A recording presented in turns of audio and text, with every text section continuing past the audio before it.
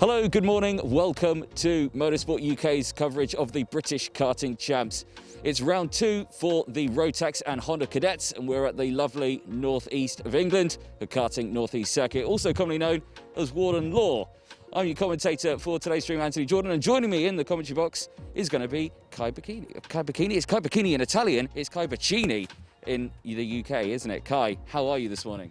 I'm very good, thank you. How are you, Anthony? I'm very well, of course. All the people who are going to be joining us on the stream today, I've got a lot of action to catch up to today. You've raced here before in the past, quite a while ago, though. Yeah, it's been a while since I've been to the track, and it's changed quite a bit since I've been here. But it's a very tight and technical circuit, so I think the action's going to be good. Let's talk about this fantastic circuit. Built in 1996, 8 corners to prize at this circuit. I've never raced around here, but you have. Can you talk us through this first part here, the start-finish line? Yeah, so down the start-finish line, as you can see, is quite a long straight down into the first banked corner. But if you look closely, it's quite a bit of a downhill drag. So I think slipstream down the straight is going to be very important, and I think it's going to make a lot of action into turn one. Definitely. So looking into turn one, of course, the two separate lines here. What do you think is the more favourite for some of the drivers? Do they prefer the inside line or the outside line going into turn one? I think the inside line is definitely going to be the preferred line if you're trying to make an overtake, because as you can see up ahead, which we'll see in a minute, there's lots of marbles on the outside of the track. Because of it being such a fast sweeping corner, the tyres are put under pressure and a lot of the rubber comes off, so you don't want to be on the outside of this corner. No, definitely not. Well, turn one's quite a ways away, so I reckon we should get our walking legs on. Let's go. Let's do it.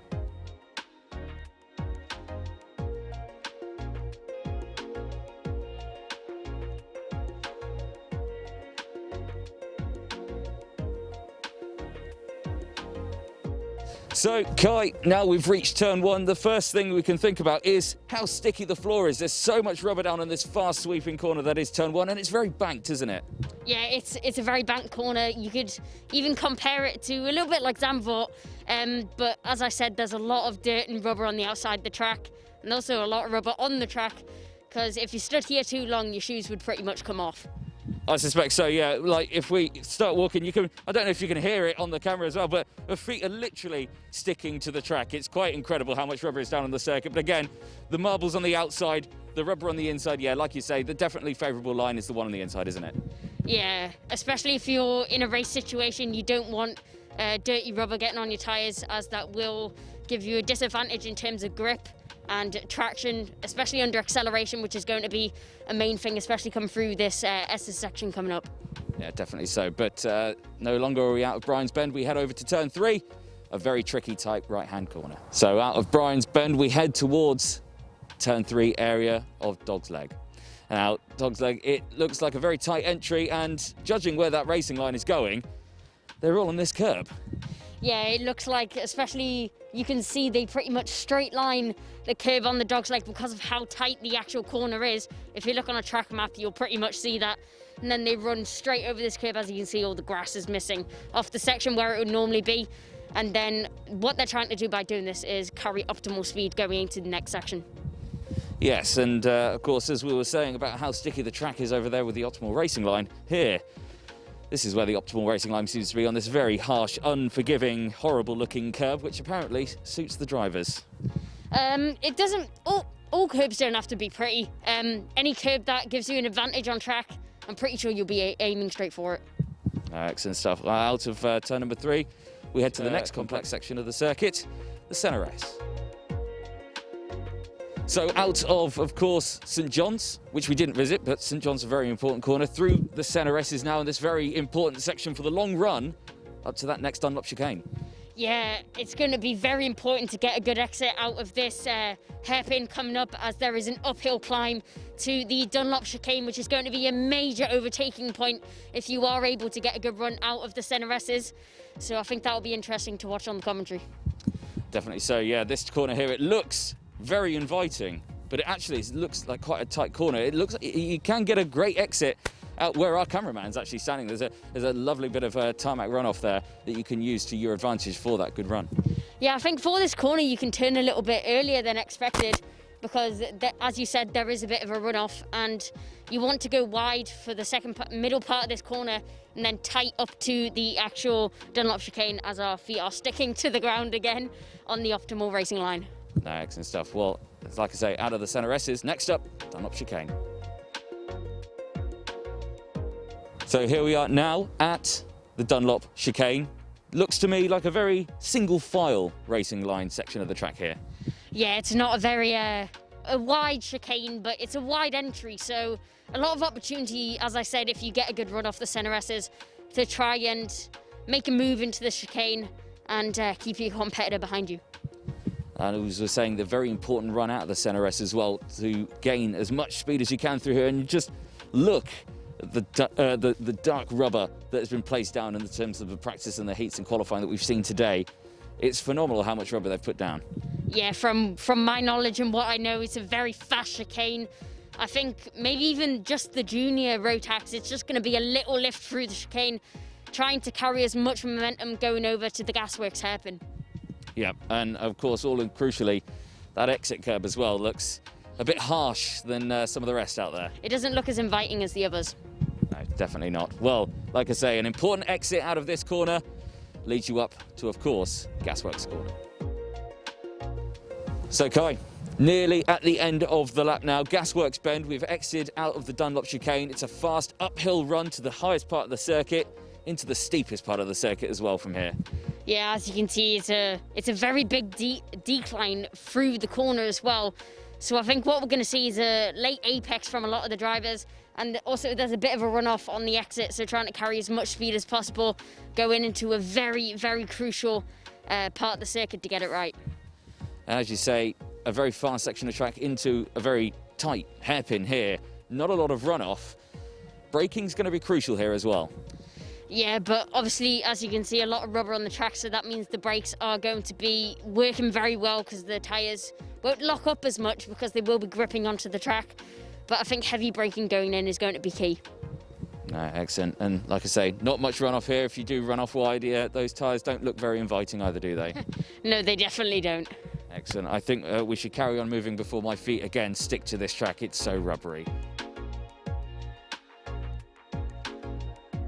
So, Kai, we're nearly at the end of the lap. The final corner, paddock bend. Again, a very crucial exit out of here for the long run down the start-finish straight. But before we headed here, you had the horseshoe corner. Talk us through that one. It looks like a very fast, complex section. Yeah, so the horseshoe is pretty much a quadruple left-hander, and you need to carry as much speed as possible through this section. I've been saying that about most corners, but you're pretty much flat and you're just hanging on to the kart around this corner, hoping that it goes in for the final part leading up to this final corner that we're standing on right now.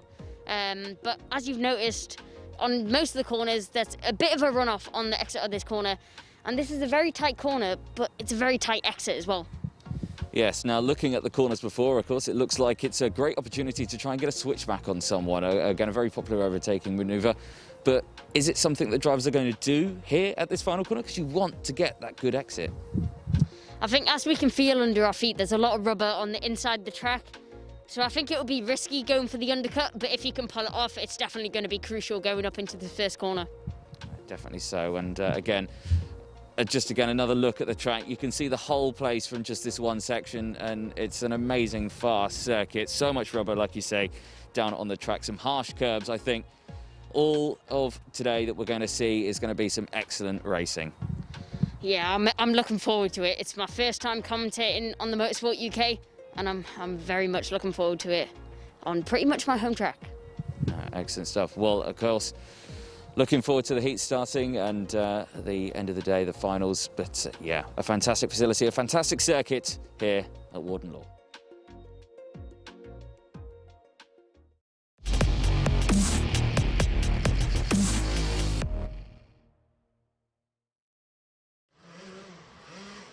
Morning, ladies and gentlemen, and welcome to the Motorsport UK's British Karting Championships here from a very wet northeast of England here at Warden Law.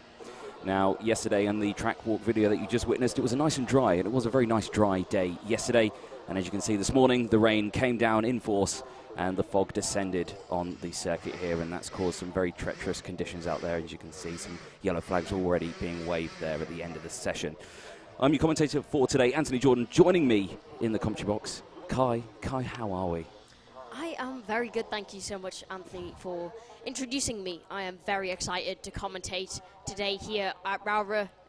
Not the best weather it could have been, but it's going to be interesting to see how everyone deals with the new conditions. I think that's an excellent way of putting it. Me walking around the paddock this morning, I could see a rush of everyone getting the wet tyres ready and asking Motorsport UK, is it possible to use the race tyres for practice this morning? You know, what can we do? What can we do? Rushing around, but it looks like everyone's managed to get sorted and ready to go. There's another fantastic shot to just show you how the visibility is here. You can barely see from one end of the circuit to the other. It's very, very misty out there, but plenty of action that we've got lined up for today. We have just finished the warm-up sessions from this morning. Moving on, first race of today will be the senior Rotax. They'll be starting at around 1:45, which is in a minute or so, so they'll be heading out to the track in just a moment. Then we head over to junior Rotax. Honda Cadet will be up next after that. Minimax, then 177. And then, of course, we then head into the repecharges. They'll be starting at around 11:45. Then, my favourite part of the day, it's lunch. After lunch, then we go into the pre-finals for the junior Rotax, Honda Cadet, and so forth. And then the finals kicking off at around 2:30 today. What are you looking forward to mostly? I think, Kai, in these weather conditions, I think the different racing lines, I think, is going to be the one on my books. Yeah, I think there's definitely going to be a variety coming from different drivers, different experiences. And as we saw, a lot of rubber on the inside of the track, so I think wide lines are definitely going to be the go-to line, but it'll be interesting to see what the drivers are trying to pull off. As you can see, a lot of mist and fog, so visibility is going to be limited, which is just adding another challenge onto today's weather and conditions for the drivers. So it will be interesting. It will be interesting. It will indeed, and as you can see there, another shot, someone miles away looking up from the top of the track. Give us a wave if you can hear us all the way up there underneath that awning. They probably can't. They are actually miles away from us, so yeah, they've got a good view of the entire circuit there. But if you are watching on the stream on YouTube or anything like that, please do get your comments in. We can see comments coming up on our screen, so we will try and read them out as best as we can throughout the day. And of course, if you are watching on the Alpha Live YouTube channel, please make sure you do like and subscribe to the channel, because obviously that all helps and you won't miss any of the more action coming up. So a little bit later on, we will see these heats finally start to take to the track. Of course, they'll be heading out in just a moment. Obviously, we had some of the first heats out earlier on yesterday. Of course, we saw much drier conditions, much faster times than we were saying on that track walk. There was lots of rubber down on the circuit. That rubber are now most likely washed away, and those very fast, sticky racing lines are now probably very slow, slippery racing lines. Yeah, I wouldn't say the rubber's really washed away, but more compromised with the wet weather and rainfall dropping down onto the track. But yeah, as you're talking about, a lot of drivers entered into this competition, and as senior Rotax is coming up next, I think it'll be interesting to watch Kai Hunter and Reese Hunter. As we know, they pretty much own the track, so I think it'll be interesting to see who's able to bring the challenge to them. Yeah, the two drivers from Dan Holland Racing. He spoke to the team earlier on yesterday. There you can see all the karts lined up there on the dummy grid, ready to head out onto the circuit. And again, just there, you can just see from where that camera position is from there, there's a bit of mist in the air. You know, it's going to be difficult for the drivers with their visors fogging up, I would suspect. And everyone was wearing tinted visors yesterday. Clear visors are the way forward, I think, this morning as they head out onto the track. Yeah, I don't think we'll be seeing any tinted visors throughout the whole field, because visibility is going to be everything, as that's pretty much all that we're talking about. But you need to be able to see as much as possible within your vision to avoid incidents and also make the best of what you have. Definitely so. Let's have a look at the grid then for our first race. You can see it there on the screen. Starting on pole position, we do have Kai Hunter. Then it's Tom Edmonds starting on the second place start. On the second row, George Holbrook, and then it's Lewis Gilbert. Third row, Nelson King, and then it's James Lothar. On the fourth row, starting in seventh place, Teddy Clinton, and then it's Morgan Porter, the GP plate from the Kart Republic team. Then it's Lewis Malin, and the fifth row, Bradley Barrett. As well, joining on that fifth row. Sixth row, Jensen Watts and Joseph Taylor. Then it's Alexander Baker on the seventh row with Luke Wooder in the E-plate there. Oliver Meadows on the eighth row with James Tomset. And it's Jack Stedman, Ben Burgess, and it is Marchie Camara there, and Scott Mackerel, Lewis Halliday, Sam Stansbury, and it is Josh Powlin, and the green race will get underway, and you can see, is that a false start? Actually? Is it a false start? It was indeed a false start, so we can finish the grid. We were looking for that, so drivers eager to get going, but unfortunately not. So yeah, as we say, we toe throw Josh Powlin there, finishing the row. In the last four, it's Ben McFall, Katie Cole, Ellie Anna McFall, and Ryan Ruscombe, rounding out the grid of 28 drivers out there. 40. How many drivers have we got in total? 42 drivers in the senior Rotax class. So a very busy full grid. We've obviously had to split them up into a couple of races. But for this one, yes, only 28 of them. So 28 drivers. You can see the spray that was kicking up. We saw practice earlier. Obviously, there were more single file. It was a less busy track than this. Spray is going to be a big one for these drivers, isn't it, going into turn one? Yeah, I think turn one's going to be very interesting to watch, as there is going to be a lot of spray. Drivers further back in the field, they're not going to be able to see a thing in front of them. So I think it's more about picking a line and hoping you stay safe. Yeah, pick a line, hoping it sticks, and getting around that turn one. Obviously, a very fast, sweeping right-hander into turn one. Like I say, is banked. And I think now, we were saying yesterday that the best racing line would have been on the inside, as everyone slotting back into place. But we are going to get this race underway. The first race of Warden Law. It's race 7 for today, but the first race of today is the lights go out, and it is green flag. 10 minutes of heats underway, and the spray kicking up straight away. Now, we have got the green flag on the start-finish line as we go through. 2 karts off onto the grass straight away at turn 1, which is not very good indeed as the rest of the field goes through. So as the timing screen updates, of course, we'll get that up on the screen. 9.5 minutes left to go as the rest of the field slide through. Still Dan Holland Racing leading the way from the number 4. The number 4 with a great start, actually. That's Bradley Barrett, who's had a cracking start from where he started in 10th place. So great run as the 23 run wide. That's Alexander Baker, who's going off onto the rough bit. Yeah, that was not a great start from a couple of the drivers. We saw many drivers going off at the first corner, and also the number 23. Number 4 is going to try and make a move up the inside, and he does make it stick. But as he goes wide, the GP plate of Morgan Porter tries to have a little look and is able to take P2 on the field right now. Yep, that was a very bold move down the inside there, that very tricky downhill section of the track. But you know, like I say, compromised the exit, managed to gain 1 place out of that one as they cross the line. And you can see here now the timing screen updated. So Barrett leading the way from Porter, King, Lothar, Malin, Hunter, Clinton, Taylor, Watts and Burgess. They're your top 10 as we head through. 8.5 minutes left on the clock. So lap times here a lot slower than what we saw yesterday. We're over a minute, 1 minute 5 from the fastest man out there.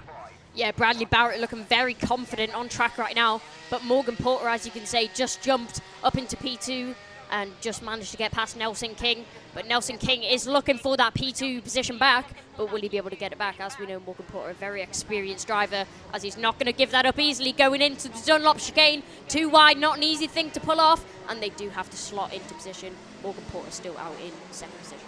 Yep, so again, a good attempt there through the Dunlop chicane, failed to do so. Tried again to look down the inside there at Gasworks Bend, but failing to do so. Through here, the Horseshoe, a very fast sweeping section. Of course, in the dry, looking down the inside there, though.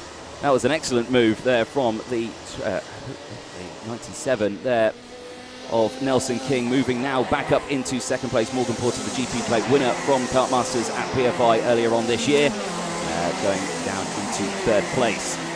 Still very, very close through this midfield. You can see the spray being kicked up there all the way round the back, 2 side by side as we head through now into the 3rd lap out there. 2 laps completed so far, and drivers starting to form a little bit of a train as we head into this mid-section of the race. You know, people not wanting to give too much away as they head through the rest of this field, as there was a spinner there just in the background. And as you can see, Nelson King and Morgan Porter were battling for that 2nd position, but now that's definitely came in an advantage of the way of Bradley Barrett, as he now has just a 3-second gap over the drivers behind, which is definitely going to be beneficial coming up to the last couple of laps and the last stages of the race. Yeah, Barrett, a very good run from that one. The rest of the field there all kind of concertinaing up, closing up on each other.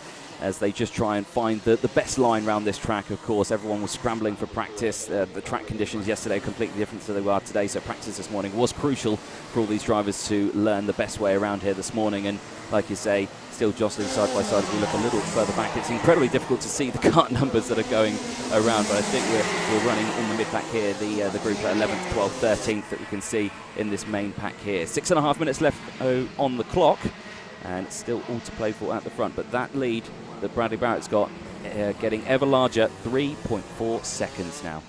Yeah, and we were talking about the Hunter brothers trying to make their way through the field and also knowing this track like the back of their hand. Kai Hunter's made his way up to 4th position, and I think he'll try to make quick disposal of Morgan Porter and Nelson King in front of him. Yeah, definitely so, and I think that was a warning flag going out to one of the drivers there. Was it mechanical? Yes, it was. Technical flag going out to Josh Powlin there. So, and a 5-second time penalty for, I believe, the man who was in second place earlier on. He started second. He's no longer in second. Tom Edmonds for a start line infringement. That'll be moving over the white lines before the start-finish line, and that is how you pick up one of those 5-second penalties. So a disaster for the man who started in second place for KR Sport, receiving that 5-second time penalty. 5.5 minutes left of the first race of today, and still leading the way. Bradley Barrett there with a gap of now 3.8 seconds, just pulling away ever so quickly. Nelson King in 97 for Daniel Holland Racing. He's holding on to that second place spot. Morgan Porter, the GP plate, in third. Kai Hunter, the man who started on pole position, currently in 4th.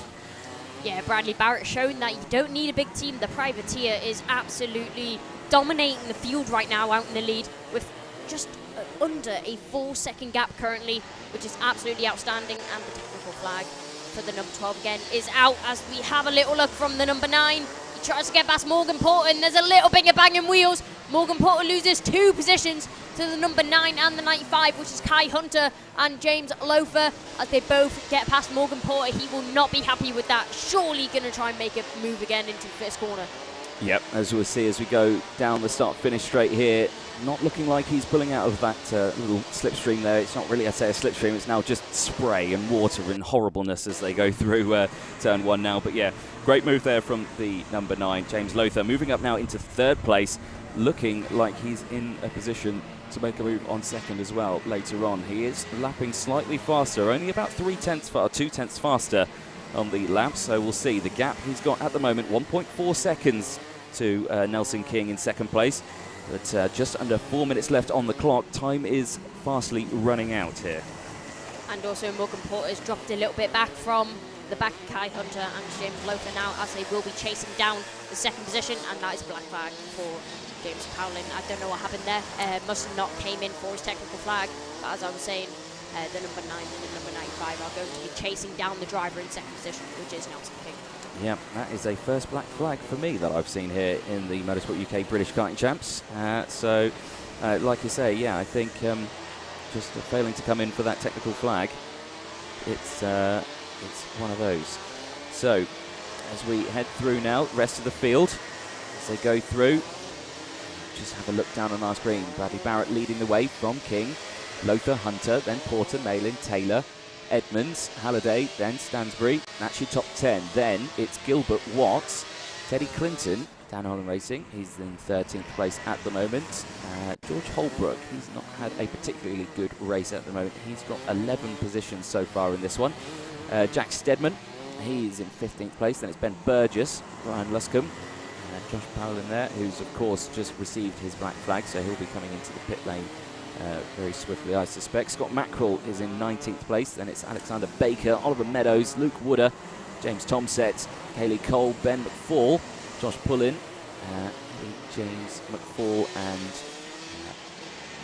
Mara there. They're both in the pit lane, so they've not made it to the circuit. So only 25 that we've got running now, of course, with the black flag as well. So 25 of the 28 still out on track. 2 minutes left on the clock, as there's the number 36, Jensen Watts, looking to capitalise on a move. Who has he got in front of him? Jensen Watts, where are you? You're there. So you've got Sam Stansbury in front of you as well. So you're having a good little scrap. The 41 and the 43. We've got, this is a little further down the field. This is 25th and 26th. Ben McFall and Josh Pullin. So even at the back of the grid, the tail end of the field, still some furious racing going on. Yeah, but if we look forwards, Kai Hunter and now James Lofer are right on the back of Nelson King. Surely in the closing couple of laps, they're going to try and make a move for that second position, as it will be crucial moving up their grid positions starting for the final. Yep, 7 laps completed. 8 lap on lap 8 now of race 7, heat 3. So we had the earlier races on yesterday. We didn't stream those, but again today the races that will be going on. 1 minute left on the clock as the rest of the field train through. You can see there 2 very different racing lines going into this corner. Some holding on to that tight section and some closing in. And we have had a change for the lead, I believe. We have got Nelson King, unless it's a transponder issue. Nelson King, Bradley Barrett, yeah, they are going through. So Nelson King for Dan Holland Racing moving up into the lead. Bradley Barrett with that lead that he had, 3.6 seconds, 3.8 seconds, has lost it. There you go, it is on your screen now. As you see, the 97 and the 4, and the number 9 there closing in as well. Coles Racing, James Lothar, wanting to gain on these 2, scrapping away. You can see 4th place closing in as well. The last 30 seconds on the board, they're probably going to get this lap and another in. I'm not sure if the last lap board's going to reach them this time. We'll try and keep an eye out of the window here in the cover trucks, kind of tucked away.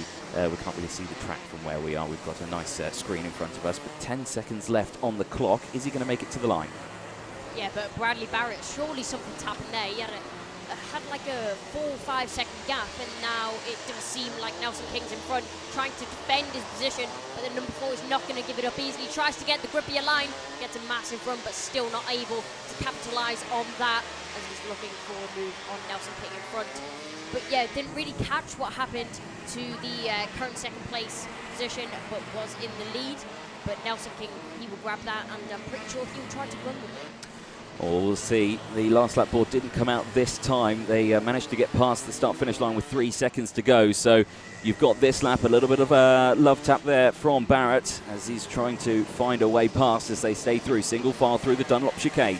Now, crucial exit out of here onto the back straight. Now it's going to be who can break latest. The different racing lines. Now you see there, Barrett goes defensive down the... Oh, sorry, King goes defensive down the inside. Barrett tries to get the switchback. Can't quite do it because he's on that slippier line. Can't quite get the exit out of the corner.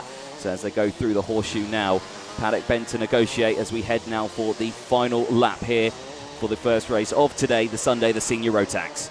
Yeah, Bradley Barrett going to be looking for every opportunity possible. It looks like that was a check flag. But yeah, no, I think it was a mistake there.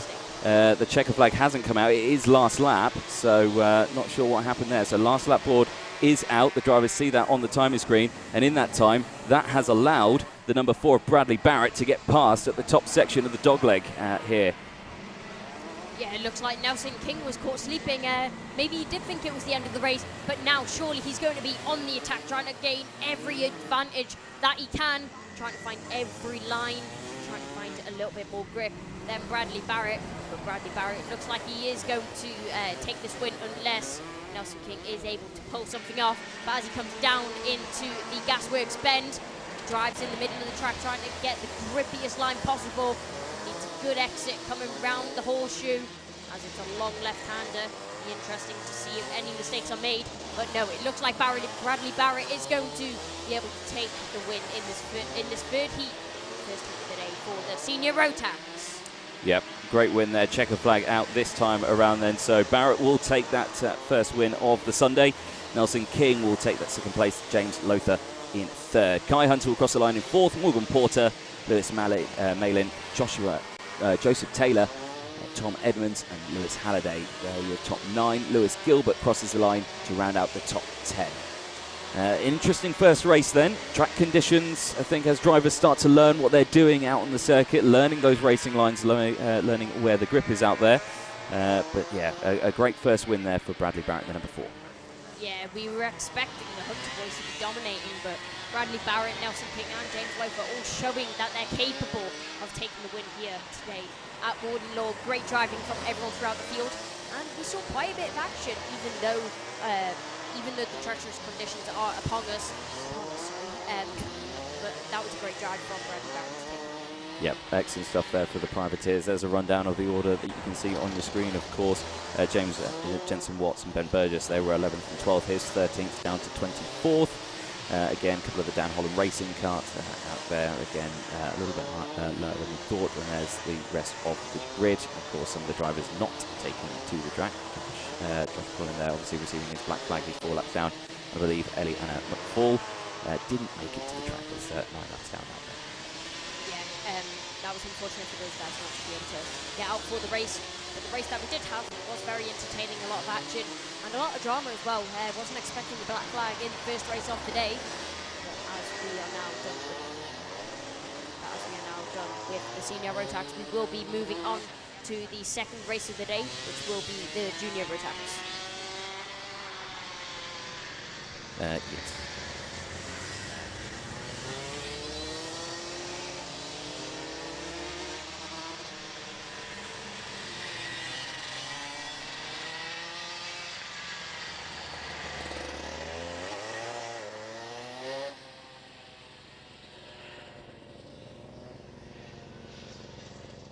So the junior Rotax will be heading out to the track in just a moment. You can see there the time of day on the screen, 3 minutes past 10 in the morning.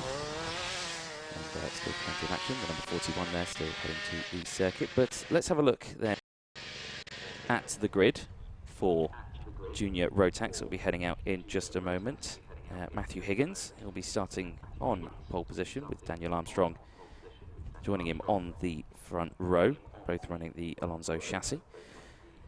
Callum Voisin for Coles Racing, he's starting on the second row with Alex Hughes in 4th place. 6th place, Sam Gornell, and then Matty Hingley in 6th place there. And 7th is Harley Horton, Jez Williams, and then Harrison Collins, Tristan Rennie, Jordan Morris, Archie Kitchen, Will Egby, William Walker, Rito Kamata, Archie Walker, Harrison Reynolds, and Louis Weaver. Caitlin May will be starting on the 10th row, and Jack Meakin joining in 20th place.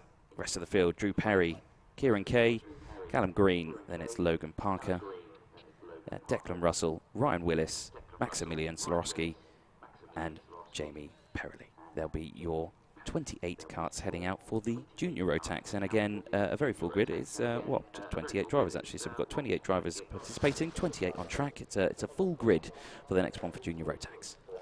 Yeah, and if we look out actually over the circuit, it looks like the conditions have cleared up just a little bit, and as the senior Rotaxers have already been out, it does mean that it will be a bit of a drier track for the junior Rotaxers, but not a massive difference. I think throughout the day we will see an interesting evolution of the track as more classes and more drivers are able to run in the circuit, and hopefully by the end of the day we will see some dry racing. Well, yeah, hopefully so. Of course, those wet tyres clearing the track as much as possible, dispersing that water, so we can see everyone lined up there ready in the dummy grid, ready to get this next race underway. Looking cold, everyone wrapped up, the beanie hats on, masks on, coats up, hoods up. It's I'm glad I'm tucked away in a commentary box. It's very nice. It's quite warm in here. I had to take my jacket off. But here we go. Green flag out as the karts make their way to the circuit. Again, clear visors out for these drivers. I'm sure Race God deemed that as a rule for today. I'm sure tinted visors probably won't be suitable for this one. There's again a quick look at the grid that we just went through. Race 8 then, Heat 2 for the junior Rotax as they head out onto the circuits to frantically try and get any temperature in those tyres, but strictly told to not warm the tyres up, and that, behind the timing screen, is probably the reason why they were told not to do it. A little bit of a spin. Yeah, obviously warming up the tyres is a crucial thing that many drivers do on the warm-up lap, but with wet conditions it's a bit of a risk, as we've seen. The other side of the risk has not really paid off, as one driver has already spun out. But it will be interesting to see what Harrison Collins is able to do. The GP plate, he's not starting too close to the front. Well, you're starting on the front, but not on the front row. It will be interesting to see how he is able to do coming through the field. Yeah, support on the stream then, Harrison Collins and Junior Rotax GP plate there from down the row there. So support out onto the stream, which is good to see. There's the rest of the field going through, the number 42 as well, sporting the number 42. Who is that out there? Ryan Willis. Project 1 karting. And there's another one off onto the grass there. Around the back, cutting the corner, but let's see if we can go for a race start first time, and it looks like we are. Green flag out, a race 2 of the day. Junior Rotax in towards turn 1 again. 2 very different racing lines there. 2 going for that optical line on the outside, 2 sticking to that inside. And it looks like the inside line was working. Again, a hand up just there in the middle is someone with an issue going straight off the circuit. There's another kart being recovered there. It is the GP plate, it looks to be. And that is an absolutely disaster for Harrison Collins at the start of this race. Yeah, that's not the race start you wanted. I'll call that for the commentator's curse, as everyone was hoping he does well. But we did also see the number 15 go off at the start of the race, which is Alex Hughes. But as we see all the drivers making it cleanly, yellow flags on the circuit. Can't see what incident is from, but as we can see, the gasworks bend, all drivers trying to make positions up, but no one really going for any risky overtakes. Everyone just slotting into their positions. Yep, yellow flags again coming out most of the way round the circuit. But still racing goes on as they head through. Now finishing the final lap of the race. There's the order appearing on your screen then. So Matthew Higgins leading the way from Gornell. Then it's Roycin up in 3rd place. It's up there. Hingley up 2 positions as well. Then it's Tristan Rennie. He's up 5 places as well from 10th place and 5th in the 74. Excellent start from there. Jez Williams, then Daniel Armstrong, Archie Kitchen. Then it's Will Egby and William Walker rounding out the top 10 at the start. Again, more support coming out for the drivers on the stream. Keep it coming in.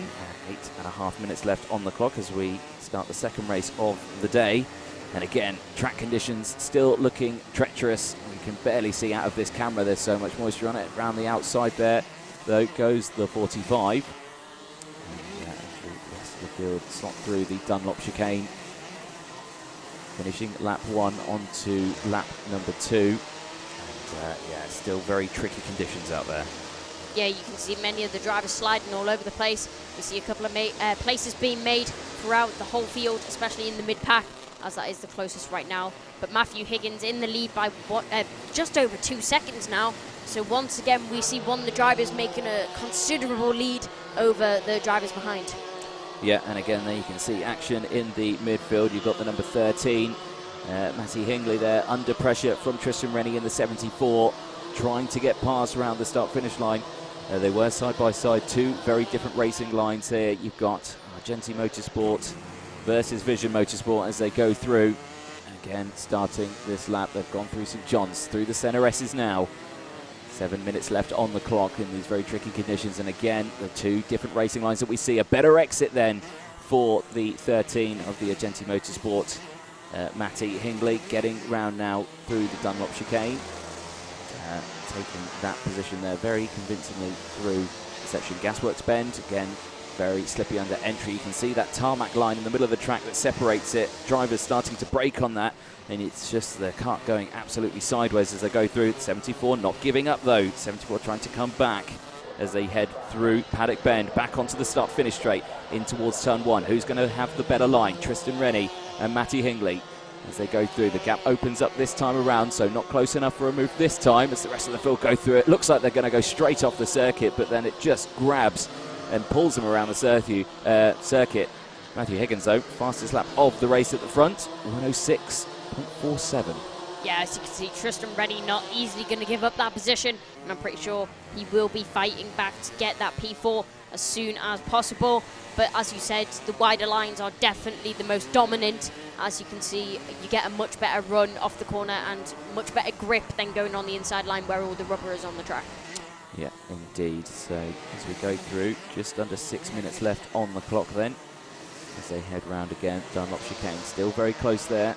The 13 and the 74. Again, 74 down the inside of Gasworks Bend. Can't get the traction out of the corner side by side. Can hold on to it though.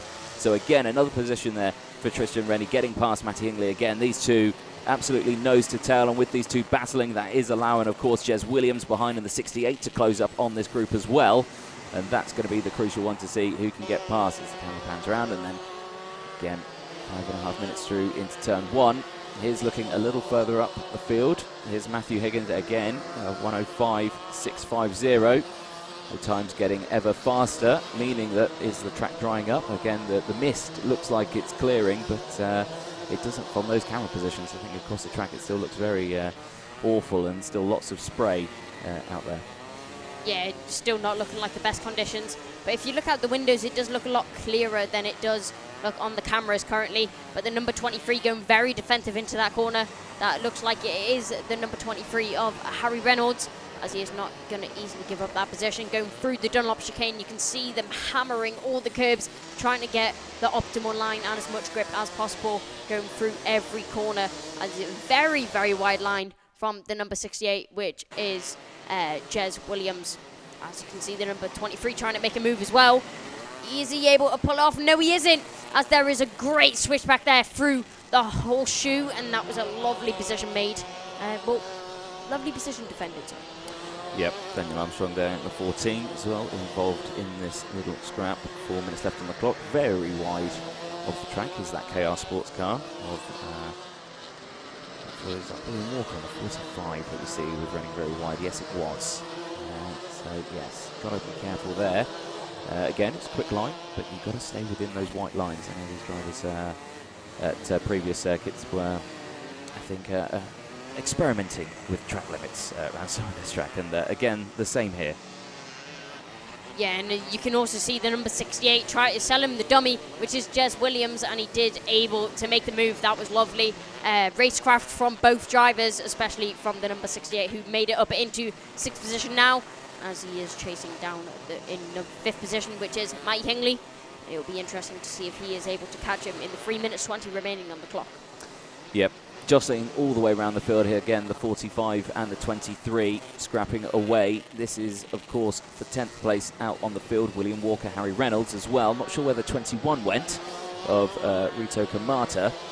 Was supposed to be in between the two of these as they cross the line. I'm sure that will update. But 3 minutes left on the clock as they go through. 6 laps completed on lap 7 now here at Warden Law. And again, very different racing lines from all the way around this field. It's quite hard to keep track of them as they go through, as they're just diving in left, right and centre. Two very clearly different lines. But the number 14 still piling on the pressure, trying to go to the outside, trying to sell the dummies, throwing that switch back there, tucking down the inside, almost hooking that rear bumper on the front nose cone. Drivers will have to watch out for that as they head to scrutineering, because of course anything wrong with that front nose can involve a 5-second time penalty, and they do not want that. 2.5 minutes left on the clock then through the Dunlop chicane as the rest of the field go through. At the front then, still Higgins, then it's Gornell in 2nd place. Voisin holding on to that 3rd place. Still very close, only 3/10 between that top two for 1st and 2nd, but both Coles racing. And then it's Agenti Motorsport and Matthew Hingley in 4th place. Tristan Rennie in 5th and the 74. Matthew Higgins again, fastest lap of the race, still getting used to those conditions as these two jostling here as they go through into turn 1. The 14 going very, very wide, trying to get that optimal line out again. It doesn't seem to be working, that outside line. It seems the tighter line on the inside. Again, a little bit of contact made. The number 14 going through, or the 45, and so is the 27 as well. So absolutely jostling for position. Callum Green there, I believe it was 27, I believe it was the 21. The number 1 and the number 7 looking very similar out there in these conditions. But 1.5 minutes left on the clock. Is the 27, so 27, Callum Green, I think, not matching the numbers out on our screen. So we'll have to try and keep an eye on that one. Oh yes, and who's that who's gone off? Dunlop chicane. I'm seeing the 27 going down the order, but I don't think it was. It was a Tony Kart chassis that we could see as this big group here, the number 20, then a 42 involved there as well. This is, where is this on the field? This is a little further down. Ooh. Yeah, what have you seen? That's a collision from a couple of the drivers, and it looks like the number 90 sent spinning off. That was a collision between the rear end and the front end of someone else's car. Didn't quite catch who it was, but the number 90 definitely not happy with that collision and pretty much falling down the field. I'm pretty sure that was Archie Walker. It was indeed Archie Walker, the number 90 for Agenti Motorsport. So that is, so how I like to say, suboptimal from the team. So it's not gone well there. Didn't quite see who the action was with, as I was paying attention more to the timing screen than I was to the actual screen. 17 seconds left on the clock then. The race leader is somewhere around the seconds. Again, I look up on my timing screen, nearing the start of the lap. Again, fastest lap of the race, 106.4 as they go through. But as the timer clicks over to 0, we shall see the last lap board come out this time for our race leader. Yeah, Matthew Higgins has a lead of nearly 10 seconds. But if you look in the mid-pack, not really the mid-pack, but near the front pack, from 5th all the way down to 9th position, we saw all of them grouped up, and I think it'll be interesting to watch the battling throughout the last lap, and also the defensive moves from the drivers at the front of it. Here he is then, Matty Hingley on your screen, the 75, as he goes through the Dunlop chicane now. Only a few more corners to negotiate, but yeah, an incredible pace from Matthew Higgins for Dan Holland Racing. We saw him, he's been a big name in the paddock for this one, and of course, as we saw Raura helping one of the other drivers jumping out, sacrificing his race to help another driver. But here, it's all guns a-blazing. A nice big gap there to second place of Callum Voisin. Of course, as he crosses the line, last lap board will come up on the screen as the rest of the field go through, and this is kind of just showing you the size of the gap. There is second place of Callum Voisin, managing to get past Sam Cornell this lap around. And as they go through their final lap time for the drivers, it's been a interesting race. It's been quite chilled out at the front, I feel like. It was just cool, calm, collected from Matthew Higgins, visor down and just cracking on, not getting in the way of anyone. Yeah, if you watch Matthew Higgins' driving, you can tell that the car is very planted throughout all the corners. I'm pretty sure that's partially down to setup and partially down to his driving, as he is driving an absolute masterclass right now. 10 seconds back to Callum Voisin, which is interesting to see. The number 75, if you watch him through the horseshoe, you can see his car's just very planted, very settled. No reactions from the rear end or even front end of the car as he comes around the final corner of the paddock bend and down straight. That is going to be a win for Matthew Higgins in the Junior Rotax. Amazing drive from him. Yep, very good result there for Matthew Higgins. The race is still on though for second place. Not much of a gap between them, and you can see it there across the line goes Callum Voisin taking that second place. Sam Gornell crossing the line in third, so a good run for the Coles Racing team. Vision Motorsport Jez Williams crosses the line in fourth, Matty Hingley in fifth. Archie Kitchen crosses the line in sixth place with Tristan Rennie, then Will Egby and Harry Reynolds. Daniel Armstrong rounding out the top 10 out there. But your winner for race 2 of the day for Junior Rotax, Matthew Higgins, the number 75. Yeah, great drive from him. 10.5 seconds he pretty much won by from Callum Voisin behind. But Sam Gornell, Jez Williams and Matty Hingley rounding out the top 5 in today's race. So there's the rest of the order on the screen there. Callum Green in 13th place as well, DSM Sport. Parley as well, Project One Racing and Ryan Willis again holding on together. Then Kieran K, Chaos Sports in 16th place, Rito Kamata with Project One Racing, driver. And then Caitlin May there, 25th place for GMS Karting, 48 seconds off there. But a great running there from the Junior Rotax. Now, I say my favourite style of racing, my favourite group of racing in this would definitely have to be the Honda Cadets. They played a pivotal role at Lid last time out, and I'm sure they're going to do the same here at Warden Law. Yeah, very much. Honda Cadets has the youngest drivers here today, and it'll be interesting watching them as they haven't fully made all their racecraft, so it'll be interesting to see their style of racing, as most of the time it's very aggressive. And it's very interesting to commentate and very fun to watch from a spectator's point of view. Very much indeed as well. The rest of the karts there coming into the pit lane. Quite a tight paddock area here at Warden Law, or a tight scrutineering bay. Obviously, the top drivers will be going to the weighbridge. And of course, post any scrutineering penalties that they may receive, of course, with the nose cones or anything like that. The drivers have to watch out for that one. But of course, Honda Cadet will be next up out on circuit.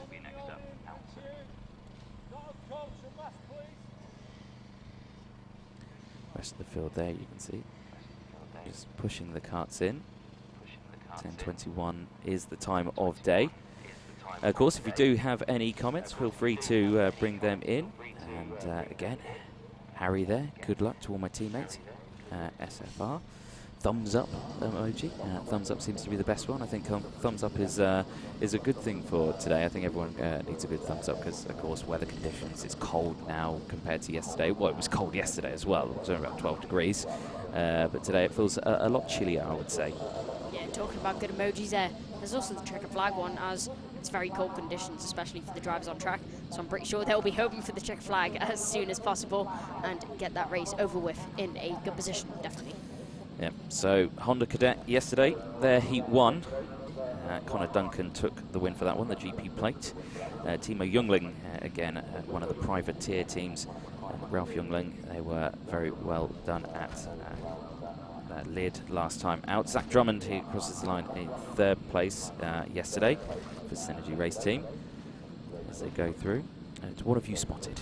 It looks like the number 80 is on the actual trolley for the car, so obviously something's going wrong here. As you can see, they're trying to fix something on the car as all the mechanics are crowding around the car. Don't really know what's going on there, but they just picked it up and put it on the trolley, trying to figure out what is happening. Yep, Leon Hasty's car there. Finished 19th yesterday. Hopefully for a better result today, but yes, they're just starting to fire that Honda engine up. It's like a little bit of teething issues there for the SFR team. The gates close in the background, so the grid looks to be set on the inside. And you can see their drivers getting ready. Visors being white there as that cart's off the trolley now, off the dolly. And looks like they've got that going, driver hopping in, so that's good there. Hopefully we've got the full grid of drivers that we need. But going through, looking forward to this one. Honda Cadets, I feel like always provide some close racing for us. Yeah, always close racing from the cadet categories. I think this is definitely one of my favourites to commentate on and watch, just because of the action throughout the whole field. There's never a dry moment in the Honda Cadets or the IAMI Cadets. Any cadet class, it's always interesting to watch. It is indeed. Well, let's have a look at the grid then for our Honda Cadets as they are about to make their way out onto the track. Starting on the front row of the grid, we've got Lewis Islin and Timo Jungling starting at the front. Then it's Zach Drummond and Jensen Graham on the 2nd row. Connor Duncan, the GP plate, won yesterday, looking hopefully for another win today, but obviously in very different conditions. Blake Ticehurst in 6th place. Oscar Tamalati in the 4th row with Reg Hayward as well joining on the 37. Joshua Graham on the 5th row with Kento Craigie. And then it's Aston McAndrew Urin and then Max Cuthbert on the 6th row of the grid. Ewan Chairman in 7th, or Ewan Chairman's on the 7th row, and the number 10 with Devon Nolan, then Leon Hasty and Alfie Thompson on the 8th row. Sonny Morriston in the 9th row with Aris Makjuskis on the 9th row. Harrison Mackie in 19th place, Ralph Jungling in 20th on the 10th row, and the rest of the field, William Murphy, Adam Wooden, Aston Sharp, Alexander Holcutt, then it's Cole Denham, Tommy Harfield, then Noah Barham, Oliver Bocock, Dara McInnery, and Jack Burrows. Rounding out the 30-car grid, I think we've got here. We do, 30 cars. So only 28 entries, but 30 on the grid. So interesting. We'll see how that one goes. So as they make their way round the track, I think we're going to see some close, interesting racing in this one, seeing what they're like in these wet conditions. Yeah, and as we know, Timo Jungling provided a lot of action for us and a lot of drama in the lid round that we had before this weekend. The privateer definitely showing that you don't have to be part of a big team to be on the big steps of the race.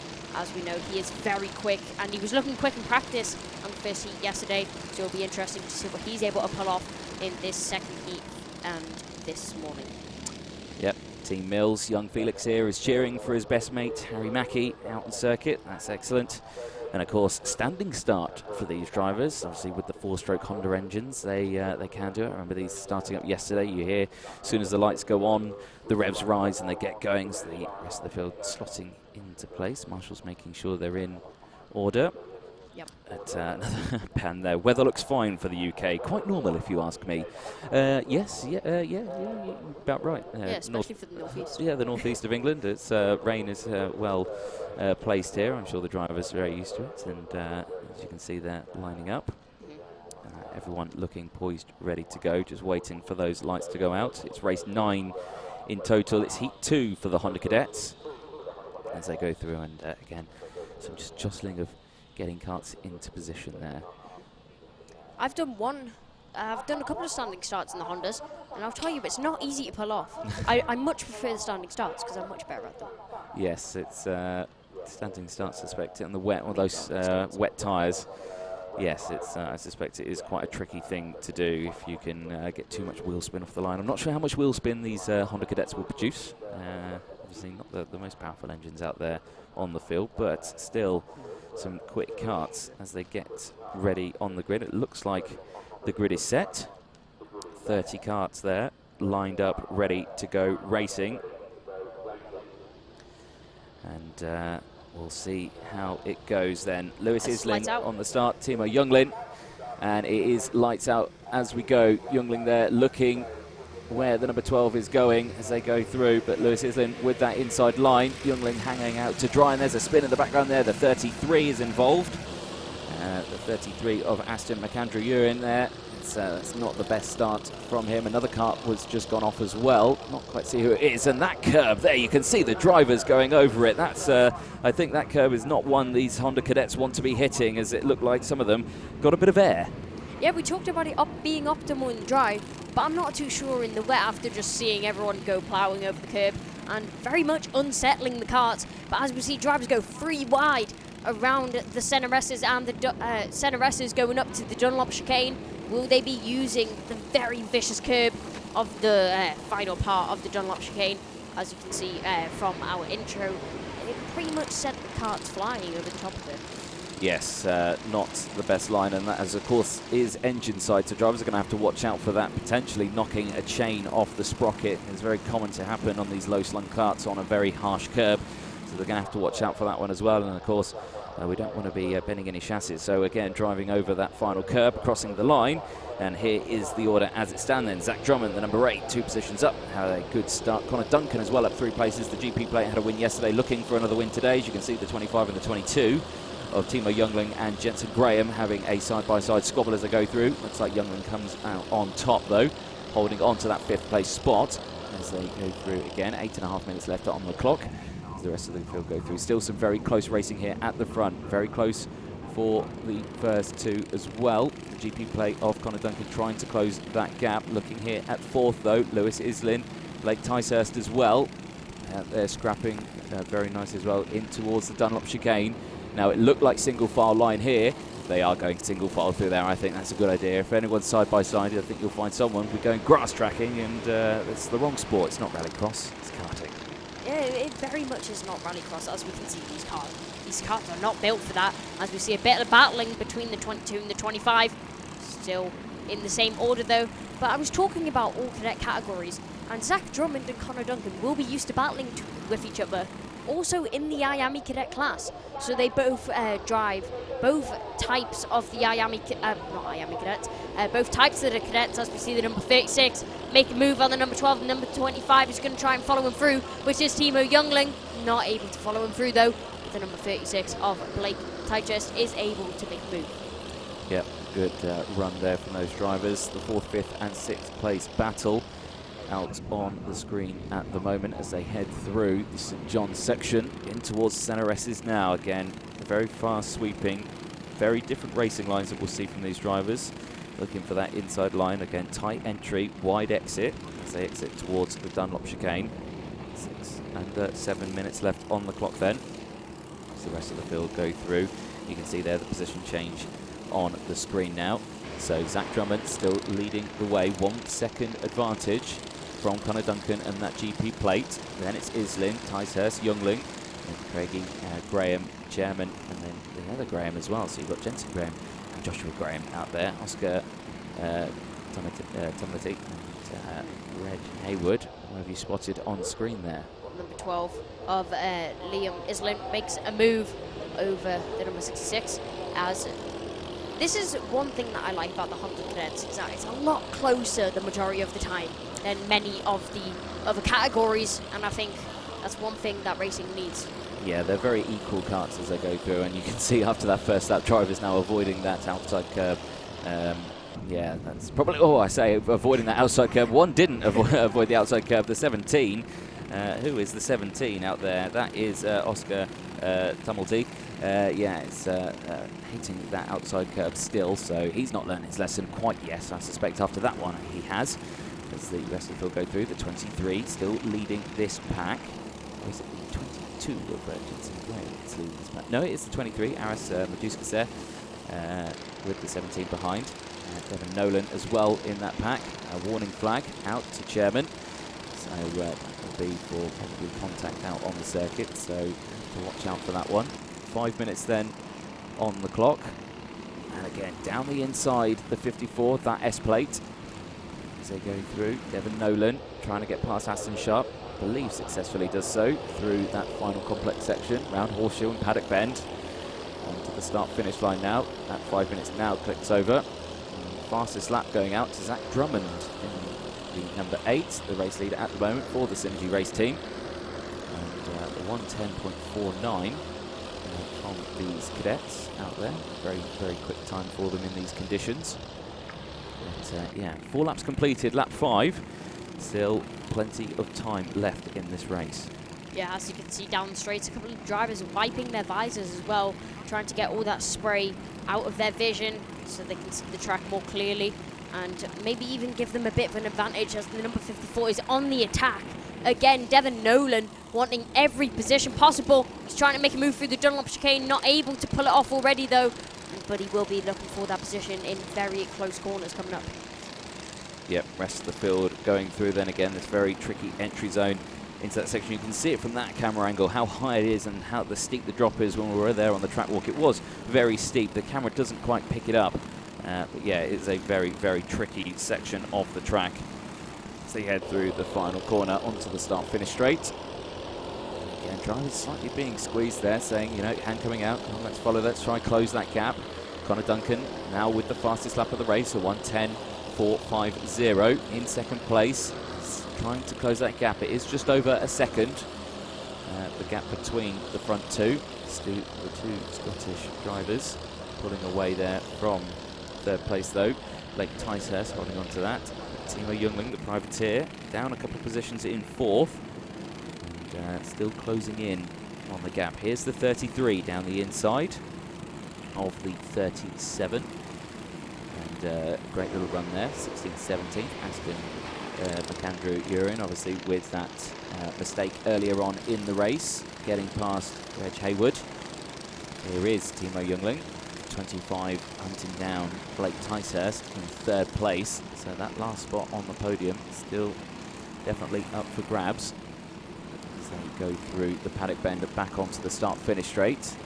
And again, drivers again in that kind of mid-section now. They're just waiting for that opportunity to start battling, aren't they?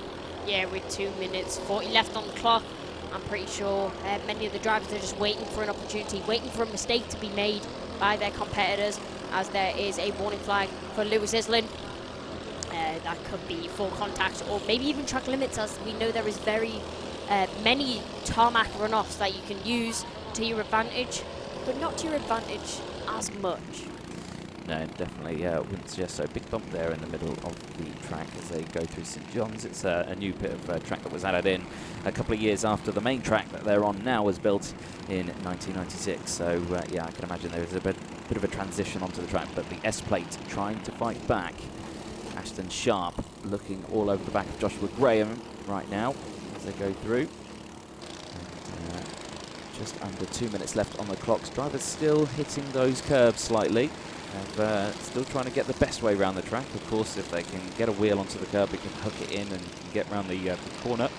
The 31 down the inside, a little bit of contact there between the 31 and the 11 as they head through, but still battling all the way through. Timo Youngling, as she's well spotted there, moving up into third place as well. 5-second time penalty though.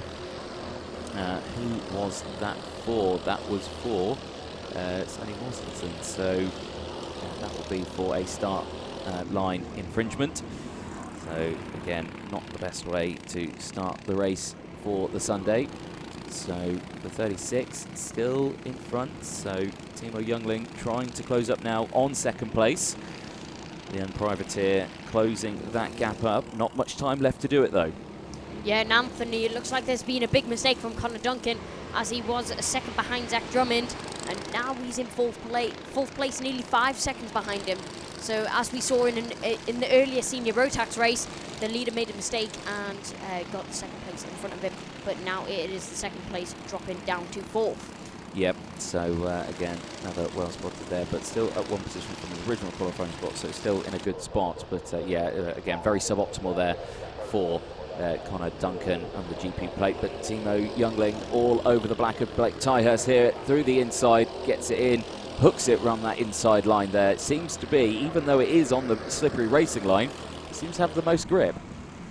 Yeah, sometimes even though the rubber is down on the inside, sometimes the inside line is just much shorter travel distance around the corner, and sometimes it will pay off. But as we said, Timo Youngling now up into second position. It doesn't look like he's going to be able to catch up to Zach Drummond. And there's a spin. The GP plate of Connor Duncan tried to go down the inside of Blake Tyshurst there, couldn't quite get it done, locks that rear axle and sends him into a pirouette. So that's, again, not the best way to get round the Senna S, but yeah, it's just showing how tricky those conditions are out there for those drivers. Just a slight miscalculation on your braking zone and round the kart goes. But the timer clicks over to 0. And you can see there Islington going down the order slightly. So the race leader, who I believe is on the penultimate lap already, so he'll receive the final lap this time.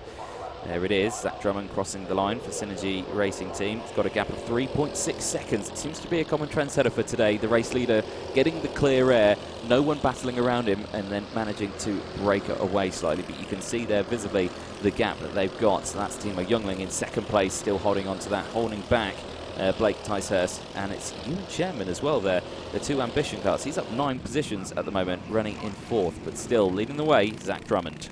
Yeah, great drive from Ewan so far, but as you said, Connor Duncan locking the rear axle, pirouetting round. It looks like he was just pushing a little bit too hard, trying to make up the time that he'd lost, and just ending up pushing too hard and losing even more time. But as we know, Zach Drummond out in the lead by just under 4 seconds, as we can see him coming round down into the gasworks bend, as we see the drivers not too far behind actually, but it looks like the number 10 is going to be looking for a move on his teammate, on his teammate of Blake Tyshurst. But Ewan Chairman looking for the move. Will he be able to pull it off? Yes, he will. That's a lovely move, and it is going to secure him third position. You can see the number 36 slamming his steering wheel. Not happy with that move made by his teammate, but it is what it is, and it is going to promote Ewan Chairman into third position and Blake Tyshurst down into fourth, sorry. Yep, a very close race then, all the way to the end, even between the teammates, but taking that wind, of course, Zach Drummond. Timo Youngling crossing the line second place. Ewan Chairman, like you say, out of the final corner, getting that third place on the podium. Blake Tyshurst then being pushed down to fourth, and it's Connor Duncan in fifth place, Jensen Graham in sixth, Kenzo Craigie in seventh, and Joshua Graham in eighth, Aston Sharp in ninth, and Lewis Islin in 10th place. There's a look at your order there. Aras Majuskis there in 11th place, Oscar Tumulty in 12th place as well. A little further down, Devon Nolan, and it's Sonny Morrison, and Harrison Mackey there in 15th place, Reg Hayward in 16th, Tommy Harfield in 17th, Alex de Horcut in 18th place there as well. The rest of the field, Ralph Youngling looks like with an issue, 6 laps down at the back of the field, but the field come in. There is the number 8 of Zach Drummond. Again, heading to the weighbridge there, making sure all is in order. They can drive onto this one. There's some at some tracks where they have to get off and push the car, but this one is sunken into the ground. They can just get it going there, which is good. As the rest of the grid come in. Nice roaming camera in the paddock area. This is where you'll be later in the finals. You'll be chatting to all our drivers, getting a good chin wag with them. Hopefully you got your running legs on, and your running shoes, but yeah, it's going to be a long run because our commentary box is right down the other end of that straight, isn't it? Yeah, my feet are going to hurt after after today. I think I'm going to have to go to a spa and get a foot massage, which unfortunately I can't do due to COVID. So that's annoying. But as you can see, the steward in the Parc Fermé just checking the nose cones as everyone comes in, bending over, just having a little look at the front nose cones. Didn't look like anyone in the top couple of drivers did have one, but very good driving from everyone, and especially from Ewan Chairman to make a move on the final corner to get his third position. Yeah, it was a very good run there, and of course doesn't look like there was a lot of contact for those nose cone penalties, but of course those curbs looked rather harsh, didn't they? They've got to watch out for that one. As the rest of the field getting through, just again checking everything's all in order as they head back into the Parc Fermé area. The mechanics all waiting there with the trolleys, wanting to grab those carts as quickly as possible, get them back to the tents, get them ready out for their next race later on today. Yeah, and you can also see that steward just outside Parc Fermé checking all the cars. You can see him even taking a picture of a couple of the front bumpers, which does mean that they must have an incorrect position for their front fairing. As we see the final drivers come into Parc Fermé, and that is going to be the end of the Honda Cadets. Yes, of course. Minimax will be up next, a smaller grid than what we're used to. But yeah, race 10, heat 2 will be out in just a moment. So with the Minimax, only 15 participants out there. And still got the GP plate in there. Still a nice competitive grid that we can see out there. A couple of the privateers, a couple of teams out for the Minimax. But yeah, quick rundown then for the order of Minimax. They'll be out in just a moment. But the GP plate, Harry Linden, he will be starting on pole position, with Pearson Bullock Carter starting as well in second place. Finn Smith and Ben Crosley, they'll be on the second row, with Alfie Gallagher and Mackenzie Douglas on row 3. Row 4, Chloe Chong and Stephen Duncan on the 4th row. Harrison Crowther in the 5th row, with Cruz Speakman joining alongside. Aaron Full in the 6th row with Jai Lawrence, and then it's Bryn Collins on the 7th row with Finley Watson and Mason Perrin rounding out the grid of 15 carts. There is the GP plate of Harry Linden sporting the white helmet.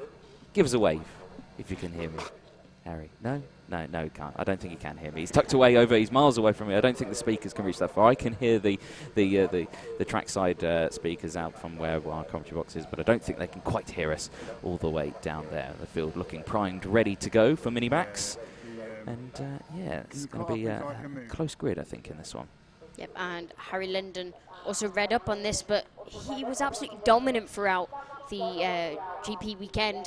As I read up on him, absolutely dominating that weekend, and very much hoping to take that performance through into this round of the Motorsport UK British Championships. Yes, I think that's a good way of putting it as they go through. Minimax yesterday, though, had an interesting race. Of course, the GP plate starting on pole here, but Harry Linden finished 3rd yesterday at Holland Racing as the field head out onto the track. Finn Smith was the winner yesterday in the first heat, and that's the number 30. Who is that? That's Mason Perrin, sorry, as it goes through. Finally gets that engine going and joins the circuit. So a bit of a disaster there for the number 30. Starting at the back of the grid. So some time to make up, and again, weather clearing. The sun seems to be trying to break through now. The mist has gone. The track is drying. The air hopefully getting warmer. The track, like I say, that optimal drying line will come back as they go through. But like I say, until that happens, drivers still slippy and slidey all the way around the track. Yeah, but also with the heat coming off the tyres as well, hopefully that'll be evaporating a bit more than water, and maybe by the end of the day we will have a dry track if the circuit keeps evolving like this. But as we can see, another rolling start for the Minimax drivers. The number GP plate, that doesn't really make sense. But the GP plate is going to be leading the pack off the start. Let's see what he's able to do as we come down the start line. Yep, here we go then. Is it going to be a good start? It is indeed. Green flag out. A great start from the GP plate there at the front, holding on to that one. So Harry Linden there holding that tighter line. The number 19 moving up into second place as well from third. Finn Smith then holding on to that tighter line. Seems to be the favourable line. The number 15, Pearson Bullock Carter, dropping to third place. Coles Racing, it's Coles Racing third and fourth now as they head through. Again, a nice clean start here from Minimax. One of the drivers there in the background slightly running ride. You can see there, the two Coles teams getting very close together. The 24 moving up a position. Mackenzie Douglas there, bashing his teammate of Pearson Bullock Carter slightly out the way through the centre S. First part there as they head through Coles. Oh dear, and that's the 31 being pushed out of the way. Aaron Paul, a disaster for Aaron. He was excited on his way up here. I could see he's posting away on his Instagram and going, we're on our way, it's a late drive here. And yeah, it's a shame to see the kart being pushed away there, big shame.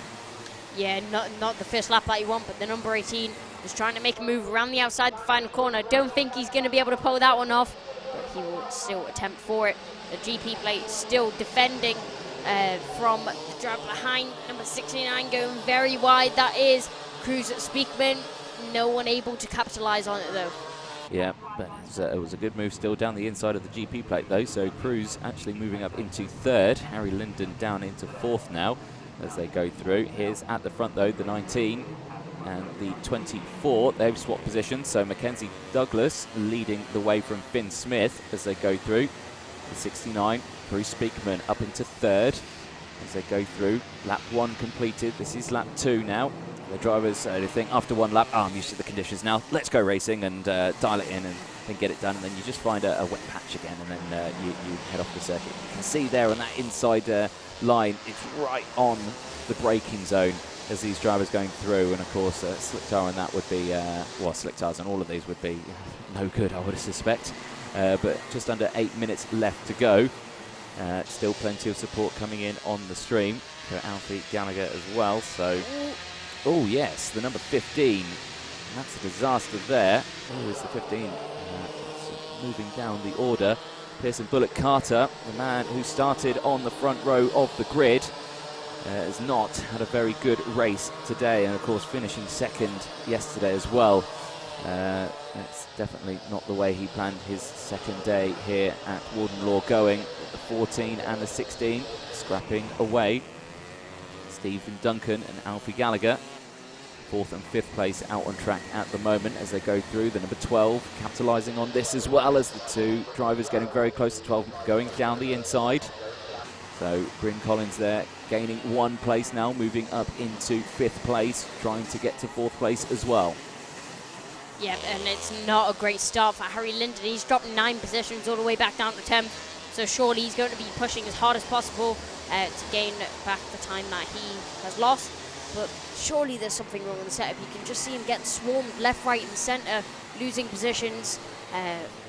Not a great start for him. Yep, it's again a suboptimal start then from the front row of the grid as they head through across the line. So still Douglas leading the way from Smith, and that's running very wide there is the 69 of Speakman.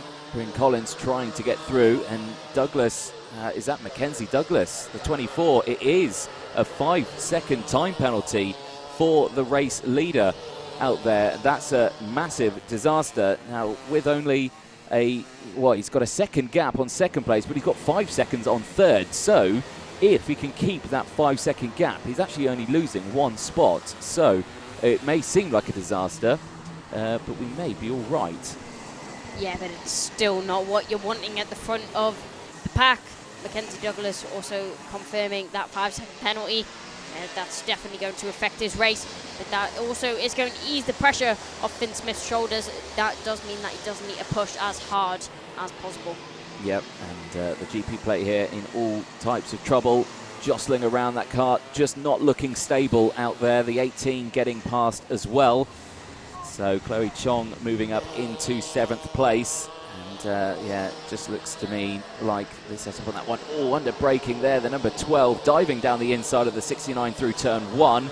Bryn Collins as well, moving up into third place, so the 69 struggling there as well. But yeah, Mackenzie Douglas also has that 5-second penalty.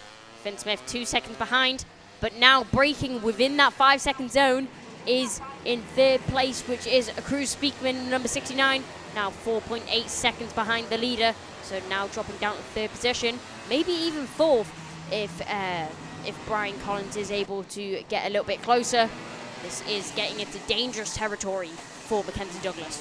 Well, yeah, I believe he is all right, actually, because that timer there, that is the gap between himself and the second place. So it's actually got a 7-second gap. So if he does get that 5-second gap, he is still only going down into second. But yeah, we'll still keep a very close eye on that gap, because of course if it does close up, it will mean a world of trouble for Mackenzie Douglas. But with an advantage still at the moment, leading the way, 2-second gap at the front. But the race leader, if you are just joining us, with a 5-second time penalty. 4 minutes left on the clock then. Position still changing midway through the pack. It looks like Jai Lawrence dropping down into 12th place as well, losing a couple of spots there. But I definitely have to say the privateer, Bryn Collins, there, up 10 positions from his original qualifying spot, doing a very good job here. Yeah, a great drive here from Brian Collins in third position, all the way from 13th down on the grid. Privateer, absolutely amazing drive so far, currently in third position, but not able to catch on to the number 19 of Finn Smith, currently in second position, as he does have a 5-second gap to him. Yep, bit of a train forming then in this midfield section. Second all the way back to what looks to be 7th place. They're quite spread out still, but going through, you can see drivers there switching lanes very quickly as they go through, trying to go for that wider entry line, staying off that rubbery section of the track, the GP plate, right behind the 77 as they go through. That is still 7th and 6th place. Harrison Crowther as well in the 77, trying to hold off Harry Linden. Chloe Chong moving up into 8th place as well across the line. Alfie Gallagher dropping to 9th. Ben Crosley though in 10th. Pearson Bullock Carter, he's had a bit of a disaster this race, 11th place at the moment. Jai Lawrence in 12th. Finley Watson in 13th place. Mason Perrin in 13th, moving now up. And Finley Watson now dropping into 14th place. 2.5 minutes left on the clock then. The gap at the front now is in a bit of a tricky spot. That gap is now 6.8 seconds, so it is closed up. So he's only got a 1.8 buffer. The 77 trying to get past the GP plate as they go into the Dunlop chicane. Can get it done there. That was nicely done as they go through, clipping that inside curb. Again, it looks harsh from our angle when we were out there, but these drivers liking it. The GP plate again looking down the inside. Who's going to get the better exit out of the Gasworks bend? It is going to be the GP plate of Harry Linden. Very nicely done, holding onto that spot in 6th place. Yeah, we're talking about the hairpin being a tricky corner, but that was a very big slide from the number 77 on the exit of the corner. That is Harrison Crowther. Not the exit that you're wanting, especially when you're trying to get the switch back. That is definitely not going to help. No, again, through turn 1, again, drivers there, the cameraman there working on trying to zoom in on one driver as one of the others absolutely flies off trying to get that outside line and getting it switched in. It's hard to focus on which kart to look at. Again, fastest lap of the race, going out to the third place man, Bryn Collins, the privateer, in the number 12, 107.86 for the Minimax.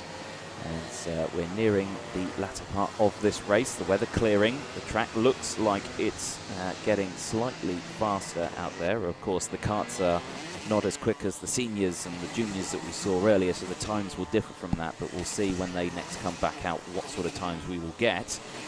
But 1 minute left on the clock.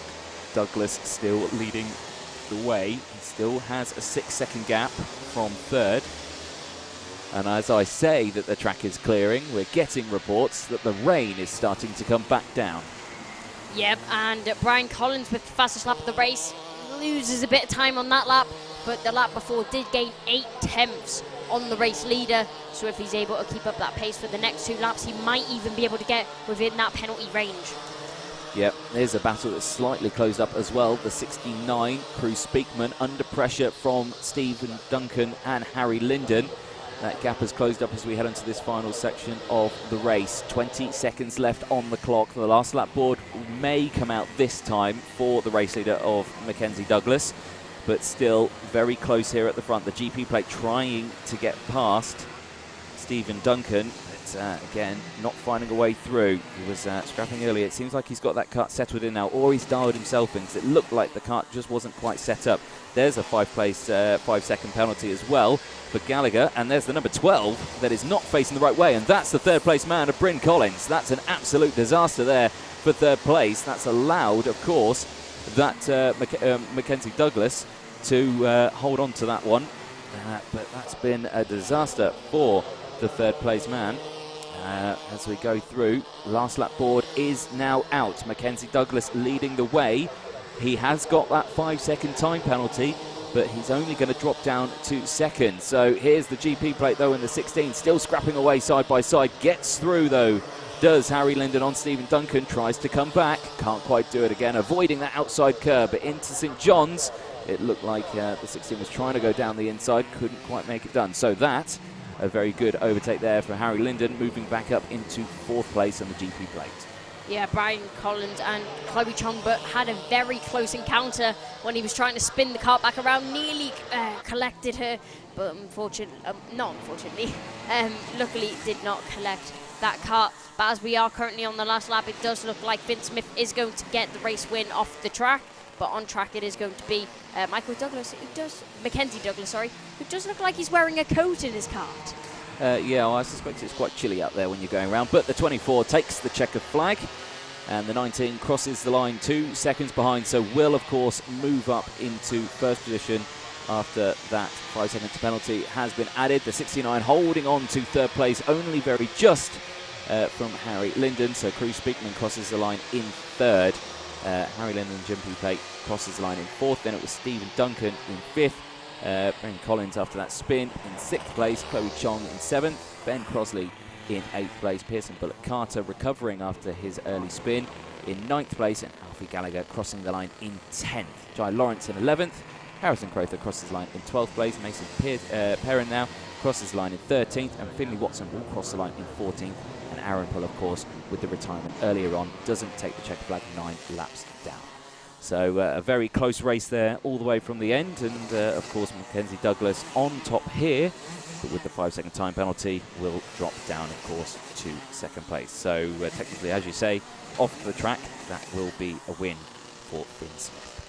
Well, I mean, I'm still baffled. I've seen many drivers wear wetsuits in my karting days. I don't think I've ever seen a driver actually wear a full-on coat whilst driving around. As you can see, the number 24's hood flapping around on the back of his car. I'm still baffled. I've never seen that before. Yes, so yeah, in these wet conditions, I suspect drivers weren't ready for the wet weather to come down, because, again, someone said to me, it's going to be dry tomorrow, it's going to be a lovely day.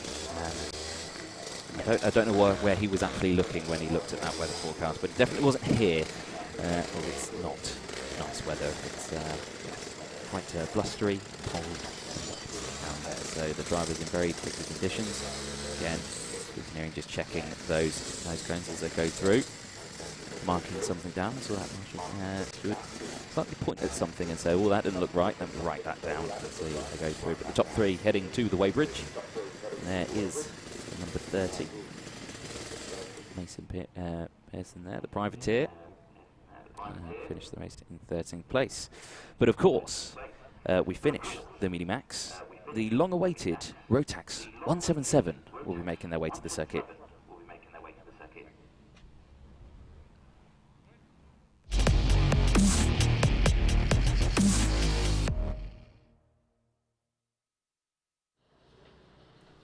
So the 177 will be lining themselves up there on the dummy grid just at the end of the pit lane. Wetsuits on for some not wearing the wetsuits. That's quite a brave move, because I know how absolutely soaking wet you can get in a car. I've done that in the past. I'll go, it's only water, it won't be bad, and then I don't put the wetsuit on, and then I'm actually drenched now, and I can't actually get the race suit off. It's stuck to me. But yeah, smallest grid that we've got out here. Only 7 drivers taking to the track, and here's how they're going to start.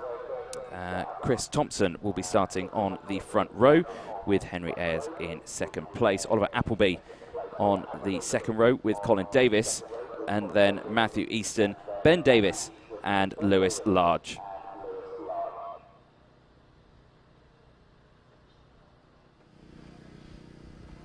So as you can see there, the karts getting ready. The wet tyres still on the karts. They're still going for those ones. No dry line appearing yet on the track. There's the 86 of Ben Davis. Dan Hon Racing, the nice blue, white and yellow liveried kart, looking very racy out there. The 71, Privateer, Colin Davis, and that Cosmic chassis, again looking ready to go. The 29 KR Sport, Henry Ayres there, starting on the front row in second place. Here is the front row man though, the 56, Chris Thomas, JMS karting there, running a Tony kart. A little further back, another JMS kart, Oliver Appleby in the 34, looking primed and ready. The 95 as well, Matthew Easton, another Privateer, again looking ready to go. And then Coles Racing, Louis Large, the number 13. Yeah, the number, oh, sorry. No. Yeah, the number 56, running the Tony kart, but not running the wetsuit. So I wonder if he's going to regret that decision after the race, but I guess he's just going to have to deal with it for this race as he is starting on the front row. So hopefully this is a good luck charm for him and he can do well in this race. And I'm pretty sure after the Rotax 177 we have a little bit of a break before the next race. Indeed, it is. So there's our pit lane cameraman, Tom. He's getting some good shots for us there, but standing in the middle of this shot. That's cameraman rule number 1, don't stand in the shot. There we go, as we cut to him now. So we look to the front here. It's that slightly orange tinted visor we've got on there, good for night visibility and the low conditions. It's good to have an orange tinted visor, they do help slightly, so as they go through. But Joseph on the screen says nice weather. Yes, it is. It's lovely weather for the northeast of England. What are you talking about? This is the summer holidays here. Wet, cold, windy conditions. It's what you would expect on a nice mid-July day, as I expect in the northeast. Yeah, we're lucky if we get dry weather, so we're pretty much used to this. This is the normal. Yes, indeed. Well, I'll be heading out into the circuit hopefully in just a moment as the track gets ready. The last of the karts coming in earlier on as they line themselves up ready. And an interesting race earlier on yesterday. I was out on track setting up a camera and managed to see these drivers going around the track as they went through.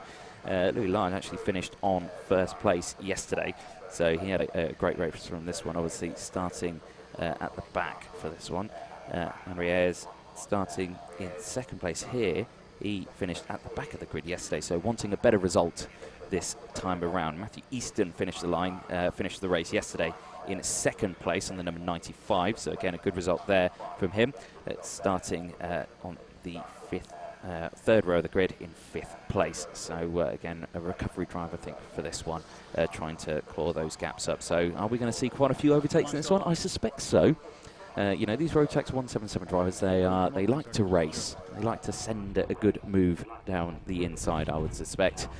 There's some of the flags waving in the breeze. You can see there, it is still breezy today. Yeah, the Rotax 177 is the smallest grid, but I'm guessing it's going to be the closest grid. From the results that I saw from Lid, it was very mixed. A lot of drivers taking different positions, and I think it'll be interesting to see what these drivers are able to pull off in these conditions. Yes, so I think that's a good way of putting it as the karts head out onto the circuits now.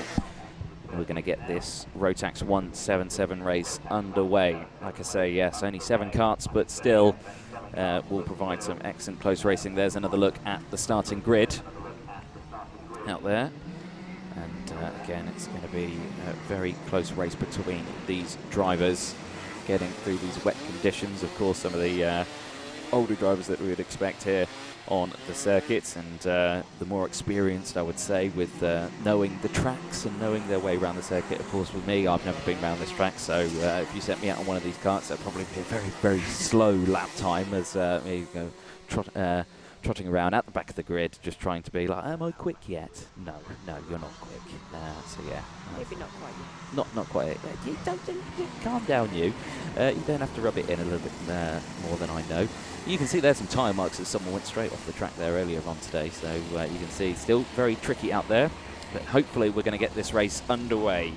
It's the race 11 of the day. It's heat 2 for Rotax 177. Are we going to get a green flag first time? Yes, we are. 10 minutes underway, straight away in towards turn 1. Still 3 wide in the mid-pack as they go through a little bit of contact. The pole sitter running wide there, the 56.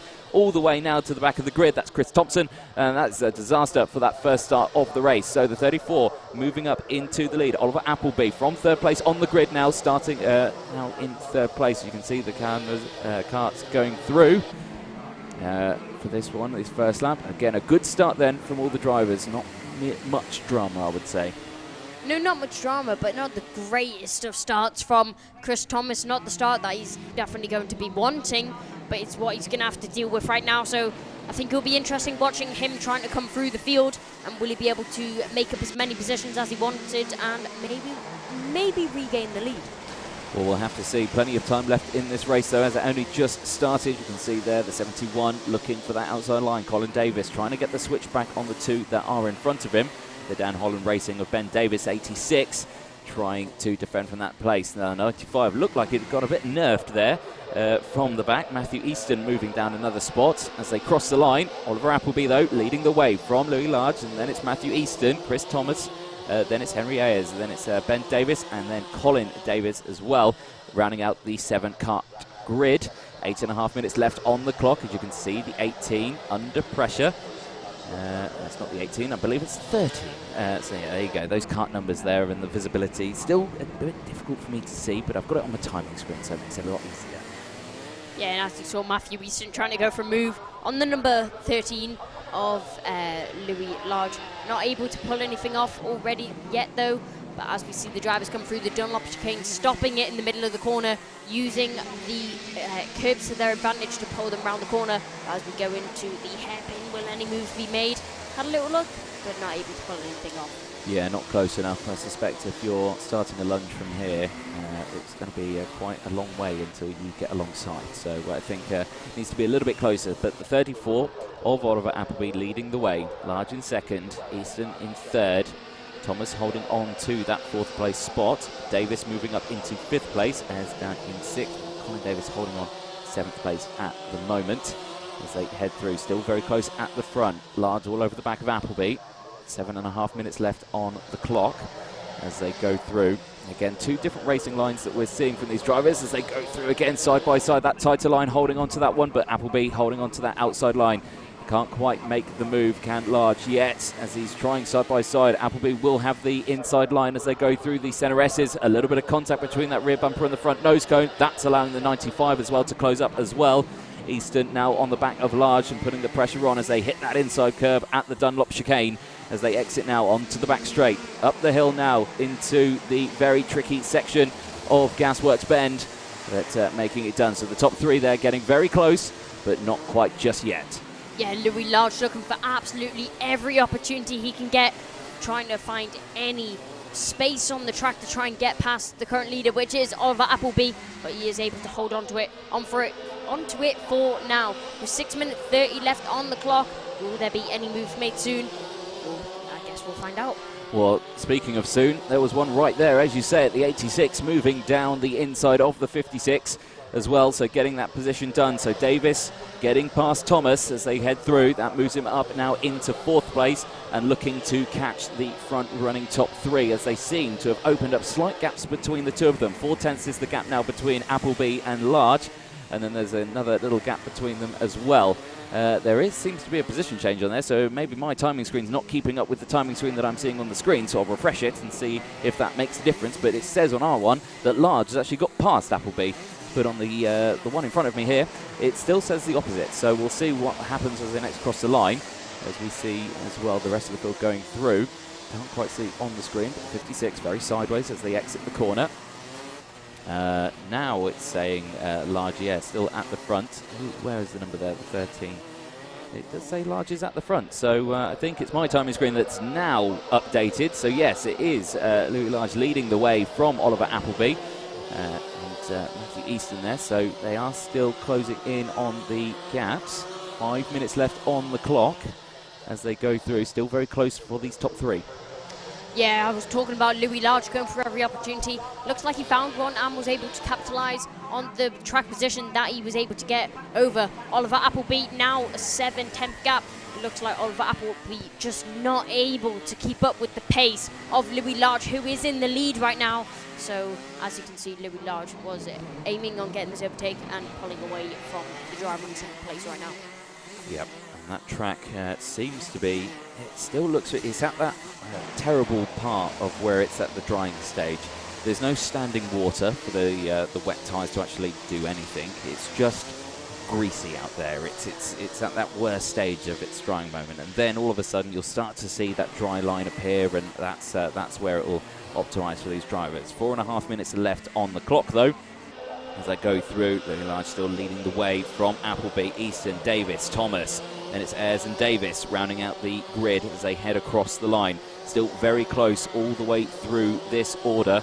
So as they head round, Louis Large with the fastest lap of the race, a 106.030 out there. So still finding his way around the track, putting those good times in. But yeah, as we see these drivers here, further end of the field, that looks like a KR Sport Kart. So yes, that's Henry Ayres there in the 29, running 6th place at the moment. He's still got Colin Davis in the 71 all over the back of him, so slightly closing in that gap. Struggling with the exit there though was Davis, not managing to get that power on as best as he could. Into the braking zone then of Gasworks Bend. The front three there breaking away, you can see the visible gap and the rest of the field coming through. But yeah, those top three seems to be just kind of following each other slightly and breaking away. Yeah, you're talking about the drivers following each other, but if you watch Matthew Easton's lines, he takes very different lines to the two drivers in front of him. Not currently paying off as much as he'd be hoping, but he's definitely trying to find something different, maybe experimenting with the track conditions. Maybe so, yeah, it's a good point that you bring there. It's yeah, like I say, out there it is a very tricky section of the track all the way through, and yeah, when these conditions, it's quite difficult. But yeah, as these drivers go through, Large again, another fastest lap of the race, so 105.71, still holding on to that spot. Appleby still in second place, only 8/10 behind, wanting to close that gap. Then Matthew Easton, again 2.3 seconds a little further down the road. So that gap still opening up as they go through. His fastest through sector 2, though, is Matthew Easton. He's setting a 19.71 compared to the 19.78 and 19.99 from Louis Large as well. So they are slightly faster through the middle section of the track. So we'll see what they can do in terms of closing that gap. But 2 minutes left on the clock. Not much time left, though, to get that move done. Yeah, Oliver Appleby very close to the back of the driver in the lead, which is the number 13, but not close enough to make any overtake at this current stage in the race. Maybe in a minute or so he'll be able to pull something off, but currently he's just trying to follow him and gain as much track as possible on the current front. Now, the benefit that Appleby has got is that gap is, like I say, is large enough to go for those moves at the front. Of course, as soon as they start to fight the battle, Easton will close up. And we'll try to capitalise on these two scrapping away. But like you said, when they get on the straight, he'll have a look over his shoulder, see where he is, and think, right, I've got a big enough buffer here that if I'm close enough, I'm going to go for a move and try and get that third place spot. But again, still leading the way is Large from Appleby on your screen right now. First and second, 7/10 between them. That gap has closed up, 5/10 on my screen now, so closed up even more. We'll see what it is as they break the timing beam on the start-finish line. But again, the 95 still holding off that position. He has closed up slightly, 0.4 of a second between these two. I believe Appleby is now starting to close in, following his line round the outside. Again, unaware that tighter line on the inside may benefit him a bit better through that section for the move. But like I say, just holding that line on the outside. I think the outside line for that corner is definitely the quicker line, but not many drivers are trying to make that line stick, because if you go for that line with someone close behind you, they are going to go up the inside and make an overtake, obviously giving you less track position, and which is very important in the wet. And defense is very easy in this, as mistakes are also very easy to happen, as Louis Large is still in the lead, though, by quite an amount. Oliver Appleby's still not close enough to make a move. Yeah, the gap's still on our screen, 0.4 of a second. Let's see what happens when they next cross the line. It looks visibly closer, but that's, of course, the concertina effect as they're going through this slow, twisty section. As they exit the final corner now onto the start-finish line, we'll see it was 4 tenths per second. Yeah, it's 5 tenths now, so you can see there that gap is just slightly fluctuating. The last lap board hasn't come out this time, so they managed to get past the start-finish line with a couple of seconds remaining. So last lap board will come out this time, and you can see that is why that gap opened up with a large setting fastest lap of the race with a 1:05.6. So that's where that 10th of a second came from and opening it up. So yeah, Large giving it absolutely everything now, trying to pull as big as a gap as possible going on to this last lap, because you do not want a driver behind you going into the final stages of the race, as that will just put more pressure on your shoulders, which means you're more likely to make a mistake. Yes, so as they go through into the braking zone for the penultimate time into Gasworks Bend, they'll exit that corner again, very wide exit, the gap opening up again slightly. It looked like it was much closer than this the last lap around, I think. Louis Large is holding on, just controlling the pace now. Now he's opened it up and then trying to open that gap. It was 5 tenths of a second this time, crosses the line. Look at that, it's over a second, it's 1.3. So yeah, it looks like Large was just kind of controlling the pace, giving him a slight bit of hope, saying, oh, you're getting closer, you're getting... Oh, no, wait, no, you're not. Off I go again. And then it's, yeah, it is one of those again. Another fastest lap from Large, 1:05.100 now. So into the 1:05s, a great pace in these tricky conditions for the Rotax 177 as they go through. But final lap time then for Louis Large. Yeah, Large very much the quick car at this stage in the race. Oliver Appleby not able to react in any sort of way. But talking about fastest laps, Matthew Easton says the fastest sector 1 with a 23.24. Will he be able to snatch that fastest lap of Large on this final lap? Well, he won't be able to snatch any position, but maybe the fastest lap for bragging rights. Yeah, I think it's always said, well, yeah, you came first, but yeah, I got the fastest lap. I was the quickest down there, wasn't I? But here we go, round the horseshoe then, in towards Paddock Bend for the final time. Louis Large will exit this corner onto the start-finish straight. The checker flag will come out, has a good look over his shoulder and sees, yes, that's a nice gap. Oliver Appleby crosses over the line in second place. Easton finishes in third. And Ben Davis will cross the line now in fourth place. Then Chris Thomas, Henry Ayres and Colin Davis will round out the grid of 7 karts, which managed to all start the race and all finish the race as well. So an excellent race running there from the Rotax 177. And they round out the row of the second heats. Of course, Senior Rotax will be up next, but it's repechage time. So we're going to see who's going to make it into the finals. And who is going to be going home a bit later on. Yeah, the repechage is also, always a very interesting race because everyone is so desperate to get through to that big final. Everyone wants to make it through to have a chance of gaining some crucial points for the championship standings. But there's always a lot of battling in that race. And it's pretty much a free-for-all. Yes, it's of course only the top 6 will go through in that one, so we'll have to keep an eye on what we like to call the bubble of 6th place, where and what they're going to go through or stay. So no one wants to be in the dreaded bubble. So yeah, we'll have to watch out for that one. But yes, the Senior Rotax repechage will be coming up in just a moment.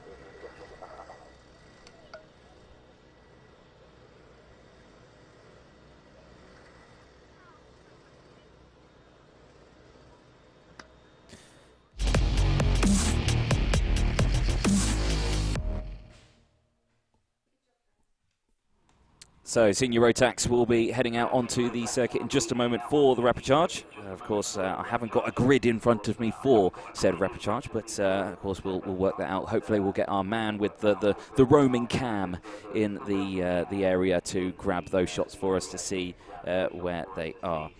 So they are heading out into the circuit. Actually, their start time is 11:45, so we're very ahead of schedule here. We've got a little bit of a break, haven't we?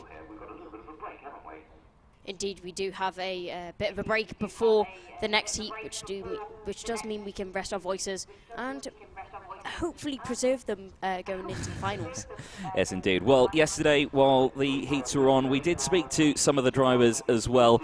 Here's who we caught up with yesterday.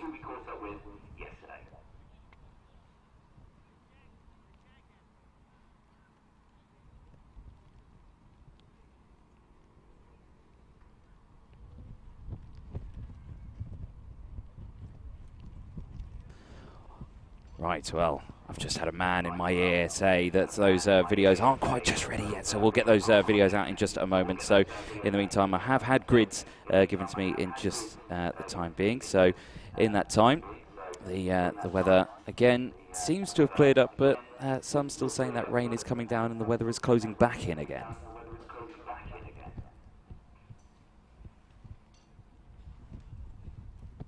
Yeah, but as we still do have another 10 minutes before the next drivers start going onto the grid. Yep, as we are about to go to track guide. Yeah, so of course we did the track walk earlier. We saw it earlier on, but if of course you didn't catch the stream earlier on today, here's what me and Kai got up to, going around the track to see how is the best racing line out there. Hello, good morning. Welcome to Motorsport UK's coverage of the British Karting Champs.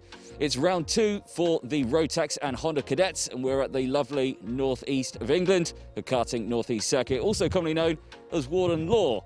I'm your commentator for today's stream, Anthony Jordan, and joining me in the commentary box is going to be Kai Bikini. Kai Bikini? It's Kai Bikini in Italian. It's Kai Bacchini in the UK, isn't it? Kai, how are you this morning? I'm very good, thank you. How are you, Anthony? I'm very well, of course. All the people who are going to be joining us on the stream today, I've got a lot of action to catch up to today. You've raced here before in the past, quite a while ago, though. Yeah, it's been a while since I've been to the track, and it's changed quite a bit since I've been here.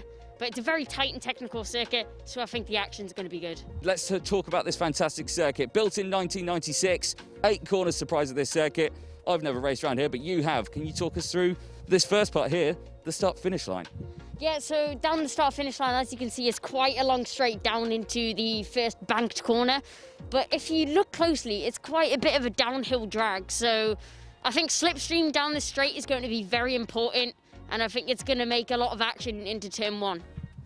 Definitely. So looking into turn 1, of course, the 2 separate lines here. What do you think is the more favourite for some of the drivers? Do they prefer the inside line or the outside line going into turn 1?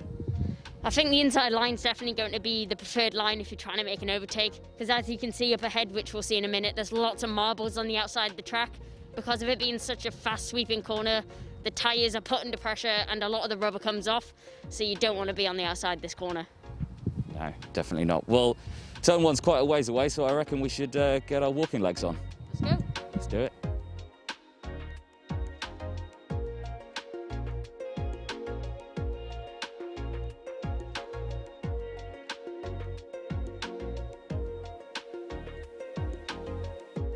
So, Kai, now we've reached turn 1, the first thing we can think about is how sticky the floor is. There's so much rubber down on this fast sweeping corner that is turn 1, and it's very banked, isn't it?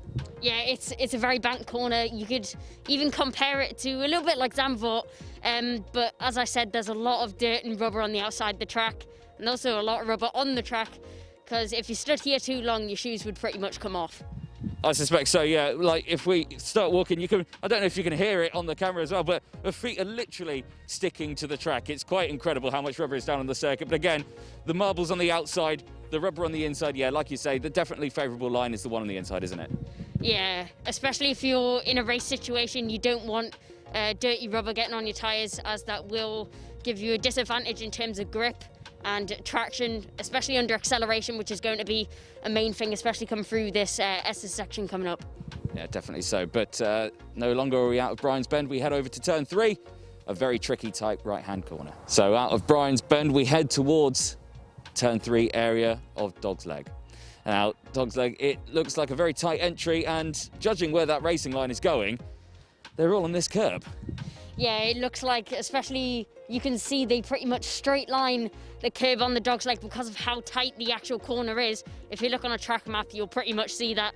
And then they run straight over this curve. As you can see, all the grass is missing off the section where it would normally be. And then what they're trying to do by doing this is carry optimal speed going into the next section. Yes, and of course, as we were saying about how sticky the track is over there with the optimal racing line, here, this is where the optimal racing line seems to be, on this very harsh, unforgiving, horrible-looking curb, which apparently suits the drivers. It doesn't, all curbs don't have to be pretty. Any curb that gives you an advantage on track, I'm pretty sure you'll be aiming straight for it.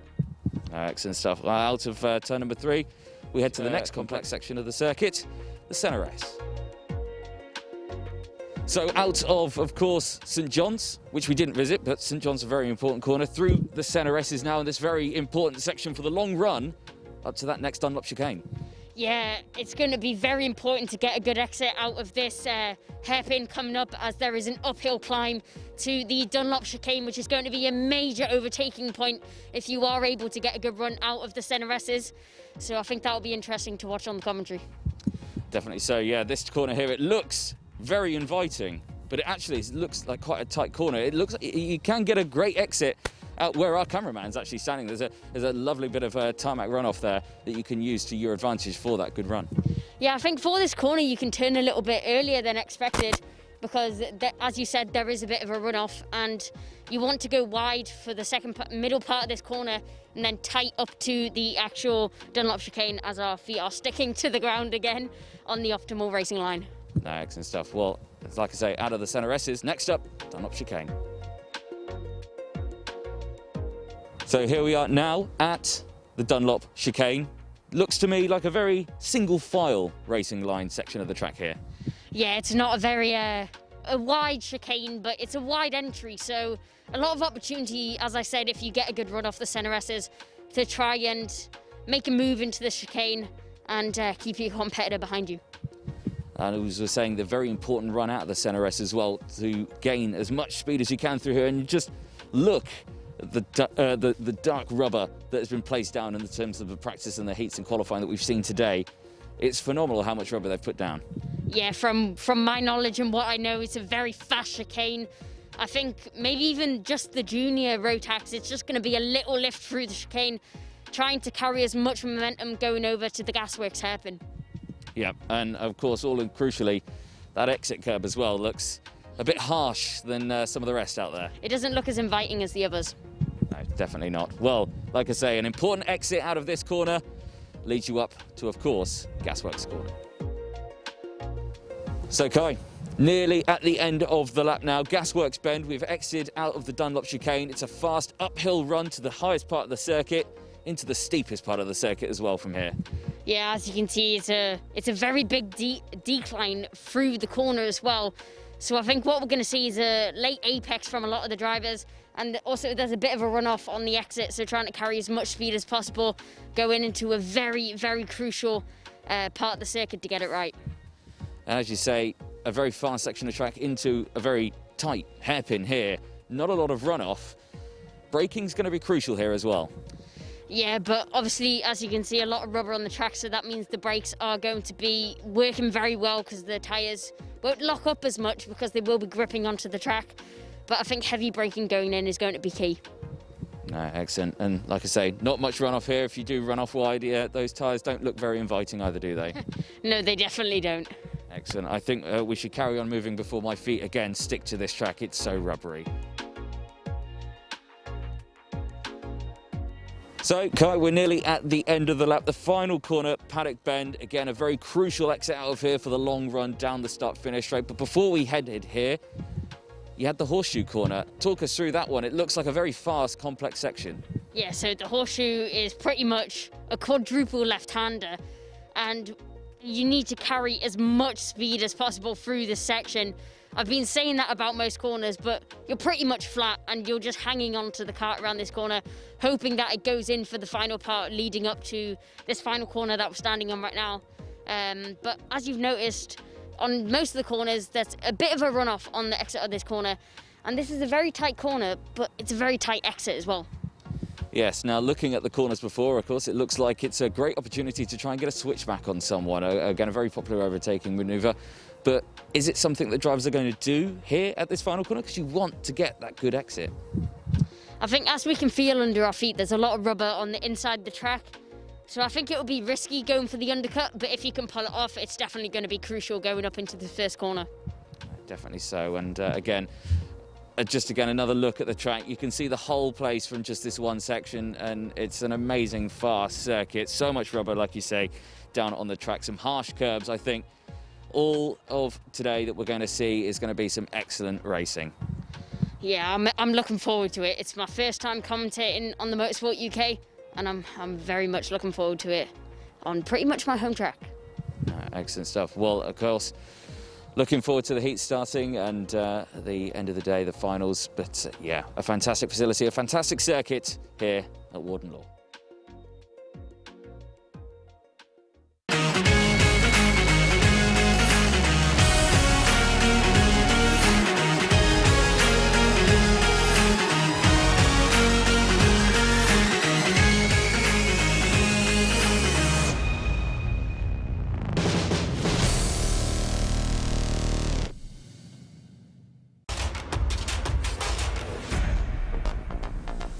The karting industry in this country needs to have a revolution. We need to fully embrace the indoor karting industry, which represents the touch point for most people, their first taste of motorsport.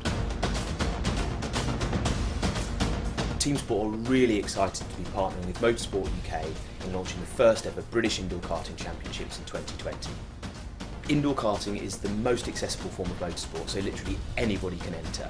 It's going to be a fantastic championships run exclusively at Team Sport tracks across the whole of the UK.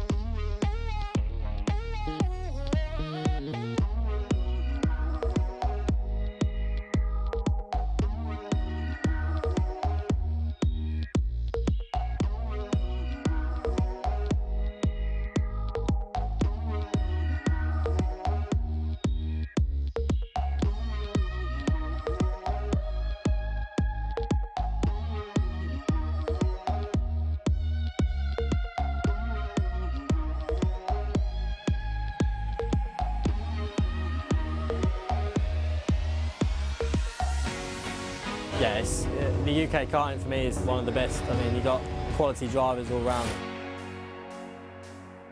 Yeah, there's a lot of competition, so I've got to make sure I'm focused for this race and all the races for the season.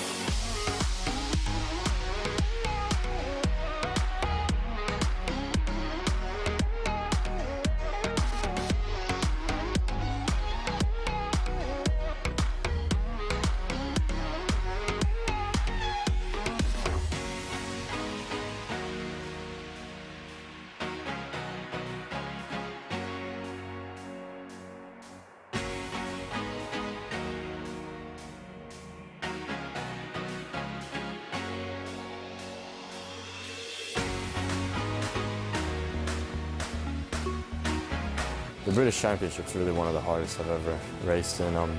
For anyone, it really is a good learning experience, and although it's a bit emotional sometimes, it's good for the driver.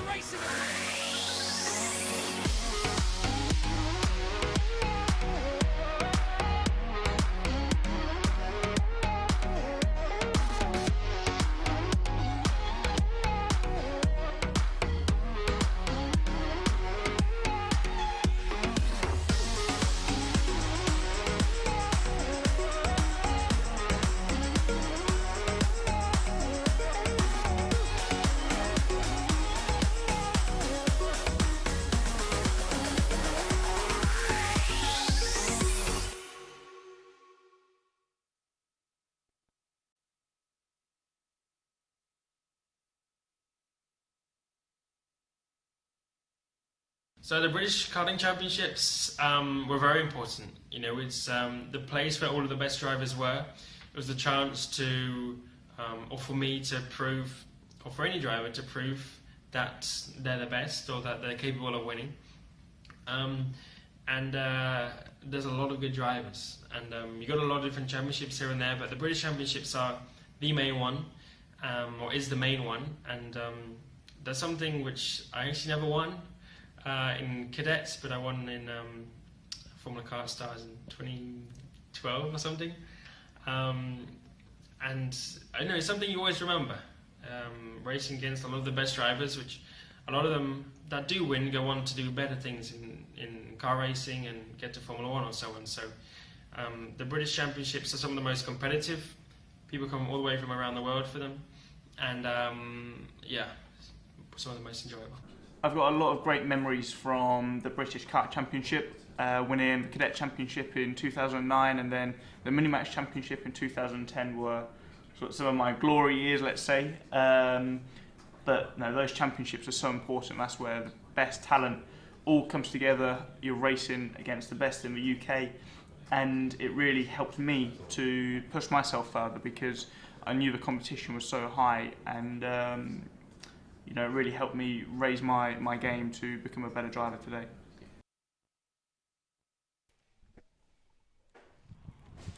Well, great to see some of those messages coming out on the screen, and great to hear from Lando and George as well. I'm sure they had a very exciting last race out at Monza.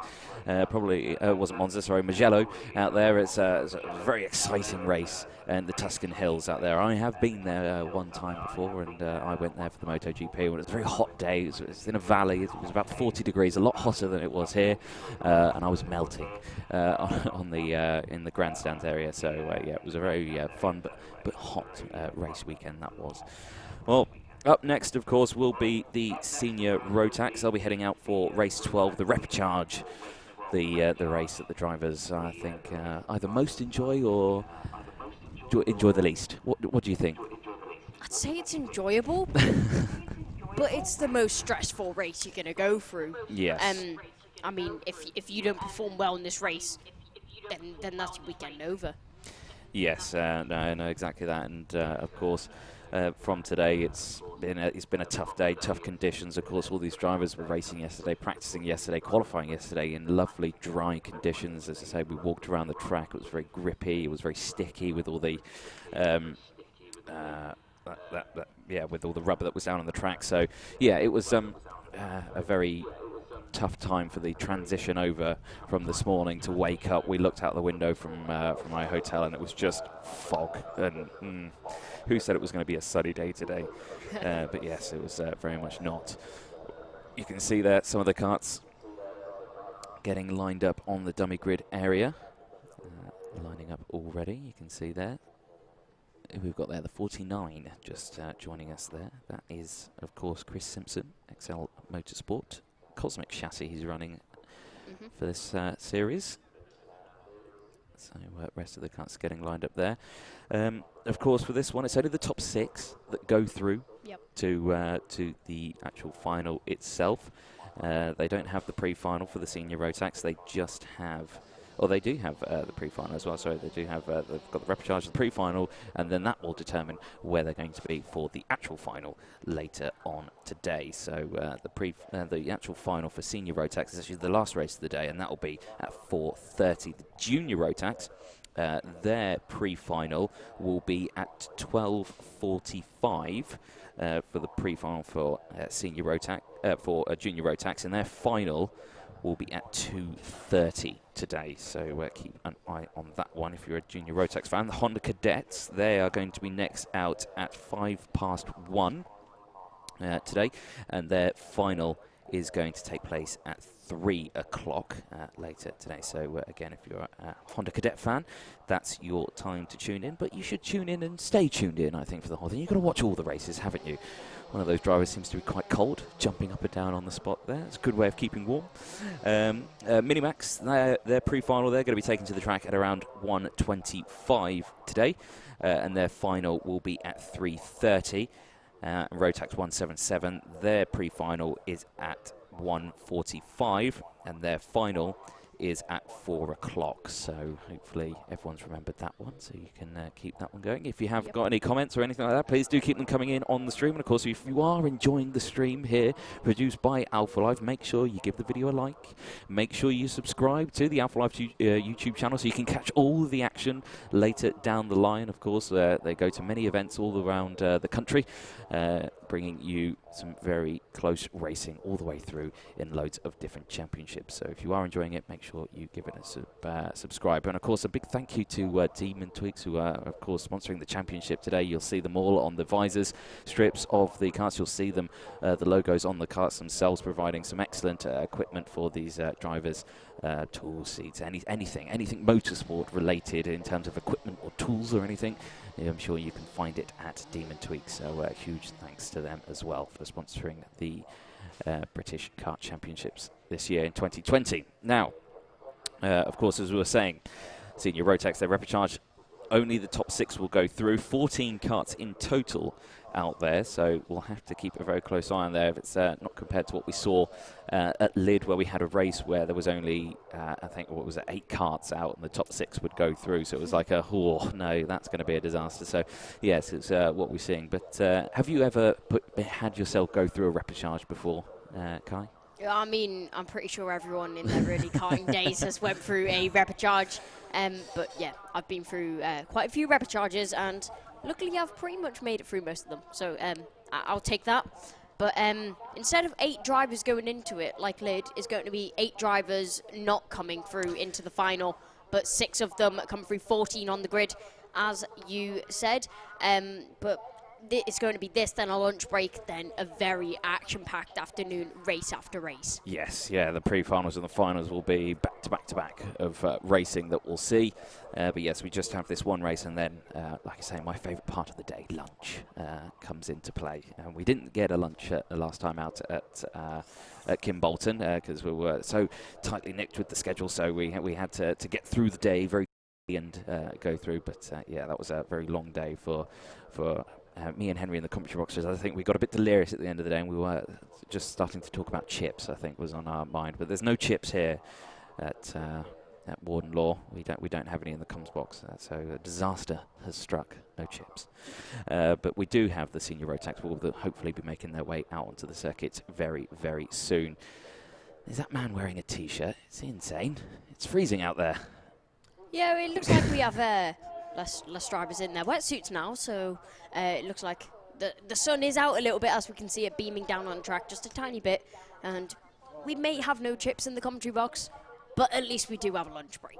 Yes, we have the lunch break this time, but yeah, that sun trying to break through the clouds, almost trying to do so. I can't see much blue sky, if any. It's still all just very grey clouds looming over the area, but of course, hopefully the track drying up when these drivers going out. They are still again going out on the wet tyres. No slicks just as of yet. No dry line forming on the track. So these drivers will be getting ready in just a moment. It's always one of these repechages, you know, you've got to be concentrating, especially if you're starting on that 6th spot on the grid, because you know that, you know, all the drivers behind, they're going to be wanting to close that gap as much as possible. Of course, 6th spot on the grid for this one will be Josh Pullen as well. So let's have a little talk through the grid, actually, because we've not gone through the grid yet. No, not yet. We've not gone through the grid. Let's do that, shall we? Starting on the front row there will be Sam Stansbury in the number 37 privateer car out there. Then it's the 99 Dan Holland Racing's Ryan Luscombe. Then is I forgot for this one. I've lost my piece of paper. Yes, it is, of course, Marchi Hamera starting on the 2nd row. James Tomset as well in the 98. Hasworth Racing starting in 4th. Chris Simpson in 5th place on the 49, and then Josh Pullen in that final spot for the repechage. In the bubble, as we say, you've got to watch out for the bubble. You can't let that bubble be popped. In 6th place. 7th place, Thomas Storar. Then in 8th place, it's Ben McFall, the privateer, in the 43. And it's Kaylee Cole in the 38, Oscar Hool in the 10th spot on the grid in the 58, and then Ellie Anna McFall. Josh Paulane in the 12th spot on the grid, sporting the number 12, Luke Oliver, and then Ryan Taylor Truman, rounding out the grid of 14 karts, and they're on the track now. Yeah, they're out for their formation lap now, so instead of trying to warm up the tyres, which is going to be something that they're trying to do, they'll also be trying to dry up the track, which I'm pretty sure many of the drivers will be wanting a dry track as soon as possible, because wet conditions are never the best thing you can have. But as you said, Stan Stansbury starting on pole, And I think many of these drivers, what their aim is going to be is to try and get as high up as possible and then just defend that position that they have if they are in the top 6. That's about the gist of it, I would say, in the repertoire. Get up into that 6th place spot, hold on to it. Yeah, that's the main aim of the game, I would have thought, in this one. But yeah, that sun, again, trying to break through. It seems to be getting brighter and brighter out there. You can see it on the screen as well. The clouds slowly starting to disperse out there. Let's see if we're going to get a green flag first time around, or are we not? I don't think so.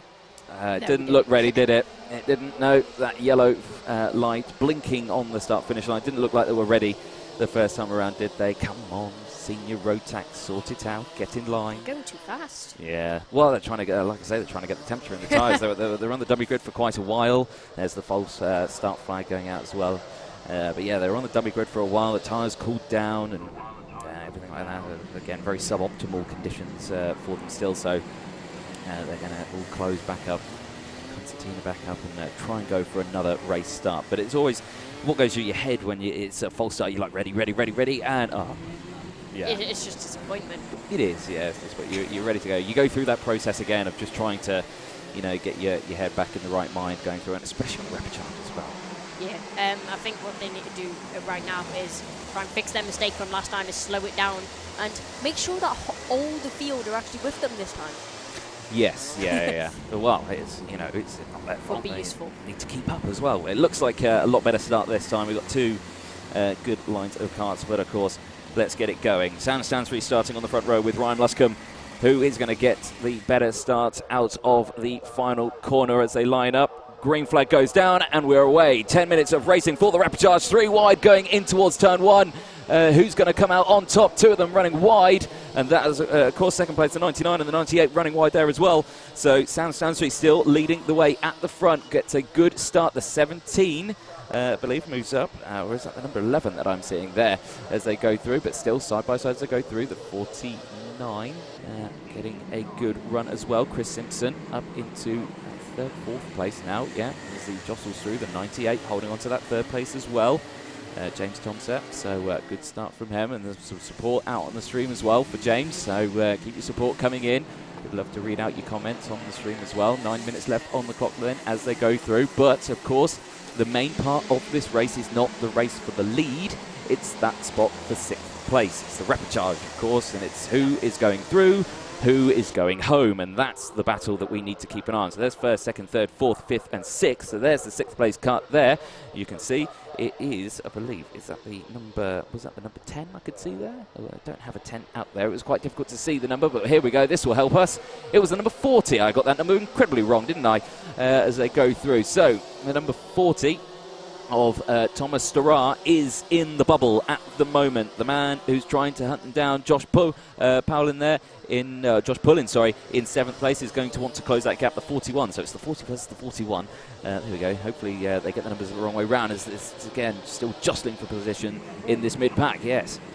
And bouncing across the grass, the number 98, not in the best position right now, drops a couple of positions, but still in a battle, and there's a spin on the inside of the corner. The number 98, James Tomsett, will not be happy with that. And it looks like he might be going home, and there's a bit of a cut of the corner as well. A lot of the drivers making drastic decisions right now, and I don't think the stewards will be too happy with that. Well, we'll have to see at the end of the race what the stewards decide from that, but there was the 49 and the 12 getting the vote. But yeah, a huge disaster for James Tomsett then. The 98 started on 4th place, 2nd row of the grid for this one, and dropping down the order, now down in 12th place. So yeah, huge disaster for James, not what he wanted, but again, it looked like he was just trying to go for a move down the inside there. But there, new positions then as we cross the line. Sam Stansbury's leading the way from Luscombe, Hamera, then it's Paulin, then it's Simpson, Starrar, and then Pullin are the top 7. Taylor Truman in 8th place, Hull, and then it's Cole rounding out the top 10. But of course, it's the bubble that we need to watch out for. So still Thomas Starrar in that 6th place spot. He's got Josh Pullin in 7th place still behind him. The gap between them about 0.4 of a second. So we're going to need to watch out for that one as they go through. But that's the main one that we need to keep an eye on, is that last place battle. And it always heats up and it always provides close racing for us. Yeah, and a nice battle between the 41 and the 95. The 41 goes up the inside, but not able to make a move. And the phrase "go big or go home" is in quite a literal effect right now in this race, because if if you're not in this top 6, you quite literally are going home. Yes, indeed, as they go through the 59 and the 40 still jostling away. Now the 40 is Thomas Durar, the 49 behind, is it? The 65 is just there as well. So the 65, I think that's Ryan Taylor Truman. I think our timing screen is going to update then. So Thomas Durar is going up into 5th place. Then it's Chris Simpson now who's in the bubble. So then this is the battle. It's the 49 versus the 65. That is the battle now for the 6th place spot. Ryan Luscombe with the fastest lap of the race, the 99, who is in 2nd place at the moment. He's putting out a 1:06.09. So, as you say, track conditions are in there, that horrible stage where it's just greasy and slippery now, which is why the times have come down for what they were earlier, because they were doing 105s earlier, and so times still fluctuating with the track conditions. Just under 6 minutes to go then. As we look at the screen, 37 under pressure. This is further down the order. Sam Stansbury still leading the way, under pressure from the 99. The battle for first. Again, a battle that's important. You know, everyone likes a race win, but it's not the most important battle that we've got out there at the moment. But it's still a very close one, nonetheless. 5.5 minutes left on the clock. In towards turn 1. How are the racing lines going to be? Both very wide racing lines. 2nd and 3rd as well. 3rd and 4th as well. Sorry, I should say. Both very wide lines. There's 5th and 6th. And the top 6 seems to have broken away, I would say, from the rest of the pack. So we've got our 1st, 2nd, 3rd, 4th and 5th all safely going through, and then it's 7th place. But if these lots start scrapping for position, that's of course going to allow the next group to close away.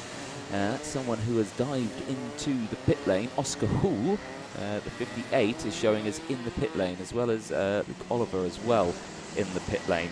It doesn't look like Luke has actually started the race, so that's a big shame. Oscar Hull as well showing up, coming into the pits, so we'll have to keep an eye on that one as he goes in. Someone else dropping down the order, the number 40, Thomas Durar. Now he's dropping down into 10th. I'm not sure if he's had a bit of a spin out there. We didn't see anything on the cameras, but he's now out of the top 6, out of the bubble. And that is going to promote Chris Simpson up into 6th place. And I think he has just popped back into position. Yes, so I think it was a timing issue, yes. Transponder didn't clock up as he went across the line, so yeah, I didn't think I saw anything. Josh all in there. Then number 12, fastest up of the race, into the 105s again, 105.650. So quick times, 4 minutes left on the clock as we're watching these two battle on your screens. The number 40 and the number 49. Down the inside goes the 49 of Chris Simpson, and that moves him up into 5th place, getting past Thomas Durar. So, and Thomas Durar responds, comes straight back into the Dunlop chicane, says, no, I want that buffer between me and the man in 7th place, which is the 65 of Ryan Taylor Truman, and he is in spot now. So this is crucial for this moment now, with only 3.5 minutes left on the clock. Who is going to take this spot? Yeah, if they're not careful, both of them might even get overtaken by the number 65, which is very quickly coming onto reruns as they are still battling for position, which is not what they need right now, as one of them is now maybe even going to lose out on making it through to the final. Yeah, well, this is exactly what the 65 of Ryan Taylor Truman wants to see, and down the inside through turn 1 goes Taylor Truman, so that moves him up in front of Thomas Durar, and that puts him out of the top 6 and into that area of the unknown. So as they go through, till 2.5 minutes left on the clock, our top 6 is as follows. It is still Sam Stansbury, Ryan Luscombe, Josh Powell in there in 3rd place.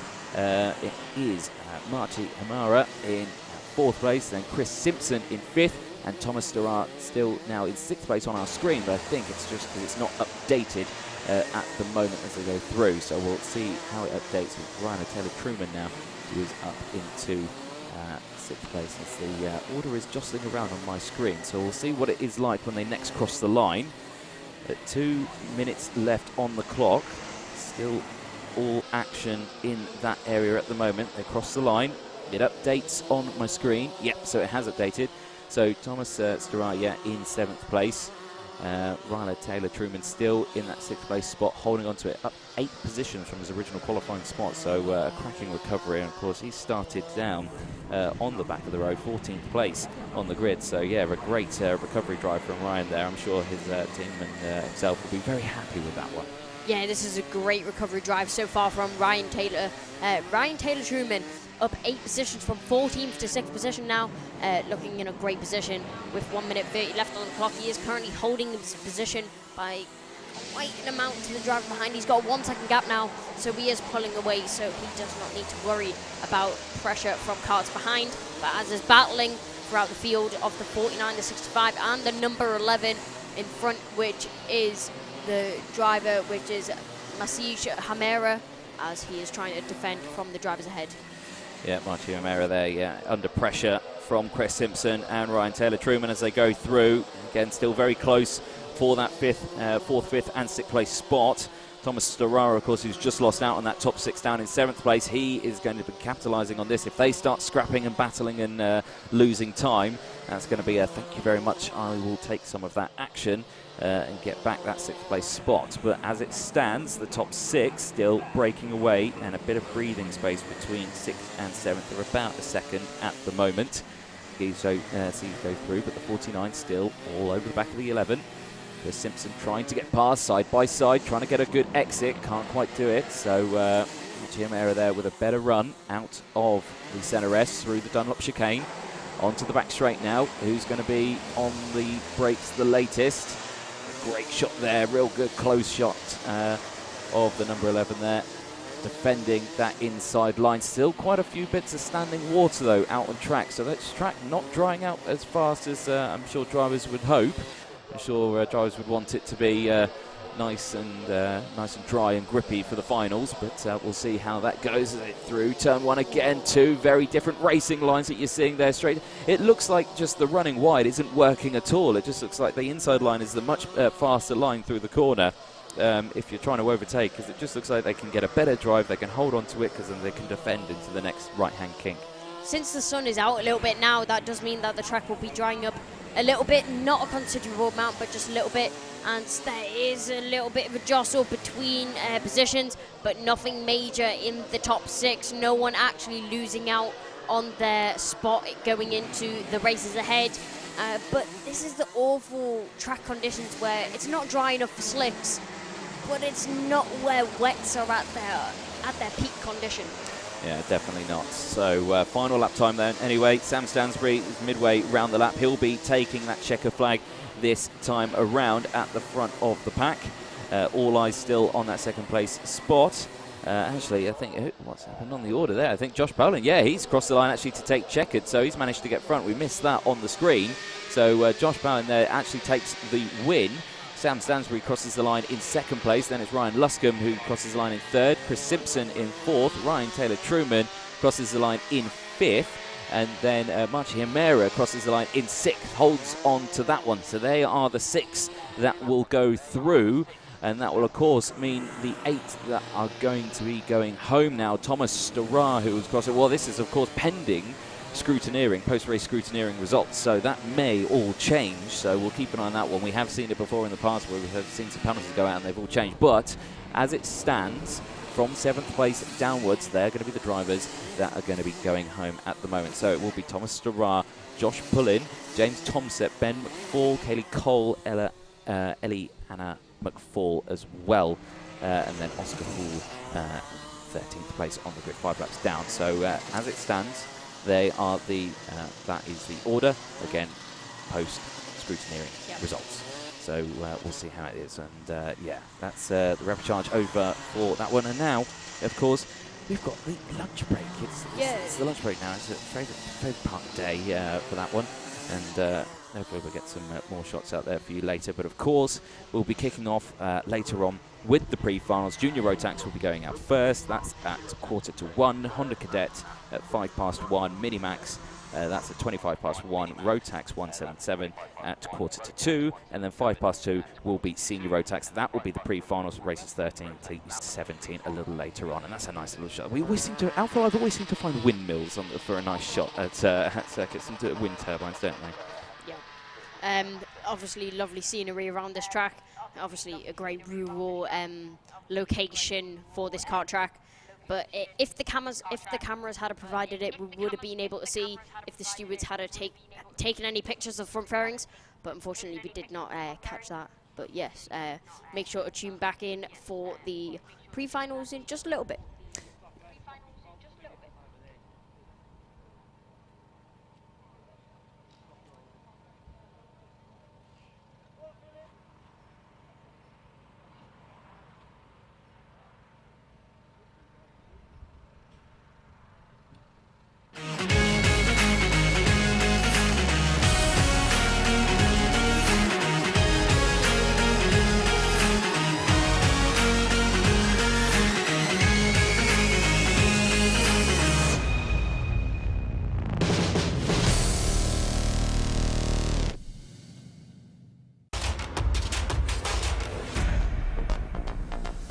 The karting industry in this country needs to have a revolution. We need to fully embrace the indoor karting industry, which represents the touch point for most people, their first taste of motorsport.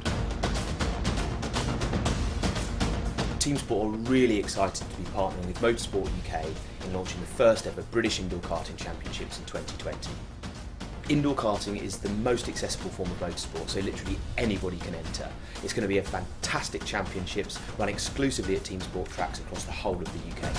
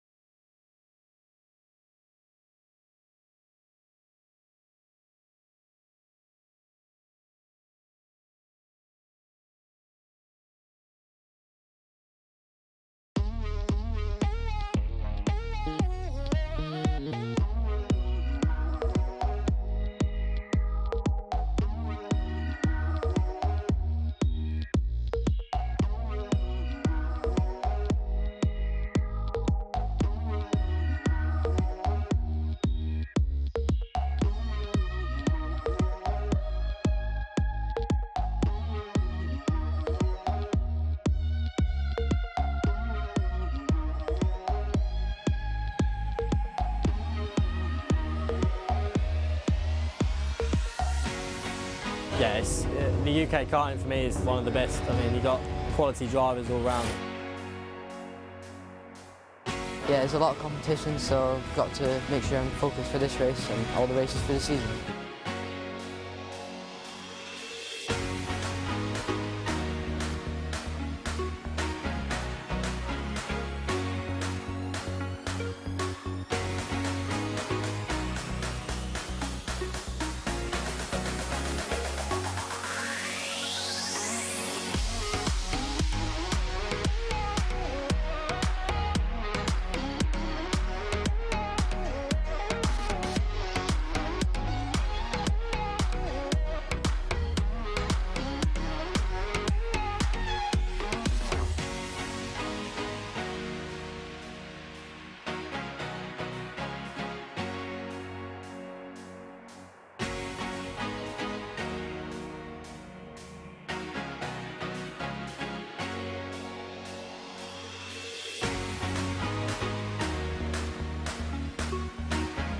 The British Championship's really one of the hardest I've ever raced in. For anyone, it really is a good learning experience, and although it's a bit emotional sometimes, it's good for the driver.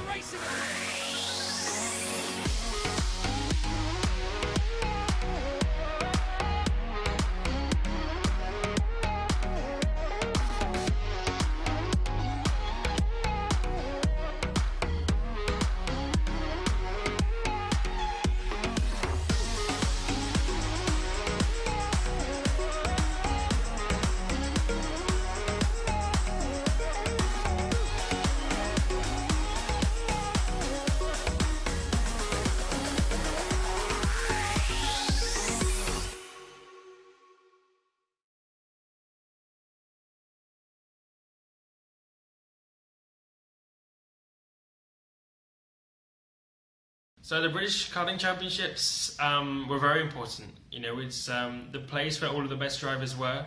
It was the chance to, or for me to prove, or for any driver to prove that they're the best or that they're capable of winning. There's a lot of good drivers, and you got a lot of different championships here and there, but the British Championships are the main one, or is the main one, and that's something which I actually never won in cadets, but I won in Formula Kart Stars in 2012 or something. And I know it's something you always remember, racing against a lot of the best drivers, which a lot of them that do win go on to do better things in car racing and get to Formula 1 or so on. So the British Championships are some of the most competitive. People come all the way from around the world for them, and yeah, some of the most enjoyable. I've got a lot of great memories from the British Kart Championship, winning the Cadet Championship in 2009, and then the Mini-Match Championship in 2010 were sort of some of my glory years, let's say. But no, those championships are so important. That's where the best talent all comes together. You're racing against the best in the UK, and it really helped me to push myself further because I knew the competition was so high, and you know, it really helped me raise my game to become a better driver today.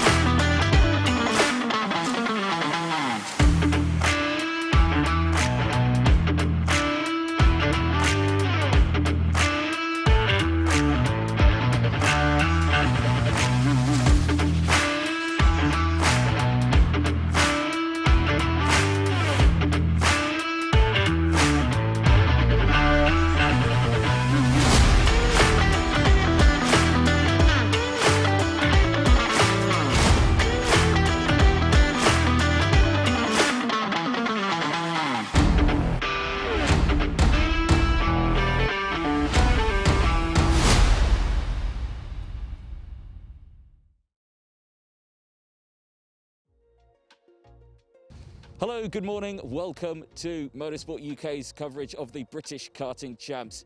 It's round 2 for the Rotax and Honda Cadets, and we're at the lovely northeast of England, the Karting Northeast Circuit, also commonly known as Warden Law.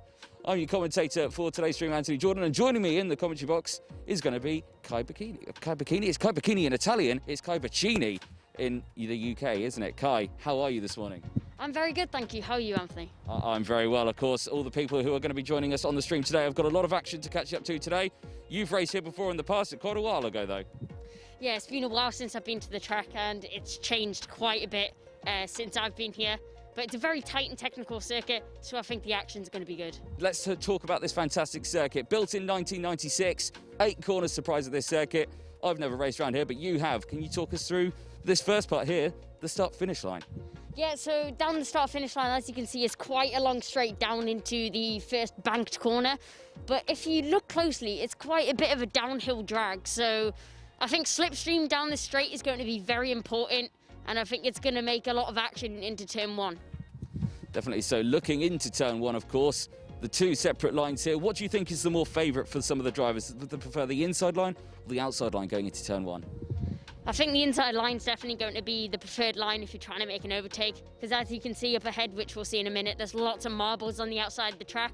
Because of it being such a fast sweeping corner, the tyres are put under pressure and a lot of the rubber comes off, so you don't want to be on the outside this corner. No, definitely not. Well, turn one's quite a ways away, so I reckon we should get our walking legs on. Let's go. Let's do it.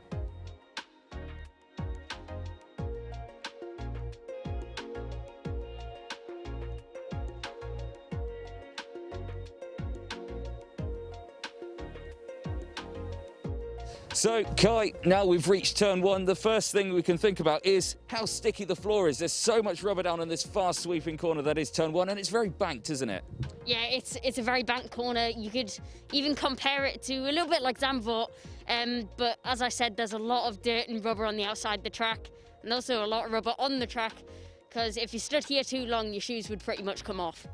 I suspect so, yeah. Like, if we start walking, you can, I don't know if you can hear it on the camera as well, but the feet are literally sticking to the track. It's quite incredible how much rubber is down on the circuit. But again, the marbles on the outside, the rubber on the inside, yeah, like you say, the definitely favourable line is the one on the inside, isn't it?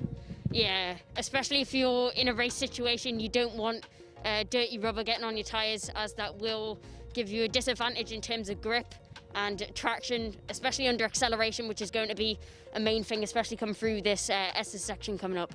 Yeah, definitely so. But no longer are we out of Brian's Bend. We head over to turn three, a very tricky type right-hand corner. So out of Brian's Bend, we head towards turn three area of Dog's Leg. Now, Dog's Leg, it looks like a very tight entry, and judging where that racing line is going, they're all on this curb. Yeah, it looks like, especially you can see they pretty much straight line the curve on the Dog's Leg because of how tight the actual corner is. If you look on a track map, you'll pretty much see that. And then they run straight over this curve. As you can see, all the grass is missing off the section where it would normally be. And then what they're trying to do by doing this is carry optimal speed going into the next section. Yes, and of course, as we were saying about how sticky the track is over there with the optimal racing line, here, this is where the optimal racing line seems to be, on this very harsh, unforgiving, horrible-looking curb, which apparently suits the drivers. It doesn't. All curbs don't have to be pretty. Any curb that gives you an advantage on track, I'm pretty sure you'll be aiming straight for it. Excellent stuff. Out of turn number three, we head to the next complex section of the circuit, the Centre S. So out of course, St John's, which we didn't visit, but St John's is a very important corner, through the Centre S is now in this very important section for the long run up to that next Dunlop chicane.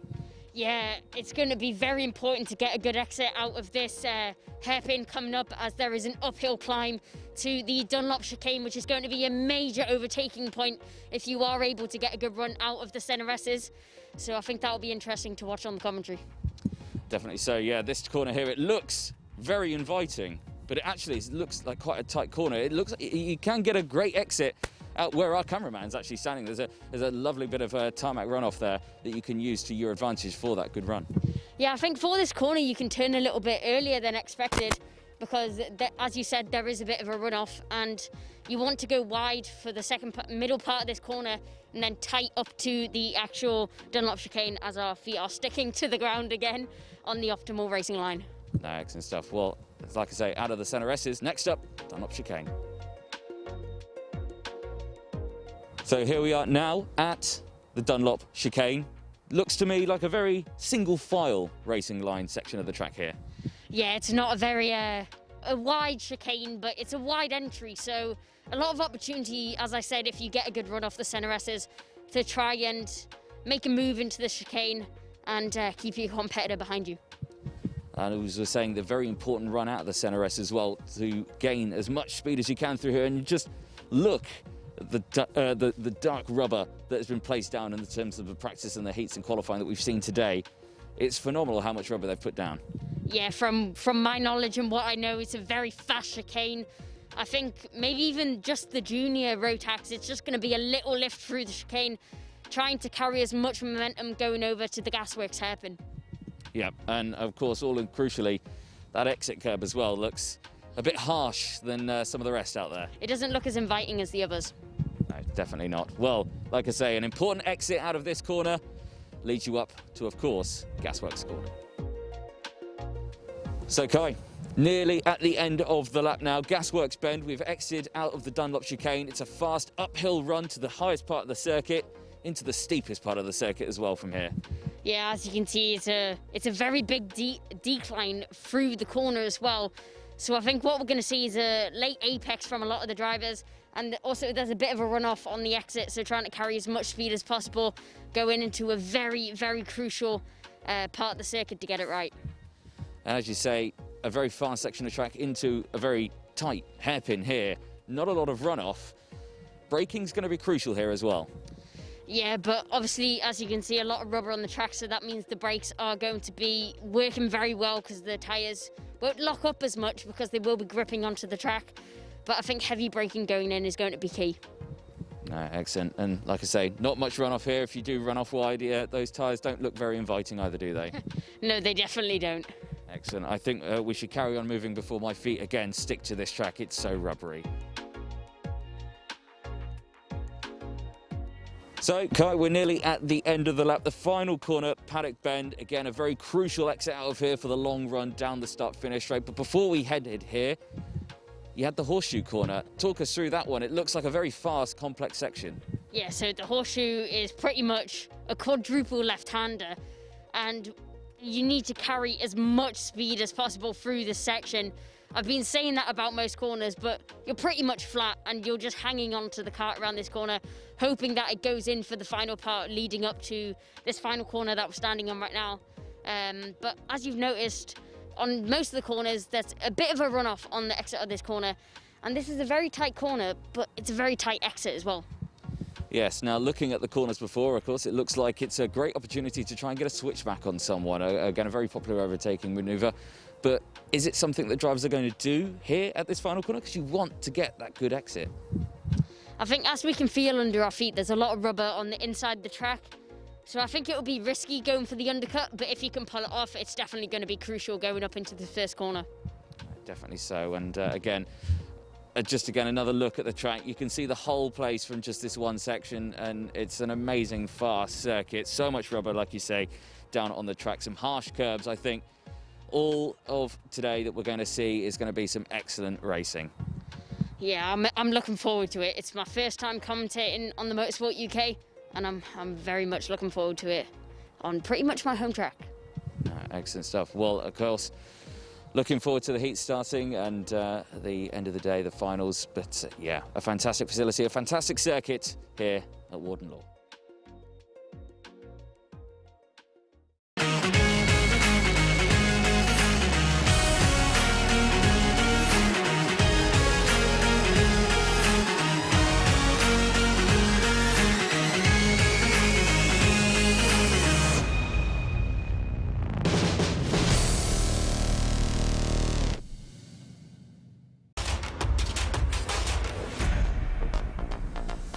The karting industry in this country needs to have a revolution. We need to fully embrace the indoor karting industry, which represents the touch point for most people, their first taste of motorsport.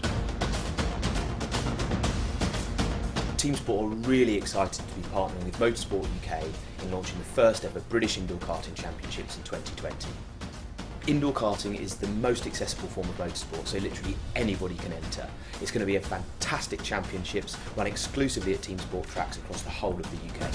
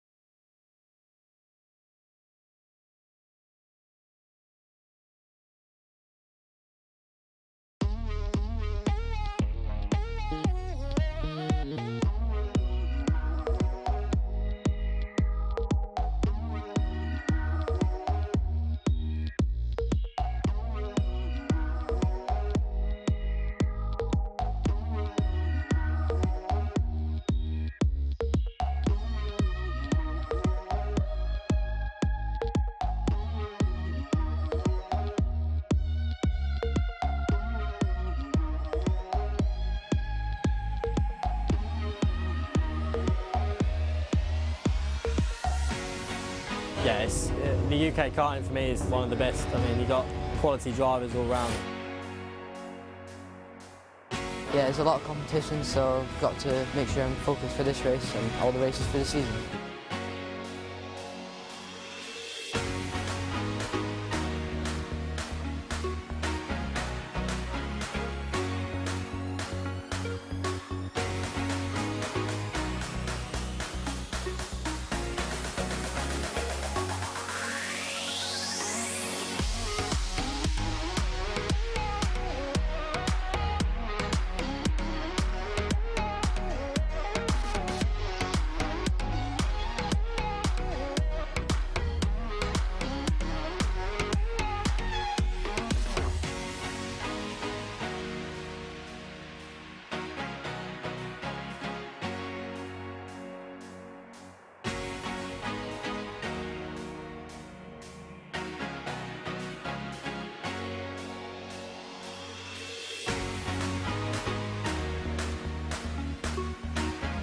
The British Championship's really one of the hardest I've ever raced in. For anyone, it really is a good learning experience, and although it's a bit emotional sometimes, it's good for the driver.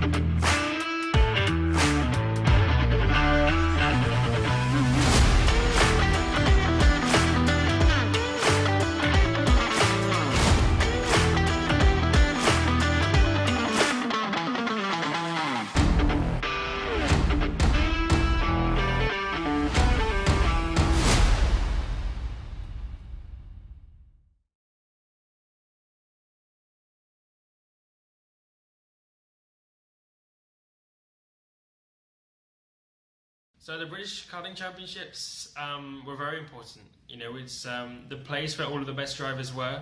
It was the chance to, or for me to prove, or for any driver to prove that they're the best or that they're capable of winning.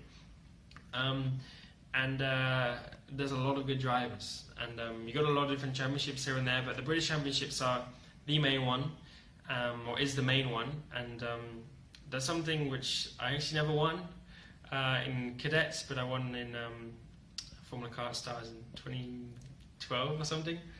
And I know it's something you always remember, racing against a lot of the best drivers, which a lot of them that do win go on to do better things in car racing and get to Formula 1 or so on. So the British Championships are some of the most competitive.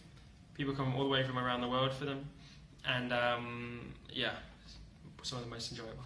I've got a lot of great memories from the British Kart Championship, winning the Cadet Championship in 2009, and then the Mini Match Championship in 2010 were sort of some of my glory years, let's say. But no, those championships are so important. That's where the best talent all comes together. You're racing against the best in the UK, and it really helped me to push myself further because I knew the competition was so high, and you know, it really helped me raise my game to become a better driver today.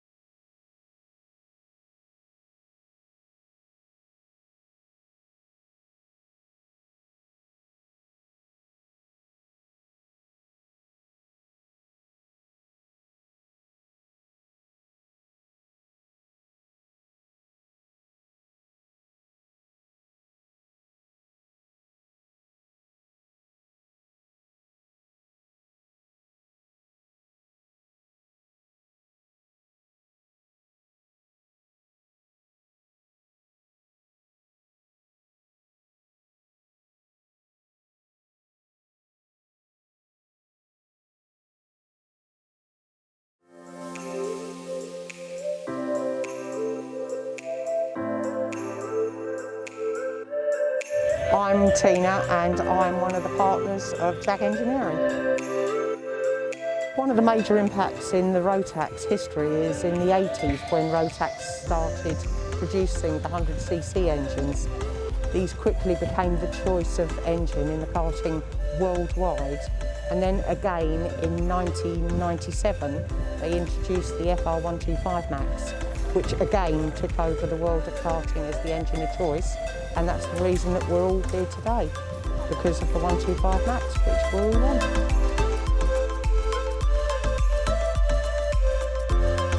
I think the majority of drivers choose Rotax.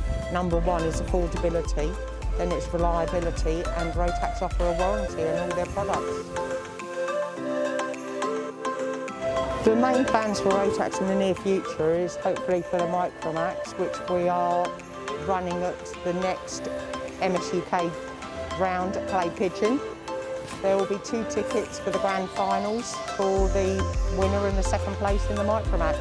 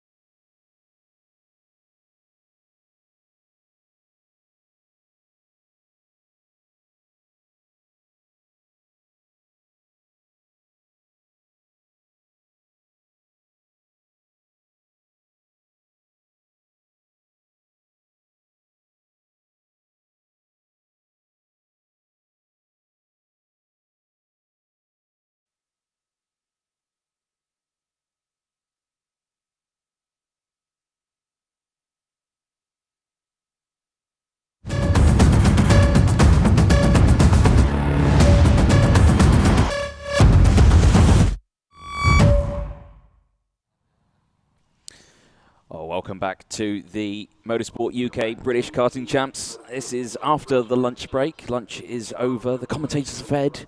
We're good. I'm sure most of the paddock is now fed. The facilities here at Warden Law are absolutely fantastic for anyone who's wanting a quick bite to eat. They've got a lovely cafe with some great food, teas, coffees, everything like that. It's fantastic. You can see there some bustling karts getting ready there in the dummy grid. The, of course, Junior Rotax pre-final will be the next group of karts that'll be heading out onto the track in just a moment. Of course, we had the Senior Rotax Repercharge take to the track earlier on, and of course our 6 drivers went through. Those were Josh Poland Stansbury, Ryan Luscombe, Chris Simpson, Ryan Taylor-Truman, and Marchi Amera. They are the 6 that went through. The rest of the field did not after the post-race scrutineering. The results stayed the same, and the grid went as follows. So, Junior Rotax, of course, race 13 of the day, the first of the pre-finals. 14 rows, 28 karts in total out on circuit again. Another busy grid of karts, and the sun has broken out. I think it's the most important thing we can take from this, and I scarcely can believe it myself, but it seems to me there is a slight dry line forming. Yeah. I think maybe even next race, I was going to say maybe in a couple of races' time, but maybe in the next race you can see a couple of the drivers have the dry tyres ready on the trolleys, but no one actually looking like they're going to be starting on the dry tyres. But I think maybe in the short future we're going to see a couple of the drivers switching from the wet tyres to the dry tyres. I think we're going to see a mix between the 2 compounds. As you can see, it's still a little bit windy though with the flags blowing in the wind. So yeah, I think it's going to be interesting to watch the races going forwards. Yes, and of course with the wind blowing, that's of course helping the track dry a little bit faster than it would do normally in the static wind. There you can see some breaks in the cloud on the stream as the sun desperately trying to break through here at Warden Law in the northeast. But we have been lucky that the rain has somewhat held off. It was slightly misty this morning. It went a bit misty earlier as well, but we've not had some destined rainfall. The rainfall came at, I think, around 4 o'clock in the morning, the previous morning. So yes, we managed to all miss that while we were all asleep, tucked away in bed, getting ready for today. And yes, now the track is slowly, very slowly drying up out there. So you can see the field lining up in the area. Let's have a quick look at the grid for Junior Rotax before they head onto the way. There's 28 karts, and I'm terrible with names, so I slowly read through the grid. I can't do it quickly, so I'm terrible with that one, so we'll slowly do it. But starting on the front row for Junior Rotax with a win earlier on, I believe. Yes, it was Matthew Higgins starting on pole in the 75 for Dan Holland Racing. Then it's Callum Voisin for Coles Racing in the 35. Again, he was second place, so of course is pretty much the finishing order of what we had for the previous race. Sam Gornall, yes, in 3rd place. Then it's Tristan Rennie starting as well on the 2nd row in 4th place. 5th place, Daniel Armstrong with Matty Hingley rounding out the 3rd row. Archie Kitchen in the 4th row with Harley Horton, the number 20 for KR Sport. Then Will Egby on the 5th row with Jez Williams rounding out the top 10, the number 68, Couch Chassis driver from Wales. On the 6th row of the grid, William Walker, KR Sport. And the number 45, then it's Harry Reynolds, Archie Walker, Alex Hughes, Callum Green, Ryan Willis, Declan Russell, and Kieran Kay, Harrison Collins, and then Louis Weaver. They're the rounding out the top 20. Then it's Jamie Perrelli, Logan Parker, Rito Kamata, Jordan Morris, Drew Perry, Maximilian Slorowski, James Meakin, or Jack Meakin, I should say, and Captain May, rounding out the 28-strong grid. So 28 Junior Rotaxes on circuit now, and we'll get the pre-final underway in just a moment. They all need to close up. They're still quite a bit spread out there as the last of the drivers heading through the Dunlop chicane. Yeah, they need to close in a bit, don't they? Yeah, but as you can see, the lead drivers obviously slowing it up a bit. In the number 75, as we saw, he had a bit of a problem on the dummy grid, so he's trying to regain his positions, which he's been able to do. So as the drivers are slowing it down, trying to get all the pack together as they're going to get the revs up. Is it going to be lights out first time? No, it isn't. No, it isn't. It's going to be another formation lap. So, yeah, everyone getting ready to go. Oh, it was lunch. First race after lunch. Let's go. Maybe not quite yet. No. You can see there on the outside of the track, you can see some of those, it's getting a bit dry on the outside line. And of course, with all these drivers running the wet tyres still, they probably want to stay now on the wet stuff and not try and go on the dry, because it chews the tyres up very quickly. It'll get the temperature in them very quickly, but You want to keep them a bit cooler. you want to keep them a bit cool, yeah, I would have thought. So, yeah, obviously softer compound out there. You can see the different colours now in the clouds as the holes breaking through, the sun breaking through, and yeah, hopefully the finals, the wish may be answered of dry finals. Let's see if that wish will come true. As the drivers head up the back straight now towards Gasworks Bend, and they're going to be hopefully starting this time around.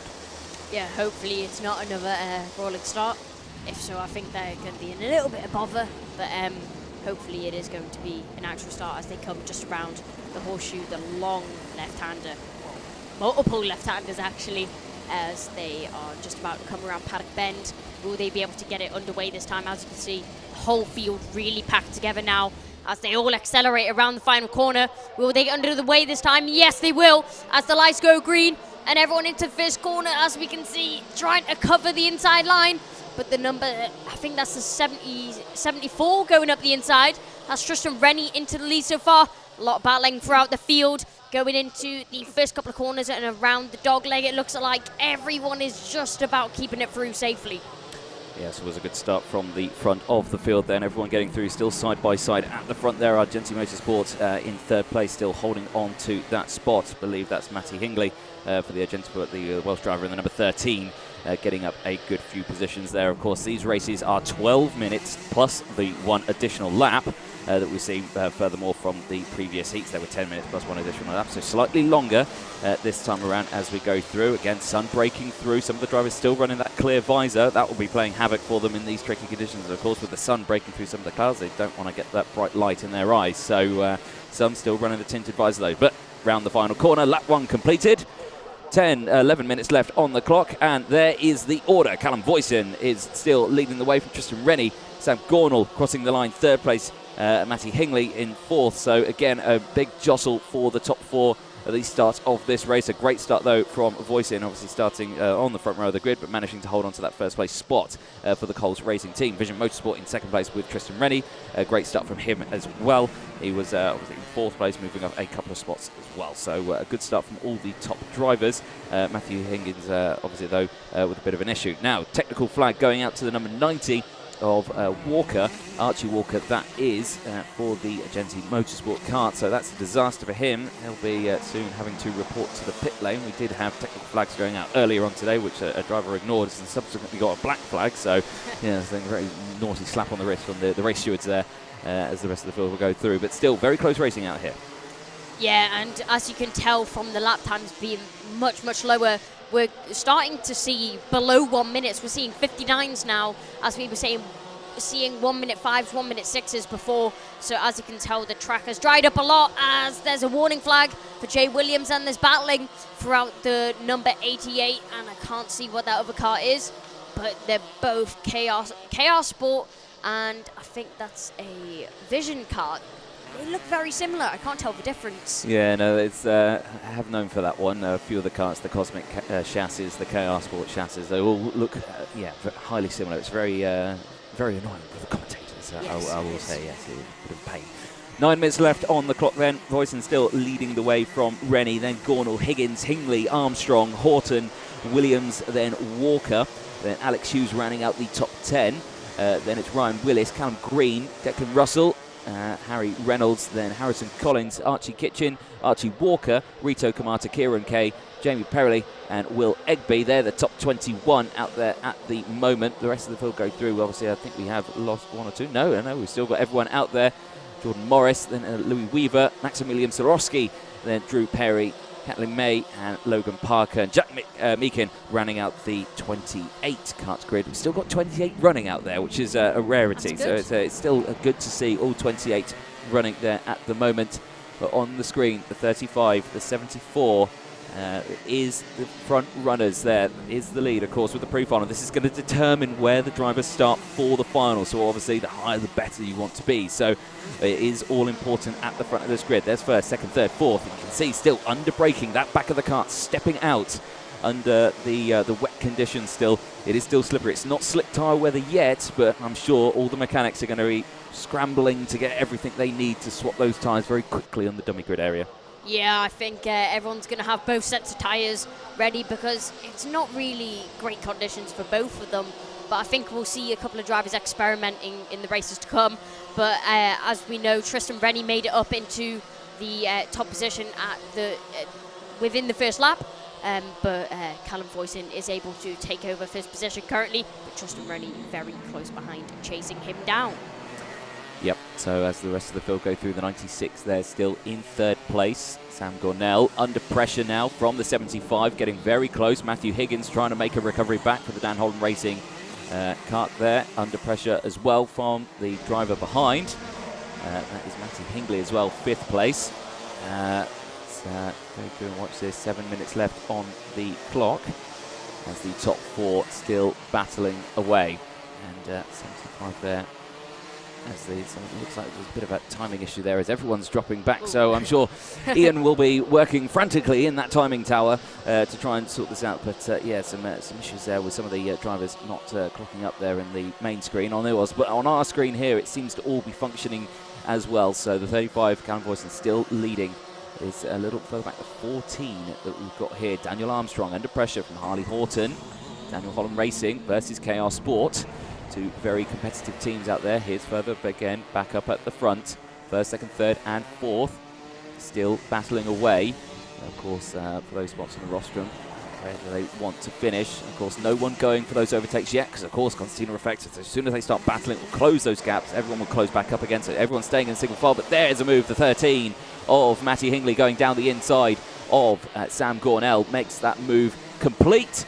Yes, he can, and the 75 follows for good measure as well. Matthew Higgins getting past Sam Gornell as well. So a good run there. Sam Gornell running from third now, dropping down into fifth as they cross the line. And yeah, good run there from the drivers. So nice clean overtakes, not too harsh. Didn't lose too much time either.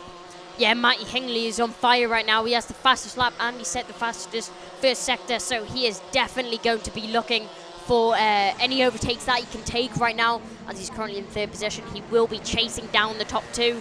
Will he be able to catch them? He's 2 attempts behind the driver in second.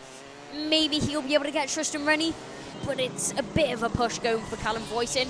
But it'll be interesting to see if he's able to pull it off. Yes, it's still very close at the top though for that one. 6 laps completed. We're on lap 7. 5 minutes left on the clock as the top 5 still going through very strong.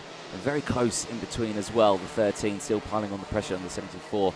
Hingley on the back of Rennie as they go through the second place. This is, of course, allowing Voisin for Coles Racing to break away. Archie Walker, though, with the fastest lap of the race. 57s now that we're in. That track getting drier and faster as they go out there. I'm sure teams are going to be looking at this and thinking, I think we should get the slicks ready. But here we go then. Under 5 minutes to go. And the 74 of Rennie under pressure from Matty Hingley and that 13 plate as they go through under braking. The 75 diving down the inside. Higgins again, it's a good overtake, moves up another spot, moving up into third, getting past Hingley. So again, very close at the front, still jostling all the way through.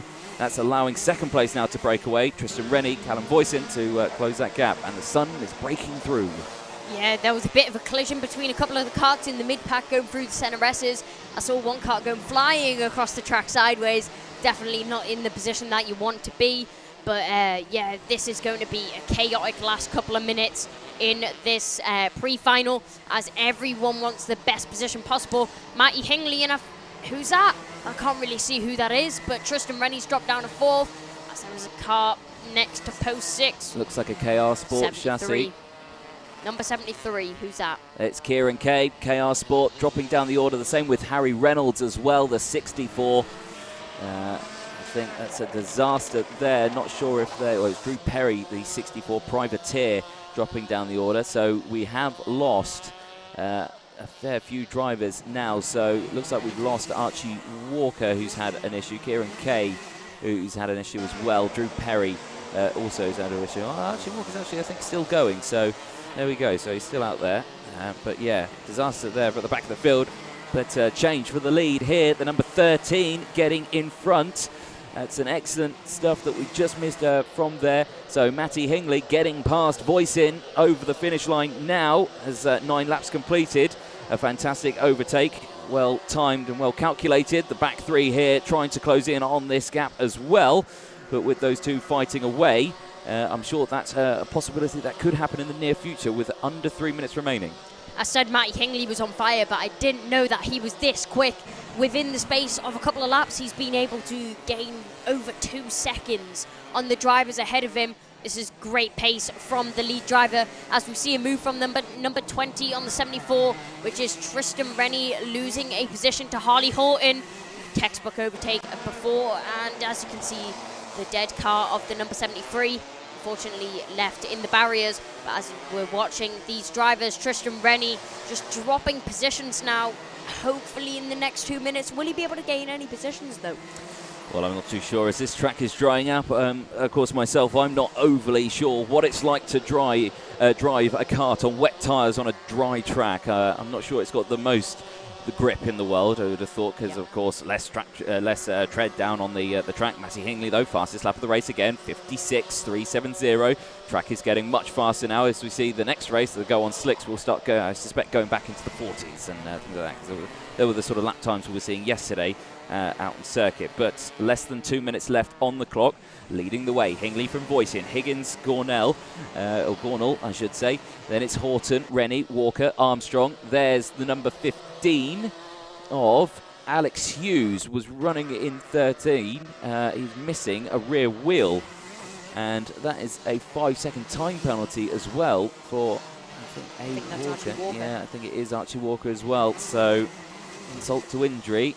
Archie Walker, who is in 26th place, also now receiving a 5-second time penalty, but no one's safe from the stewards, unfortunately, or the timing people. There we go. So less than 1 minute left on the clock. We've lost a fair few karts in this one as the racing's been fierce. Again, Matty Hingley, again, 55.930.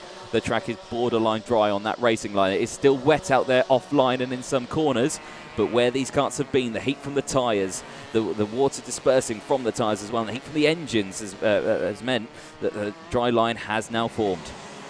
Yeah, and as we saw Tristan Rennie dropping back, you're saying that the track is drying up. That might have actually been his wet tyres dropping off a little bit because of that dry line. If he's not going on the wet patch a little bit, those tyres are going to overheat and subsequently pretty much ruin the tyres.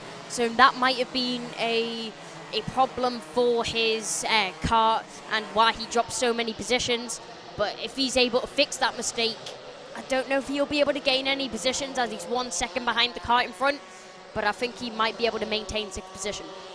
Indeed. 10 seconds left on the clock then. The last lap board will come out this time for Matty Hingley. He's making his ways through the first few corners as we're looking a little further back here. You can see the 96, Sam Gornell, battling away with Matthew Higgins just in front. Or just, it's the 26 just behind actually, so it's Harley Horton that he's got for company. Just behind, so battling 4th and 5th. Timer kicks over to 0 now, so last lap board out this time. Matty Hingley now 3-second advantage from Voisin in 2nd place. Up 5 positions, so a great running so far from Matty Hingley in this race. As the rest of the field go through, the 20 still all over the back of the 96. Harley Horton trying to get past Sam Gornell. Last lap board is now out. That gap has opened up from Hingley to Voisin. Now over 3 seconds, 3.15 seconds that they've got. Yeah, that's a big gap that Matty Hingley's been able to pull out. I'm pretty sure he's the championship leader right now in this championship, so these are going to be some crucial points that he's pulling in right now. And a 3.5 second gap as we see. There's a bit of battling from the number 20 and I think that's the 96 or the 98. It is the 96 of Sam Gornell and Harley Horton. Harley Horton looking for every opportunity possible. Not able to pull anything off right now. Go through the Dunlop chicane.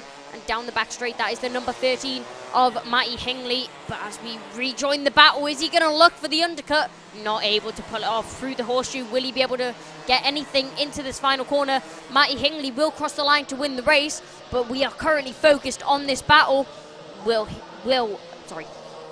Yeah, so Sam Gunnell crosses the line, 4th place. Harley Horton holds on to that 5th place spot. Yes, it just disappeared from the camera. We couldn't see it out the corner of our eye. But yes, most importantly, Matty Hingley crosses the line to take that all-important checker flag win.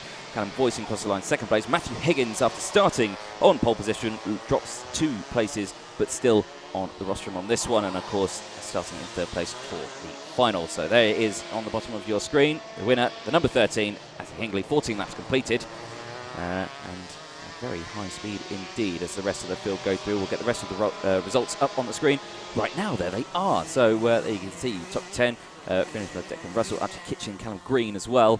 They're in 11th and 12th place as well. Jez Williams up in 8th place. So good result there. As the rest of the field, Will Egby finishing 13th. Project 1 racing team, quite a few karts in this one. Rito Kamata there, Ryan Willis. Again, good results from them. So obviously starting in the 12th row of the grid, so moving up quite a few spots there. Archie Walker, these are the karts I think that we lost, so Archie Walker still was out there, but then Alex Hughes, Maximilian Slorowski and Kieran Kay, all retirements from that race. Yeah, very unfortunate for those 3 drivers not be able to finish the race, but Matty Hingley, great drive from him.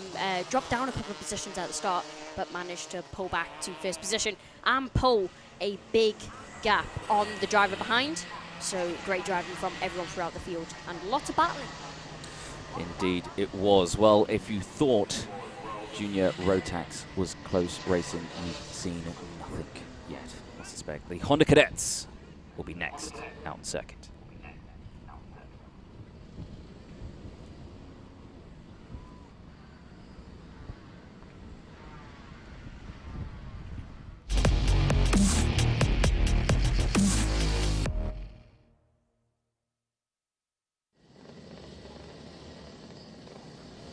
So the Honda Cadets are getting themselves readied up in the dummy grid. You see frantic as they're changing tyres. And can my eyes spot some slicks?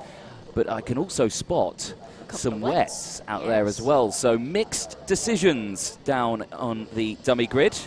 As the cameraman there very smartly zooms in. Yes, so slick tyres on the number 8. That's Zach Drummond. He's starting on pole, but the 36 starting in 3rd place. 2nd row of the grid, Blake Ticehurst is going for those wet tyres, and there's actually quite a few more wet tyres. So actually maybe it is only Zach Drummond who's gone for the slicks. Well, I can't see any more out there.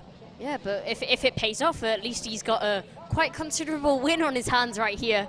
But it is definitely a risk, especially when I see another driver, I think that's the number 22, on the slick tyres. Oh yes, yeah. So it looks like the Synergy team have gone slicks. It does look like that way indeed. Well, let's go through the grid then before they head out. So starting on pole position, of course, on the slick tyres, the number 8 of Zach Drummond. Joining on the front row, Timo Youngling, the number 25 Privateer team, doing very well in this one. Blake Ticehurst in the 36, starting on the 2nd row. Then GP plate Connor Duncan in 4th place. 3rd row on the grid, Jensen Graham, again, one of the Synergy Racing Team karts. The 3rd row, then it's Ewan Chairman in the number 10 in 6th place. 4th row on the grid, Lewis Islin, and then it's Kenzo Craigie in the 66, joining him on the 4th row. 5th row on the grid, the S-plate of Aston Sharp, then Reg Hayward, then it's Devon Nolan and Aris Machuskis on the 6th row of the grid, Max Cuthbert and Sonny Mawson in the 7th row. Harrison Mackey and Oscar Tumtilly, I should say, get it right, is on the 8th row of the grid. William Murphy on the 9th row with Ralph Youngling. And then it's Joshua Graham, Alfie Thompson rounding out the top 20. Then it's Tom Harfield, Alexander Hawkett, Adam Wooden, Noah Barham, Oliver Bocock. Then it's Leon Hasty and Jack Burrows, Cole Denham and Dara McKinry, and Aston McAndrew Urin rounding out the 30-strong grid we've got here for the Honda Cadets. Now frantically checking tyre pressures and making their way onto the track. A couple of slicks, the majority of the field on the wets. This is going to be an interesting race because it could just be 2 karts going off in the sunset because the slick tyres were the right choice, or maybe we see the rest of the field fighting through. And I mean, straight away, the fact that they go out, warming those tyres up, you know, they look okay. There is Timo Youngling, the 25. On the wets, yes. So the Youngling brothers on the wets. A lot of the karts on the wets there that we can see from that shot. Lots of treaded tyres, lots of treaded tyres. Looks like we've only got 2 karts on the slicks. It's going to be interesting to see what these 2 drivers are able to do on these slick tyres. Will they be quicker? I mean, if they need to go for any overtakes, they've got to go onto a wet circuit, though. So that's definitely going to be unbeneficial for the tyres, to put it at the least. Yeah, I mean, well, looking at this shot here, that track there looks dry. But it's not. But it's not. It's very deceiving, isn't it? Let's see if we're going to go for a race start this time around, though. Standing start for this one, of course, not the rolling start as they're going through. A lot of hands up there. The number 8, obviously, hands up for something, not sure what it was. And you can see there, if the cameraman actually pans across at one point, the 25 at the front of the grid, he's very angled. You can see there the 87 as well, very angled at the front. They're aiming for that inside line, aren't they? You can see there again, 76 yes. There also angled in. So it's quite a peculiar looking grid. If you were looking at that straight on, it would look quite funny, I would suspect, with karts near on pointing to one direction, aren't they? I mean, I'm surprised they're allowed to start on the grid pretty much sideways. Because if you look at Timo Youngling, he's pointed straight across the inside line. Yeah, it's, well, we'll see how it works, you know. There's quite a few of them like it. It seems to be a tactic that's favoured by some of the drivers as they all look away. But we are going to get this race underway in just a moment as the rest of the field are getting sorted out at the back, just getting them slotted into spot. Make sure they don't miss out any of them. Of course, if you are watching on the screen, do get your comments in about the karting only. I am looking at the chat, and yes, we're watching some kart racing here, and that's what we need to be talking about. And the green flag goes out, and away we go. 3 wide again, going in towards turn 1. It's a great start from the Youngling, and around the outside. Can he hold that outside line on the wet tyres? Yes, he can. The number 8 struggling on those slick tyres straight away from first down into 4th, and already losing more positions. So that's a massive disaster for Zach Drummond, whether or not those tyres are actually the right tyres to be choosing at this time, and it doesn't look like it. He's already run off, and it looks like a disaster for the drivers who have gone onto the slick tyres, as everyone running wide out St John's. Yeah, I'm just stood here shaking my head at the decision to go on the slicks. You can clearly see it was not the right choice.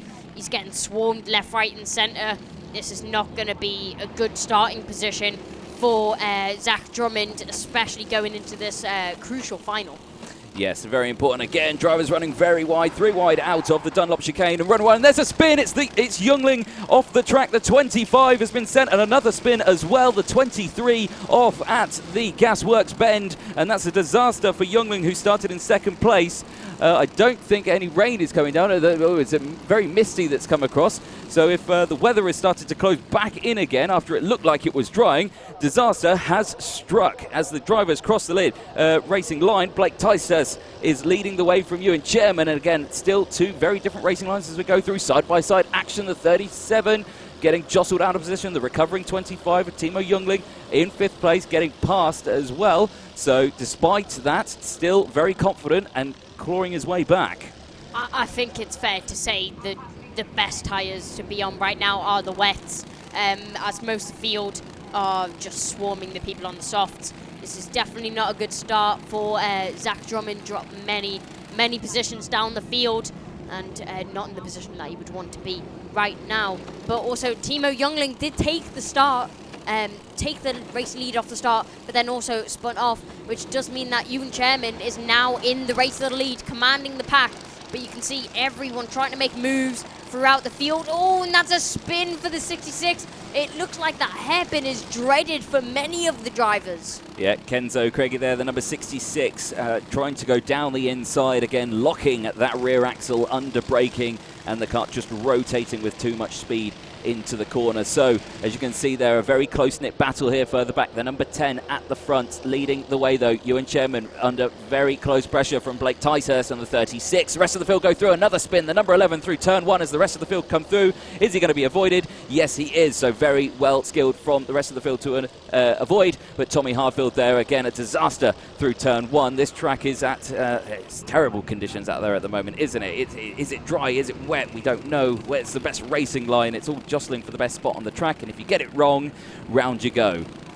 Yeah, I think especially because there's wet patches on the track which you don't want to catch, but then also the track is very dry in sections, which means that the wet will overheat, and that does mean that the tyres will rotate more through the corners, and I think that's one of the reasons why we're seeing the spins, as many drivers going wide and straight over that vicious curb. Yep, obviously everyone jostling for one part of the track that they can as the rest of the field go through.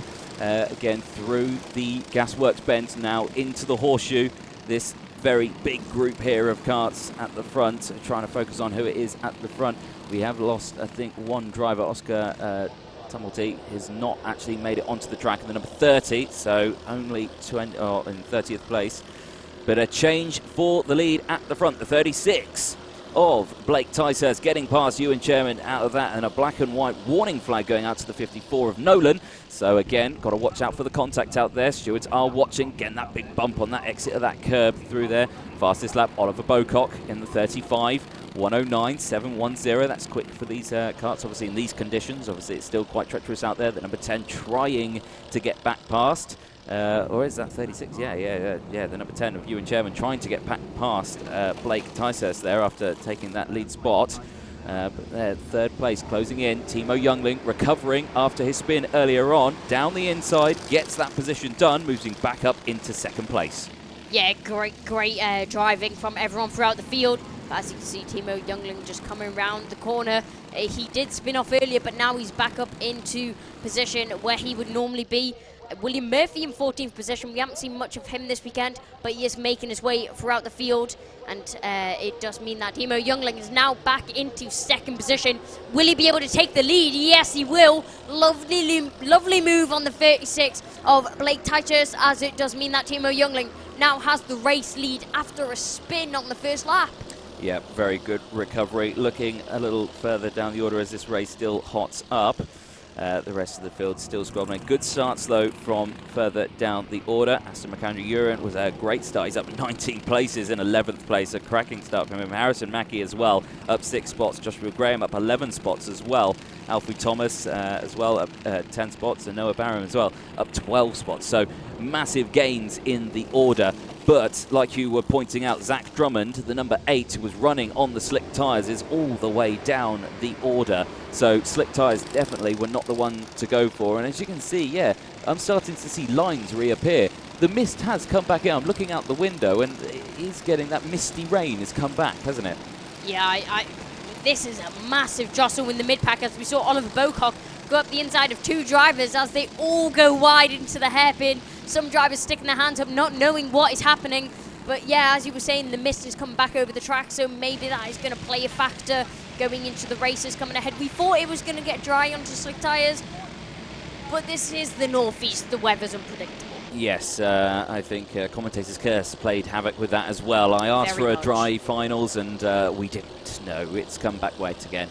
Here's a little bit further back as well. So again, some of the other Youngling brother there under some pressure. The 16, Ralph Youngling, battling his way through. And again, I think that's Ewan Chairman who's managed to move back in front into second place from Blake Ticehurst. So he's moved back down into third place as well as we look at this big group of drivers. The 16 there, this is further back in the grid. So this is 20th downwards. So just again shows you the skill of drivers all the way through this field as they're jostling through. The 35 managing to get just in front there. Oscar Bocock there moving up into 22nd place from Kenzo Craigie. There's a battling through and a spin there from the 54 as he tried to take the outside line. The 54 of Devin Nolan. Yep, Devin Nolan, well spotted. As he's trying to go through, and again all goes terribly wrong. And there's another spinning kart, the 66 again. That's Kenzo Craigie. Again, another issue there. The 54 recovering. So rest of the field going through. So even in these tight areas, it's still everyone struggling to find those optimal driving positions as they go through. Devon Noland, Tommy Harfield dropping down the order on the screen. As this is that pack now as we follow them. 4.5 minutes left on the clock, so still plenty of time in this race to recover. But like I say, in karting, it's close to the end, but a long way to go. Yeah, Aston McAndrew-Uren started in 30th, and he's up to 11th position. A great drive from him so far, but also William Murphy up in their 10th position. I think that's the highest he's been all weekend, up 7 positions from 17th on the grid. But still, it is Timo Youngland leading the race with 1.3 seconds as the S-plate is defending. Will he be able to hold the line? Yes, he will. No one is making any overtakes at this point in time, but a little bit wide. Will the 37 be able to make a move? He's going to go for the outside, and I don't think it's going to pay off. Yeah, the S-plate of Aston Sharp managed to get past Joshua Graham earlier on in the lap as the entry into Dunlop chicane. So it was a good overtaking, then defending out of the Dunlop chicane, as you rightly spotted. Yes, it was a very close-knit battle there. 3.5 minutes left on the clock as we still watch this group going in towards turn 1, the 66 and the 37, or the 88 and 37 still. Reg Hayward, Joshua Graham, battling their way as well. He's managed to get past with that tighter line through turn 1. But as the timer clicks over to 3 minutes remaining, his driver's got to watch out for that bump at the exit of St John's. It's very, very tricky if you run wide there. Yeah, that bump can massively unsettle the car, and you can really lose it under acceleration out of the corner.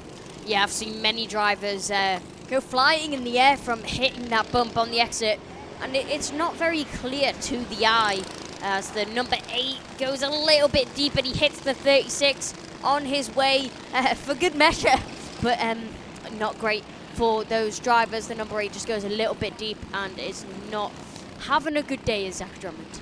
No, the number 8 there, struggling out there with these changing conditions. Of course, he went out on the slick tyres, and of course then we started to get a little bit of a mist over the circuit, and that didn't help, and he dropped down those positions rather rapidly. 2 minutes left on the clock then as we watch these two battling through turn 1 again.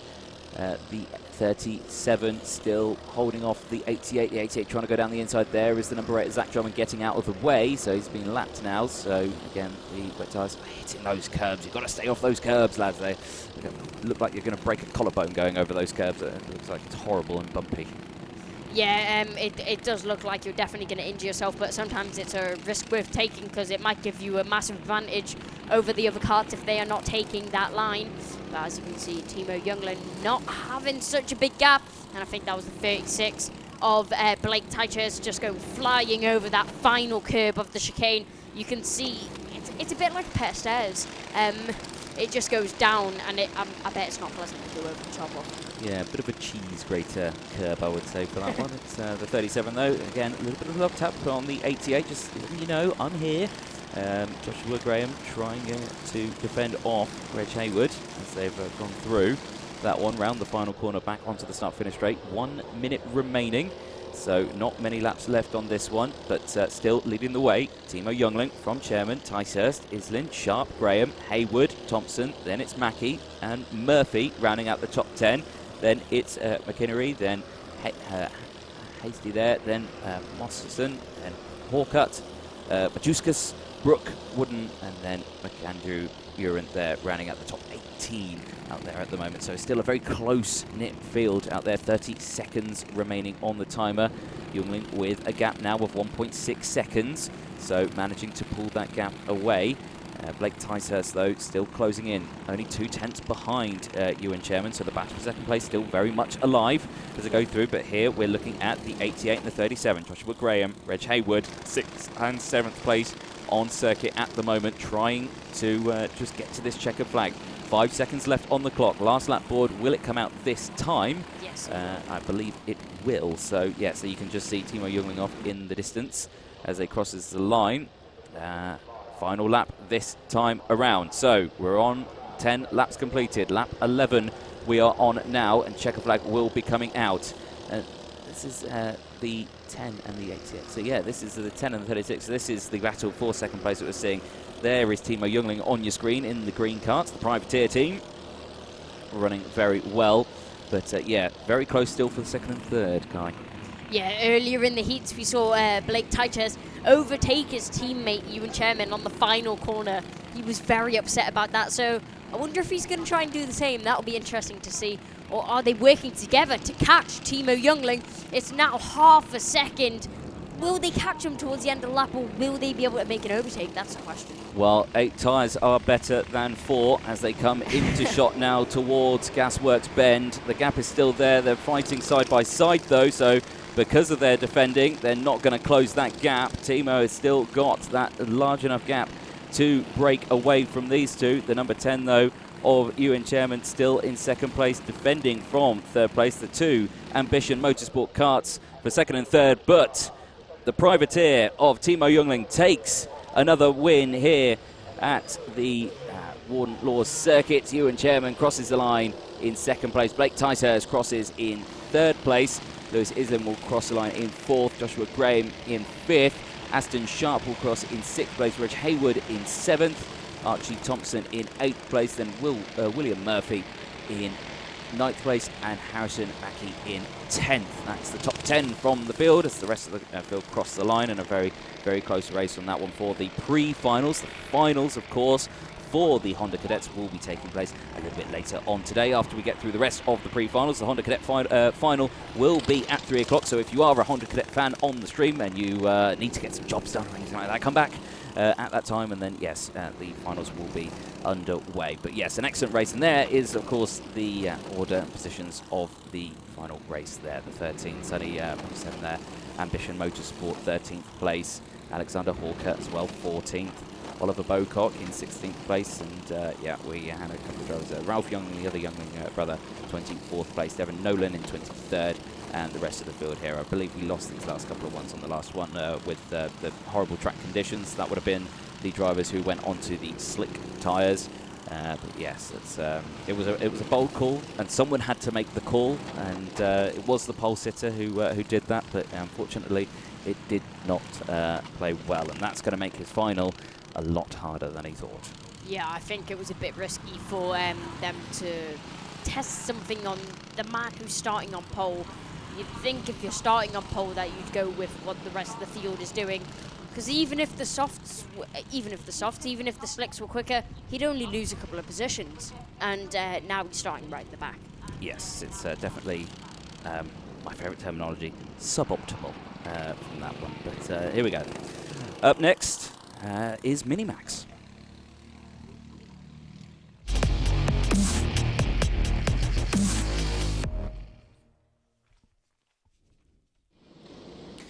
The Minimax pre-final, and looking at that dummy grid, we can see many, many wet tyres. So I think they've taken a lesson from that and gone, no, I think we'll stick to the wets. Let's have a look then at the grid for the pre-final for Minimax. This will, of course, sort out the grid for the final coming up later on today. Starting on pole position, the kart right there, getting a little bit of a talking to from his mechanic. That is Finn Smith, Team Clay Racing, running the Tony Kart chassis. The number 19 on the front row, alongside Steve Duncan, and the number 16 Vision Motorsport. Then it's the GP plate of Harry Linden, but Dan Holland Racing running the Alonso chassis.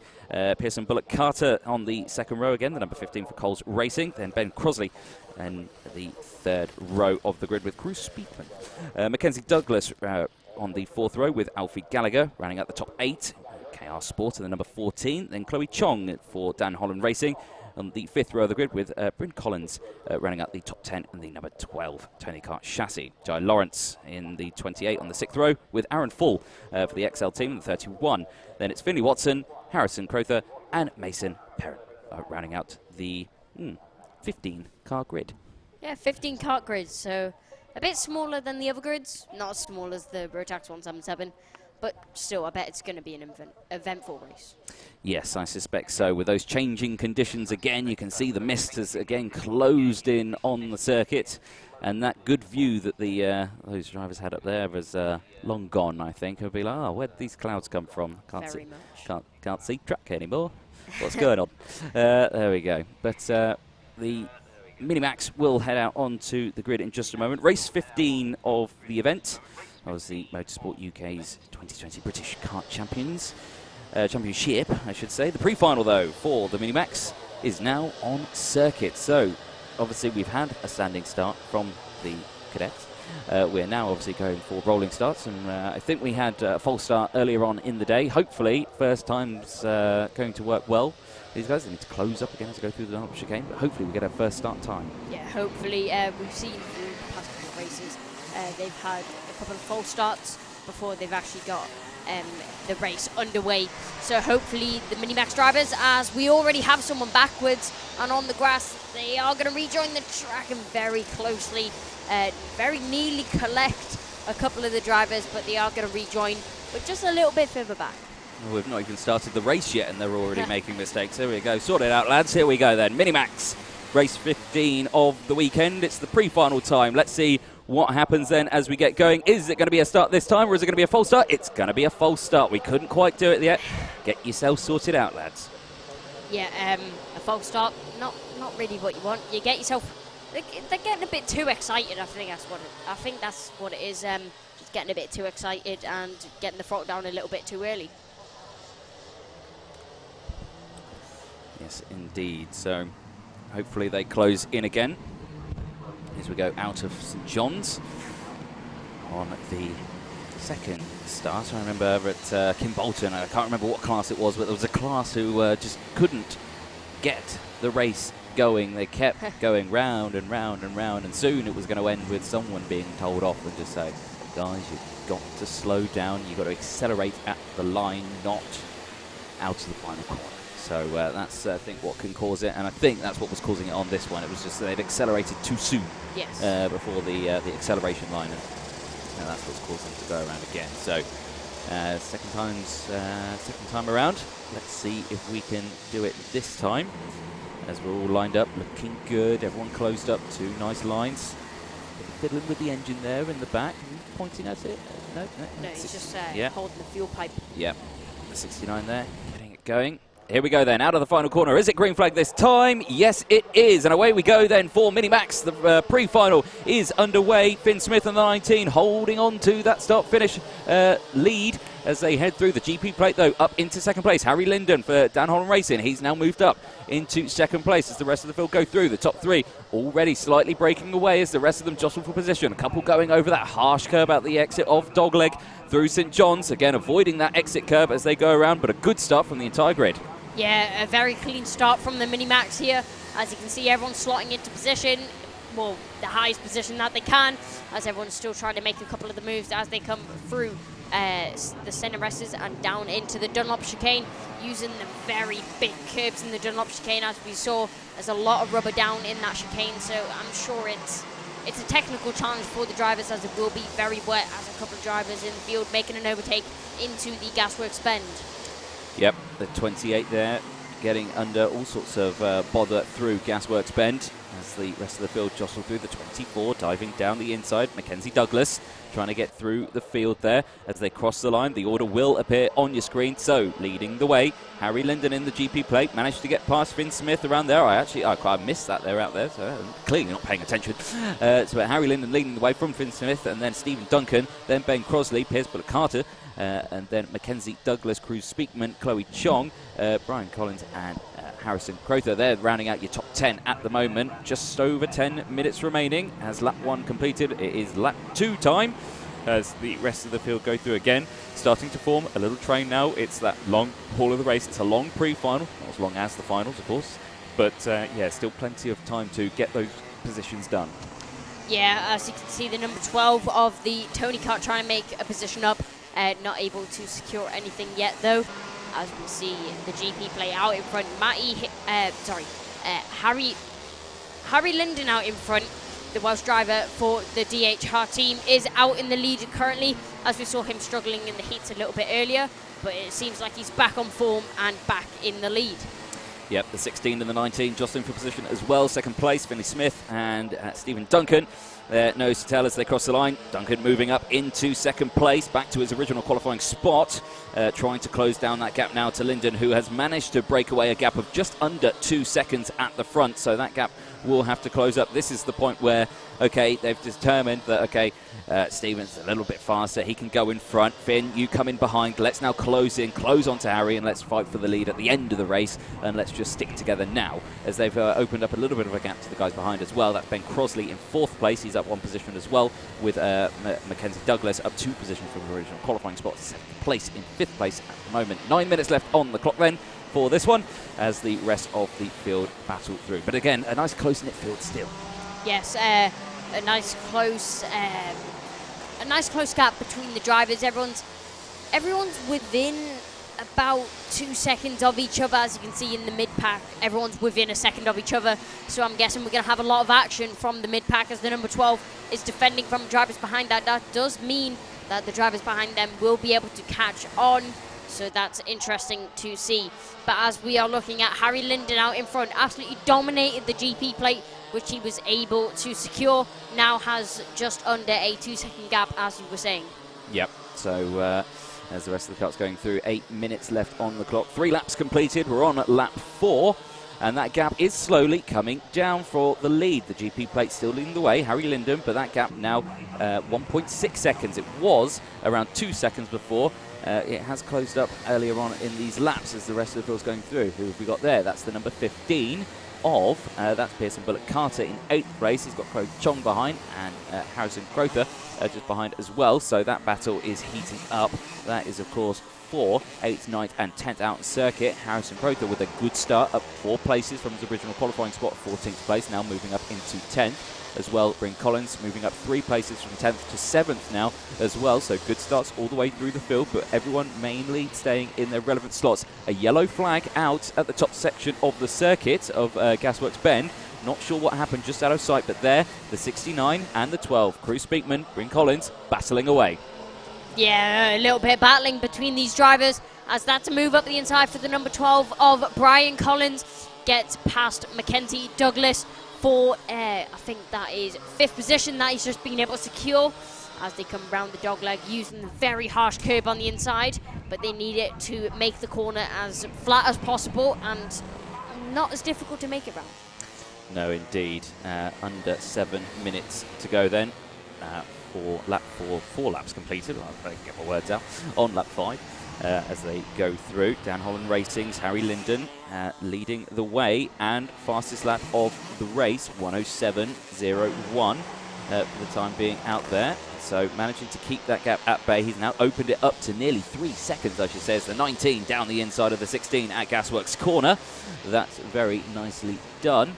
And that is Finn Smith on Steve Duncan. So I'm not sure what's happened then to Ben Crosley in the 56. Looks like he's dropped back a few places. Yes, he has. So as they go through, a little update on my screen. There we go. Yes, so Finn Smith now 2nd place from Stephen Duncan. Ben Crosley down into 4th place, but still up 1 position from his original qualifying spot. Mackenzie Douglas, though, in the 24, closing in on this battle as well. 6 minutes to go. And there it is, Finn Smith, fastest lap of the race, 1:06.750, the 2nd place driver. But that gap, because they've all been battling and jostling for positions, is now 3.4 seconds is the lead from Harry Linden. Yeah, that's a very big gap that Harry Linden's been able to pull out. But as the sun comes out again, so very chopping and changing is the weather. So it was misty a couple of minutes ago, and now it's sunny again. So the track will be drying up as we are speaking, and that is the number 19 still defending from number 16, trying to make a move up the inside. Will that be? No, Stephen Duncan not able to make a move on Finn Smith yet, though. That does mean that Harry Linden is just be able to pull out more of a gap. I would say that sun is doing more than drying. It's more cooking the track. You can see the steam coming off the tarmac surface where the temperature is. Here's side-by-side action, though. The 19 and the 16 again jostling for position. 19 running wide, 16 going down the inside. Thank you very much. I'll take that. So Stephen Duncan holding on to that second place spot. And of course, all while they're jostling and overtaking for position, Harry Linden's getting away. Of course, they're still battling away. They're still going to determine that if they finish in these positions, still be second, third on the grid for the final. Of course, it's not the final just yet. If this was the final, I'd say, guys, what are you doing? You know, close in together, work together, close that gap. Don't battle with each other and do that. Yes, it's on a podium, but never mind. Close that gap you want for the win. 4.5 minutes to go then on the clock, and still these top groups battling away. It's allowing 4th and 5th place to close up. Yeah, 4th and 5th place as we see the number 19 make a move. Finn Smith up the inside of Stephen Duncan. That does secure him 2nd position currently, but Stephen Duncan not going to give that up easily as he goes back up the inside. Lovely move. These two drivers are scrapping at it, but that does mean that the drivers behind of Ben Crosley and Mackenzie Douglas are driving up to the back of them. Yep, so again, good manoeuvres. These drivers holding on to those positions. They are overtaking, but they're doing it in such a way where they're not losing too much time. They are still losing time to the front, but it's not an extensive amount. Second at a lap, Mackenzie Douglas, so fastest lap of the race, 1:06.310. That is your driver in 5th place, closing in on this group. So he thought they're scrapping. Now let's pull the pin. Let's go. Let's close up into them and let's get onto those podium spots there to try and get a good start for the final later on today. 3.5 minutes left on the clock. And there is Mackenzie Douglas, the 24 from Wales. Oh, and that's a spin. Who is that? That's the 19. My goodness, it's Finn Smith, who was in 3rd place, has had a disaster. It was just off camera, so we couldn't see it, but that was a disaster for Finn Smith, who was running well in 3rd place, battling with Stephen Duncan. So maybe there's going to be a talk in the steward's office after the race. Who knows what happens? Where most races seem to be decided. But yes, the GP plate, though, Harry Linden now, after that, has got a nice big gap of 3.7 seconds to the man in 2nd place, Stephen Duncan. No, it's went down to 2.7 seconds now. So it looks like Harry Linden's made a mistake as well. So a lot of drivers starting to make mistakes now as you said, the sun is now cooking the track and also cooking the tyres at the same time. So that does mean that the pace will be going off. As I say, that Stephen Duncan sets the fastest lap. So I cannot say anything. Yep, well, now Stephen Duncan doesn't have Finn Smith for company battling away side-by-side action. He's now able to start closing that gap on Harry Linden, so we'll keep an eye on that one. Here is a look a little further back on the grid, though. The 77 having a cracking little battle. This is Aaron Crowther and Jai Lawrence having a good little scrap. Chloe Chong was there earlier on. Johan's dropped down now into 11th place, down 2 positions. But Harrison Crowther up 5 positions from original starting position, having a good little race here as they are still battling away. Nice and close under pressure, closing in, looking down the inside though, goes the 28. That's a great little move there from Jai Lawrence. Tries to go round, gets the switchback. Is he going to look down the inside of Horseshoe? No, he can't. Stays behind. Yeah, Horseshoe's a very difficult place to overtake. Even though we've seen a couple of moves through there, it's a long left-hander and everyone's carrying as much speed as possible. So it's hard to break someone's momentum. But Stephen Duncan with the fastest lap again. So with the track drying, he seems to be in his element now. And he's only 1 second now off the back of Harry Linden. What is happening here? Yep, Stephen Duncan has pulled the pin for Vision Motorsport. Scotland v Wales here in the Minimax class as they go through. Not much time left on the clock though. 1 minute. We're 9 laps in. On lap 10 now, and there's just 7/10 between the two of them. Every time we go through a sector, Harry Linden sets a purple sector, and then Stephen Duncan responds and then puts in a purple sector. And here it is, the battle. It was 7/10. That doesn't look like 7/10 to me. That looks like he's going for a move. Down the inside of the Horseshoe goes Stephen Duncan, gets that move done. Harry Linden can't respond and stays behind as they go through onto the start-finish straight now with less than a minute to go. With the pace that Stephen Duncan has, I am really doubting that he's actually on the wet tyres. I know that he is, but the pace that he's pulling out right now, you'd think he's on the slick tyres in a dry condition race because he is so much quicker than anyone else on the grid, 2 seconds quicker than anyone last lap. Yep, so he's found his mojo out there on the circuit. He is definitely on treaded tyres, you can see as he goes through the Senna S now out towards the Dunlop chicane. But yeah, opened that gap up to Harry Linden. It was only a matter of time to when it was going to happen. And that's obviously a disaster for Harry Linden, who had such an advantage. But I'm not sure what Stephen Duncan has done to that car or whether or not he's just managing those tyres well and putting the kart in a position where it's doing well. Looking at those tyres, yeah, they're definitely treaded tyres on the GP plate as well, so all the drivers still running on those wets. Not sure what happens. The timer ticks over to 0. Final lap time then for Stephen Duncan. Yeah, Stephen Duncan, it does another fastest lap by 2 seconds once again, a 1:01.72, and Harry Linden does a 1:03.11. You can see it on your screen now, that fastest lap time. Stephen Duncan, in the final stages of this race, where we thought Harry Linden had secured the race win, he pulls it out of nowhere and somehow manages to pull a 2-second gap over the previous race leader. Just going to watch him through the Dunlop chicane this time to make sure he actually goes around it. Yes, he is going around it still the same. He's not missing it. So, yeah, he's still going around the normal track, though, on the final lap. That gap now up to 2.7 seconds. So, great running from him at the moment. But the rest of the field now fairly spread out. There's this little group a little further back as they're just in position. You can see there, again, it's still going on between Brian Collins and Chloe Chong around 10th and 11th place. Finley Watson as well in 12th place. He's up a couple of positions as well. But Stephen Duncan takes the checkered flag for the pre-final for Vision Motorsport. Harry Linden crosses the line on the GP plate for Dan Holland Racing. And in 3rd place, up 4 positions, Mackenzie Douglas in the 24.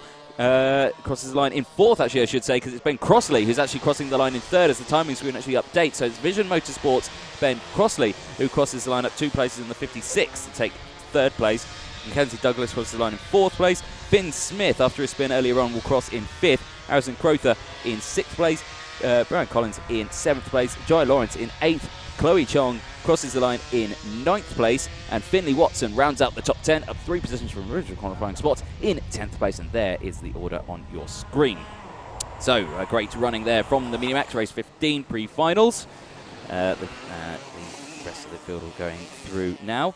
As you can see, full there, Excel finishing in 11th place. There's some of the other drivers, so it looks like all 15 actually finished the race. Bruce Speakman in 13th, Mason Perrin in 14th, then Alfie Gallagher for Chaos Sports, 35 seconds further down the road, but in 15th place and still finishing the race. So a very good effort there from the Minimax grid as they will head back to the pit lane. And of course, this is all post-race scrutineering results. Obviously, they will head there. The men with the spanners will be checking everything that they need to check. Checking those front nose cones, of course. The most frightening one, I think, from anyone. If there's been a bit of argy-bargy out there, they'll find it as they go through. But, of course, with the Minimax over, we head now to Rotax 177.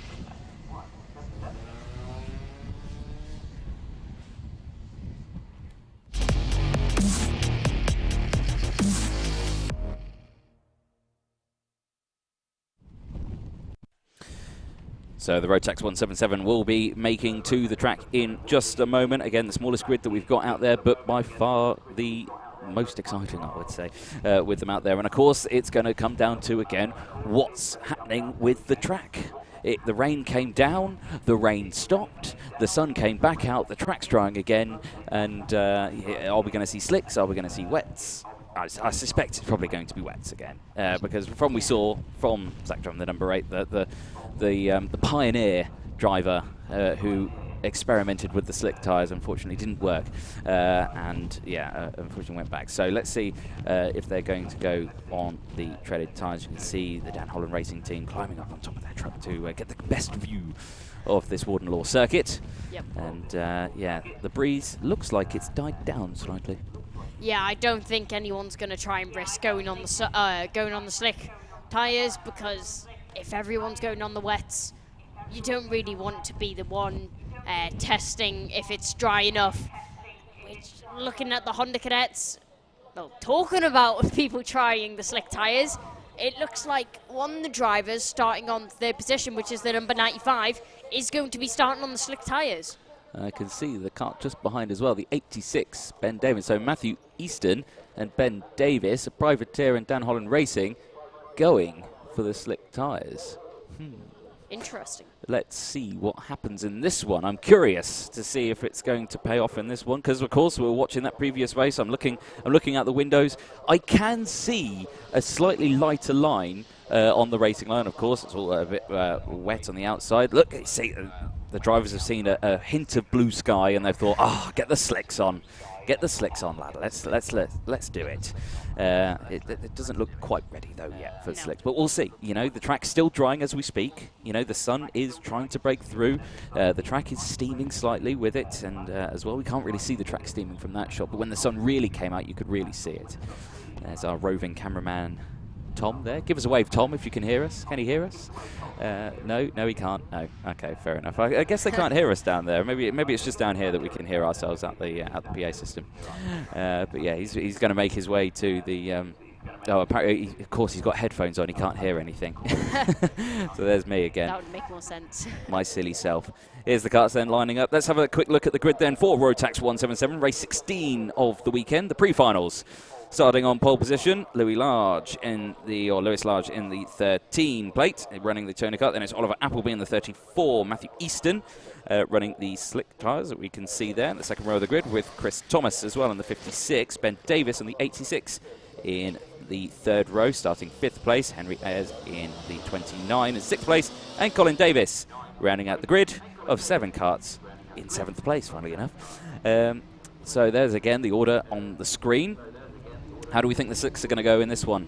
I don't know, but I saw that Louis Large wasn't on the grid. Was he not? No, 13? he was we not. Missing he was him? not on pole. Matthew Easton was obviously sitting in 3rd position, but there was no car in front of him. So I think Louis Large has missed the grid. Oh dear, that is suboptimal. That's very much. Yeah, that's not the way we want to go, especially into the pre-finals. Well, hopefully he makes the finals, because of course that's the important one. Yeah. The finals just determine where you start, and of course with only 7 karts on the grid, even if you start in 7th place, you still probably got a fighting chance. And that's what makes this grid exciting, because of the fact that yes, okay, there is only 6 karts out there at the moment. Actually, it looks like there's only 5 karts out there. I can't see 6, so we're missing another kart. So that's interesting. Where did the other 2 go? So we're missing those drivers. Henry Ayres as well. Yeah. Yeah, Henry Ayres that we are missing. But hopefully we can get this race underway first time. No mistakes now, lads. There's only 5 of you. Get it right. Here we go. On round the final corner. On to the start-finish straight. Green flag is out. 12 minutes of racing underway. Good start there from the second man on the grid. I think that was Oliver Appleby around the outside. Runs a little bit deep, though. Runs wide. That's the 95, actually, I should say. So that was Matthew Easton who got a good start and ran wide and instantly down back into 2nd place. Good stuff from the entire grid, though, as they break away. Race leader already opening a gap up. That may be because he is on the wet. Let's have a little look. Yeah, the race leader is on the wet. The number 95 in 2nd, though, is holding position, but he is on the dry set of tyres. That is very true. I already forgot about that he was on the slick tyres. Yeah, as he goes out. Under 12 minutes to go, waiting to finish lap 1. As you can see, is there a dry line out there? He is holding position, and he is sticking with it, I think, in this race. I think the slick tyres may actually pay off in this race as he's going through. He's not fallen off the face of the earth straight away as they've gone through. There are some slick tyres, but they're the tyre barriers. That's not the ones on the cuts that we need to focus on. There we go. Lap 1 completed. Oliver Appleby leading the way then. Easton in 2nd place. Chris Thomas in 3rd. Ben Davis in 4th. Colin Davis in 5th place. And yes, we don't have Lewis Large and Henry Ayres. They're not on track at the moment. So a disaster for that one. So they've not started this pre-final Coles and Chaos Sports. But yes, after 1 lap, there is the order on your screen. And this is going to be a great test for the teams in the pit lane now. They need to pay very close attention to this race to see how well the slicks are doing. Now, compared to the wets, he's still there. He's not like he's fallen back. So Easton and the 95 with those slick tyres, the privateer team, is actually going for a move as well. And he's made that move, so he's actually got in front. So slick tyres, if you can stick on the racing line, definitely seem to be the way to go now. Yeah, as you can see, through the sectors, he's much, much quicker than Oliver Appleby, who was ahead of him. And he does a lap time, which is 1 second quicker. And I'm pretty sure throughout this race, he's just going to get faster and faster on these slick tyres. Yep, well, let's pay close attention to the weather as well, because obviously, being where we are in the country, weather is very volatile. It can change within a matter of seconds, so we'll have to see that one. But the 95, Matthew Easton, leading the way up 2 spots from his original spot. Oliver Appleby holding on to second place at the moment. But yeah, you can see Slick Tyres, he's gone now, hasn't he? He's got in front. It was a little bit dubious at the start. I feel like it was, well, let's just have a look, see what it's like, and then go, you know what, it's all right, let's go. And then, yeah, you can see there straight away, 57.29, and purple sectors all the way. I suspect we're going to see some quick times through this race. Yeah, I think Matthew Easton has pretty much walked away with this race. As long as he stays off the wet patches of the track, he's got this race. Yep, it kind of takes me back to, what race? I'm probably going to get this completely wrong, or I'm going to get it completely right. Probably the 2009 Canadian Grand Prix, where Jenson Button and I think it was on the slick tyres, and of course with that the dry racing line, and it was wet on the outside, and it's any slight mistake, and as we saw, Vettel, he did make that mistake and won the race. So yes, it was a very interesting one, that one. But we've got the same story here, just with Rotax 177 this time. But 8.5 minutes remaining. And still Easton leading the way. That gap now 3.4 seconds. I think the guess of what you can put here is how big that gap's going to be by the end of the race. I'm not going to say anything because it will probably be commentator's curse once again. Yeah, probably. But yeah, this is pretty much the same as Jenson Button's 2009 Canadian Grand Prix, except for it's not in an F1 car and he's not making 4 or 5 pit stops in this race. But yeah. It looks like Matthew Easton is definitely the quickest car on this track, even though Ben Davis is only half a second off him.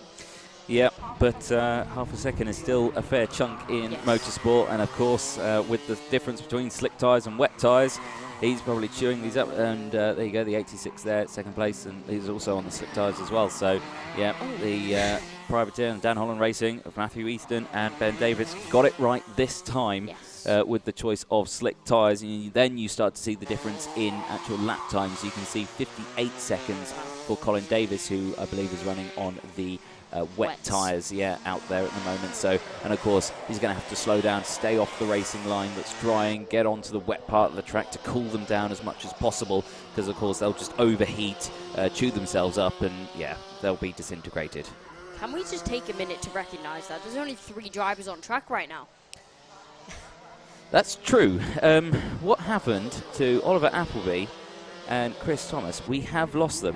There may have been a crash. There may have been a crash, which we didn't see. So, take a guess on your podium for this one, but it's looking close. Easton, Davis, and Davis, the 2 Davis and an Easton in this one, the 95, 86, and 71, still battling away, but 2 on the slicks, 1 on the dry, or 1 on the wets, and you can see the time difference. The top 2 in the 54s, Colin Davis in 3rd place on the wet tyres in the 59s. So yeah, big time difference that we're seeing there now. But yeah, hats off to Colin Davis being able to get a podium on these wet tyres though. But obviously the top 2 drivers are on the slick tyres, so very, very much quicker than the driver behind them, and I'm pretty sure it's 15 seconds between Ben Davis and Colin Davis, 20 seconds between Matthew Easton and Colin Davis though. But Matthew Easton's just setting fastest lap after fastest lap. But Ben Davis is not far off now. No, and of course, these drivers earlier on today with their Heat 2, the results that we had, Easton actually finished in 3rd place in the 95, so a win now in this one will be really good for the finals. We'll be happy with that one, but then the finals, that's when they start to kick in, and we'll see for that one. Well, hopefully we'll get the entire grid on that one. The 2 Davis, Ben Davis and Colin Davis. Colin Davis last time around actually finished in 7th place, so he's going to be happy with the 3rd place finish in this one. Ben Davis finished 4th, so again he's moving up a couple of positions from that one from what he had in Heat 2. 5 minutes remaining then on the clock, and just the 3 karts that we've got out on track at the moment after a few retirements. But the 86, Ben Davis, leading or in 2nd place with the fastest lap of the race at the moment. Purple sectors, and he's put in a 53.58. But in Sector 1, Matthew Easton, and now in Sector 2, 2 purple sectors from Matthew Easton. Let's see if he can better that pole lap.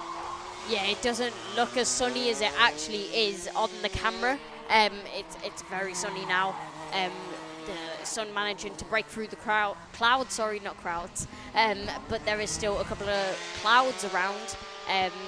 But yeah, it's pretty much every single driver is just racing the timer and their own air. Yes, I think that's a good way to put it. And of course, you've got to remember all the mechanics now who are in the pit lane will be squabbling to get those slick tyres on the karts again.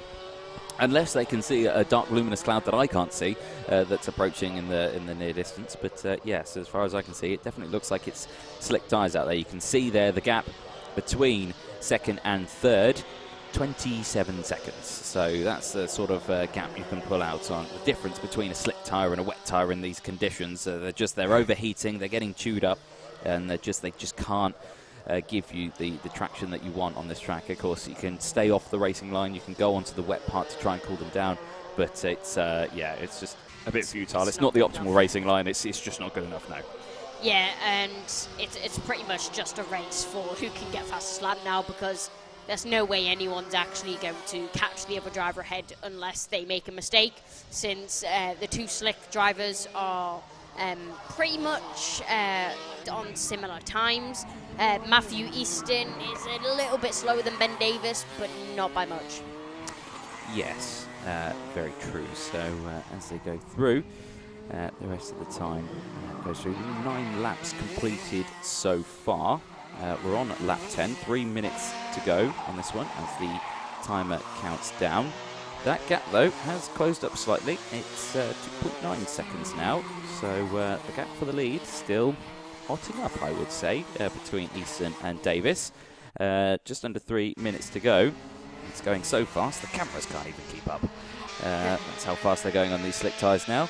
There's the gap. 2.6 seconds now is the gap between these top two, so it is coming down. It was over 3 seconds, so slowly coming into play, I would say, these two. Yeah, Ben Davis is catching by about 3/10 a lap on the driver ahead, but I don't think he's going to be able to catch by the end of the race, since there's only 2 minutes left on the clock. I don't think there's enough laps to catch. Well, we'll have to see. We'll have to see what happens. Yeah, like you say, just over 2 minutes left. But yeah, Easton's still leading the way. 2 places from his original qualifying spot, of course, running the slick tyres. Ben Davis as well, running the slick tyres. But again, you've got to imagine it was a tough call, because you could see from the previous races, the drivers going out the slicks, and then it all went terribly wrong. But then the sun came out, but then the mist came back, and then the sun came out again. And everyone was on the wet tyres for the Minimax race, and that's where we were starting to see, the track really starting to dry up quickly. So, they're opening it up now, and the slick tyres definitely the way forward again, with Matthew Easton setting new fastest time of the race, 52.940 out in front. That gap 2.4 seconds, so again it's slightly closing up, but with 1.5 minutes remaining, like you say, yes, it's starting a little less likely. Yeah, and with the track being the condition that it is, it's good enough for slicks, but it's not good enough at the same time. It's definitely not the track conditions that you'd really be wanting to be on slick tyres. Obviously, what you'd really want is a fully dry track, being able to overtake without worrying about the tyres getting too cold or going in a puddle or something like that. But obviously, the drivers are just going to have to deal with it and go with the quickest tyres on the track right now. Well, that's what's going to make the next race exciting, I think. Well, not that this one isn't, but Ben Davis has closed up that gap now as well, 52.640. Gap is now 1.3 seconds, 30 seconds left to go. He's reeling him in. It's going to be very close to the line. But coming into the next races, of course, I'm guessing they're all going to be running on slick tyres. Of course, if they try to take any other racing line other than the racing line, it's going to be very slippery. It's going to be very sideways action under braking to try and go down the inside of any of the corners. So it's going to make for interesting overtakes, I suspect, in the next one. But with 10 seconds remaining on the clock, we're going to cross the line. He's not going to see the last lap board this time around. So penultimate lap, the gap now is just 1 second between the top two. He has a big look over his shoulder, does Matthew Easton, to try and see where Ben Davis is. And he is there. He's closing that gap. It was Ben Davis, another fastest lap of the race, 52.410. It was just over a second. It's now under a second, 0.8 of a second. Can he close up in this lap to try and steal a race win? Easton may not have seen him to see where Davis is, but as they go through the track, he is closing that up. It's like a target on the back of Easton's suit that he's aiming for is Davis, to see if he can try and close that gap. They're actually coming up to lap now. Colin Davis as well, so is he going to get in the way? No, he gets out the way very swiftly. But as we head into the final corner, Matthew Easton's going to come out on top here. And Matthew Easton's going to take the checker flag for the pre-finals. Oh, no, sorry, it's final lap. Sorry, I got that totally wrong, isn't it? So, yeah, there's me. I was 1 lap ahead. There we go. So he's got 1 more lap to try and do it. So, again, potentially going to happen. Like, with 2 minutes left to go, I thought there was no chance of him catching. But now I'm not too sure. With only half a second between them, it will be very difficult for Ben Davis to be able to make a move. But you never know what can happen. This is karting, this is Rotax 177, and it's an unpredictable track. It is an unpredictable track. The sun's still out though, and the gap is still there. Now we're on the final lap, and I can do that spiel again that I did quite well, but at the wrong time. But round the final quarter then does come Matthew Easton this time around, and he will receive the checker flag only just from Ben Davis, who crosses the line in second place, and Colin Davis will cross the line in third. So it's a 1, 2, 3 for the 3 drivers who were out on track. Funny how that works. But there we go. You can see the rest of the pack getting ready, of course, as we will head to who is next. It's back to Senior Rotax.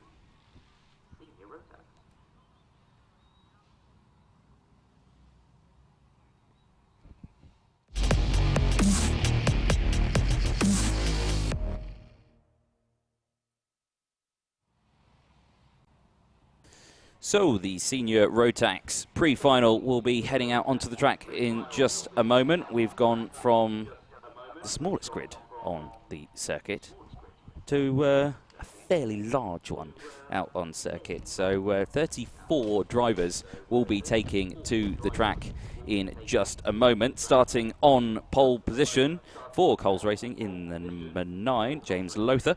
GP plate Morgan Porter is alongside in second place. Then it's Kai Hunter, the 95 from Dan Holland Racing, on the second row of the grid. Reese Hunter and the number 5 joining him alongside. Then it's Nelson King, Bradley Barrett, Will Ellswood.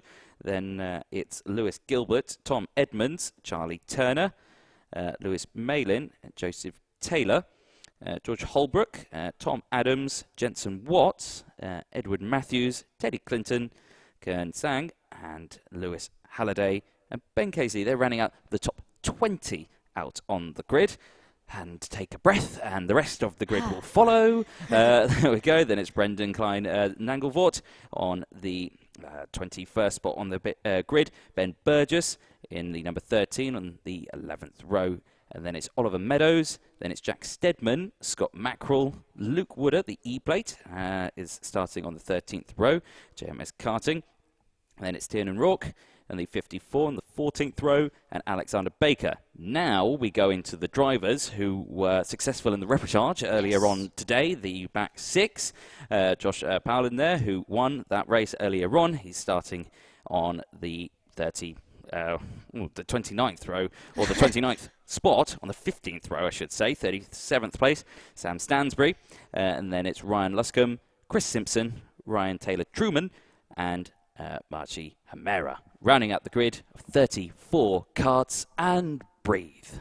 I was going to say, if we had 29 rows, that's a lot of karts going out onto one track, and I'm pretty sure that would just be organised chaos.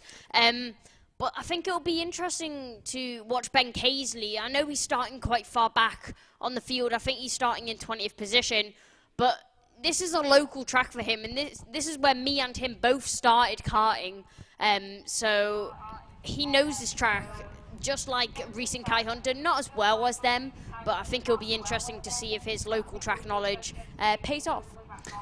Yes, I think that's a good way of putting it. Of course, if you do have any comments, do get them out on the stream for this one. It's going to be a very busy grid. I can see some comments out there. Oliver, I know your name is Oliver Bocock. I may have said Oscar earlier on today. I do apologise. I am terrible with names. I am getting better, though, as time goes on. I do practice at home in front of the mirror. No, I don't. There we go. But a busy grid that we've got here. out at Warden Law.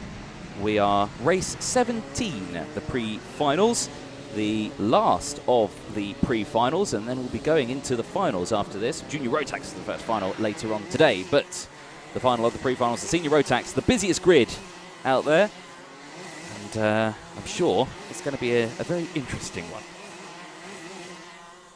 Rest of the field then lining through, and going through the Dunlop chicane. They all need to slow down now, close up. I can still see some going through the Dunlop chicane. In fact, I can still see some going through the S's, so something tells me that we're not going this time. Yeah, maybe we will. I'll keep an eye on the start finish line. We've got the 4 red lights at the moment. Are we going to see a flashing yellow? Yes, we are. So it's not going to be a start this time around, as they all start to try going. But no, it's not a start this time around. We'll go again, because you can still see karts coming around the final corner, so they haven't caught up quite yet. So we'll have to close that one up. But this is the busiest grid that we've seen so far this weekend, and I suspect it's going to be a jolly exciting one. I agree with you on that one. I think it's going to be a very chaotic first corner, and that's the number 12 having issues, and that is going to be the number 12. Let me just find out who that is. It's Josh Powlin. So Josh it was the Powlin. driver who won the repechage earlier on today. Unfortunately, is not going to be starting the pre-final from the 15th row on the grid. So massive shame there for the man in 29th place. But hopefully we get this going. There's another kart there that's pulled over. I don't know who that was. So that's another kart that's not going to be starting this race. But hopefully these karts will be able to start this race this time around. They've all closed up. They're all happy. All the tyres are warm and they're cozy and ready to go racing this time for the pre-final of Senior Rotax. As they round the final corner, the revs rise. Is it a start? It is. We're green flag in towards turn 1, and again jostling for position. Who's going to get the better exit? There's a little bit of contact in the mid-pack. It looked like a KR Sport car was involved as well as they go through. One of the karts going slightly wide, but everyone now sorting into position. Remember, most of these karts are going to be on the slick tyres, but the track is still slightly greasy on the outside off the racing line. You can see the patches of water there. The drivers are going to want to stay clear of that as they go through now. These centre S's all still single file as they try to stay on that dry racing line as best as possible. Someone going wide, that's number 6, who's a little further down on the grid order. That's Lewis Maitland actually in the Hansworth racing kart, who's struggling to keep up there. But 11 minutes on the clock. We're halfway through the first lap. Under pressure then all the way through. The number 9's James Lothar under braking sideways as they dive down in towards Gaswork Bend. But these drivers all absolutely neck and neck. The number 99 forcing one of the cuts off wide. Side by side, though, for the lead as they go in towards turn 1. It's the 2 down in Holland Racing of Reese Hunter and Kai Hunter trying to get past Lothar. One of them manages to do it as they go through. So, and there's the number 4 off right next to our cameraman. That looks like at the pit entry. And that's a huge disaster for Bradley Barrett. Yeah, you just saw the collision in the background between Bradley Barrett and one of the other karts, but that was a lovely move from Reese Hunter to take Hunter to take the lead from James Lothar. But as you can see, all the drivers very close together now. No one wanting to go offline, as you know, the track's still wet a little bit, but some drivers having to defend going into the Gasworks Bend hairpin. But as the leaders now come round the horseshoe and going onto the straight now, Reese Hunter is going to lead. Yep, Reese Hunter, James Lothar, then it's Kai Hunter, King, Porter, Edmonds, Taylor, Turner, Gilbert, Adams, Sang, Matthews and Burgess. They're the top 13. Then it's Watts, Clinton, Halliday, Malin, Casely, Holbrook, Mackerel, Stedman, Wooder, Baker and Klein. Oh, I couldn't quite see that last one. Yes, there we go. We can see it there. It was Baker in 23rd place, and the rest of the field slotting through. Under 10 minutes to go as the rest of the field, and something tells me that first place hasn't got a gap of 44 seconds. There we go. No, the timing screen updates now, and they go through as the top 5 break away ever so slightly.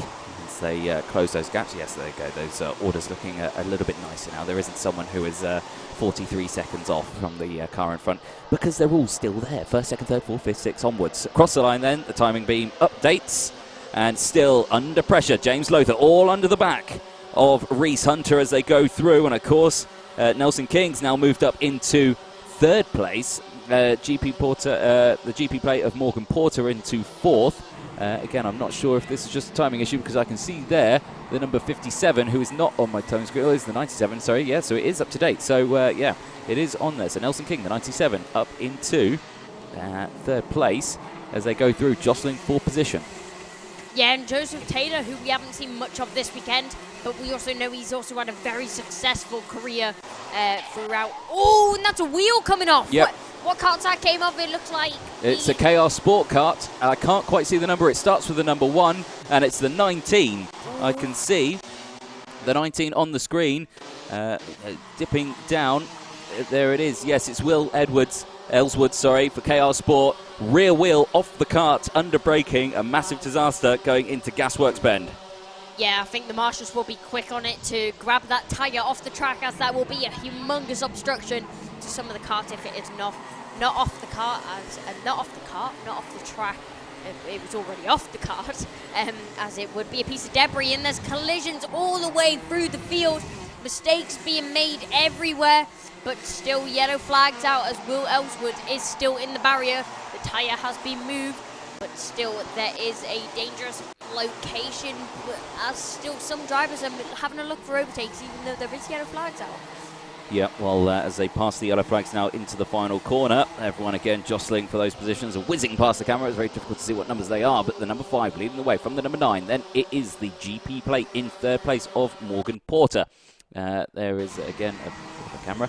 There we go in the 95, Kai Hunter, Joseph Taylor in the 32 as well, up 7 positions. A cracking start for him. Ben Burgess as well, up 10 positions into 12th place. Fastest lap of the race, Kai Hunter in 4th place. Purple sectors are 50.44. So there we go. We're going to be into the 49 seconds in just a hot second, I suspect. But the number 9 now managing to get past Reese Hunter. Reese Hunter again trying to fight back, looking to the outside, trying to get the switch up here. Can't quite do it, stays behind now. So James Lothar leads the way then on lap 6. We're about to end lap 6 and start lap number 7. Just over 7 minutes remaining of the race as we head down the start-finish straight. Yeah, as we were talking about Joseph Taylor before, haven't seen much of him this weekend. He's been a bit lower down the field, but now that we've got onto the slick tyres, Joseph Taylor is up into 5th position, so this is great from him currently, and it will definitely help his championship order from the points coming from this pre-final that he will get for 5th position. The number 32 trying to make his way through the field. You can see the golden helmet goes up the inside of the number 97. It looks like Nelson King was trying to make a move, but Joseph Taylor denies him that opportunity.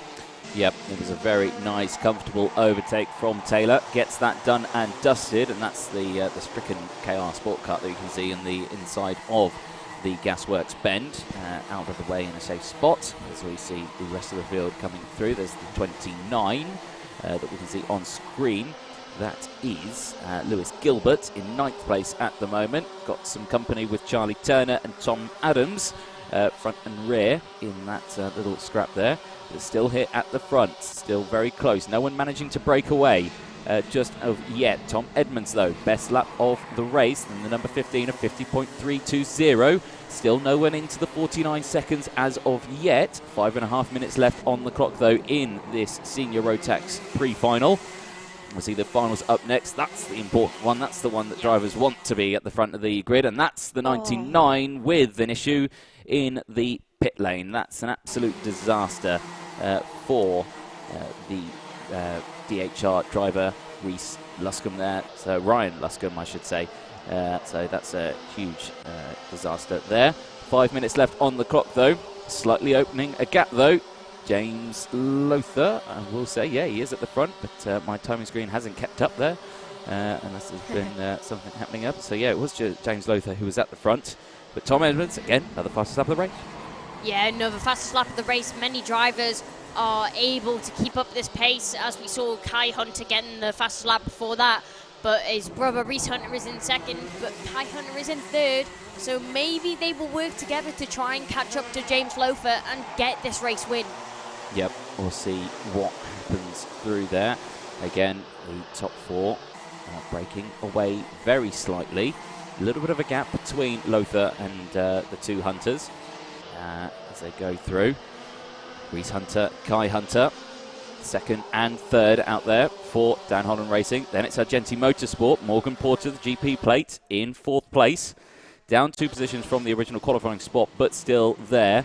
And just staying in a slot. You can still under pressure, though, from Tom Edmonds for the KR Sport.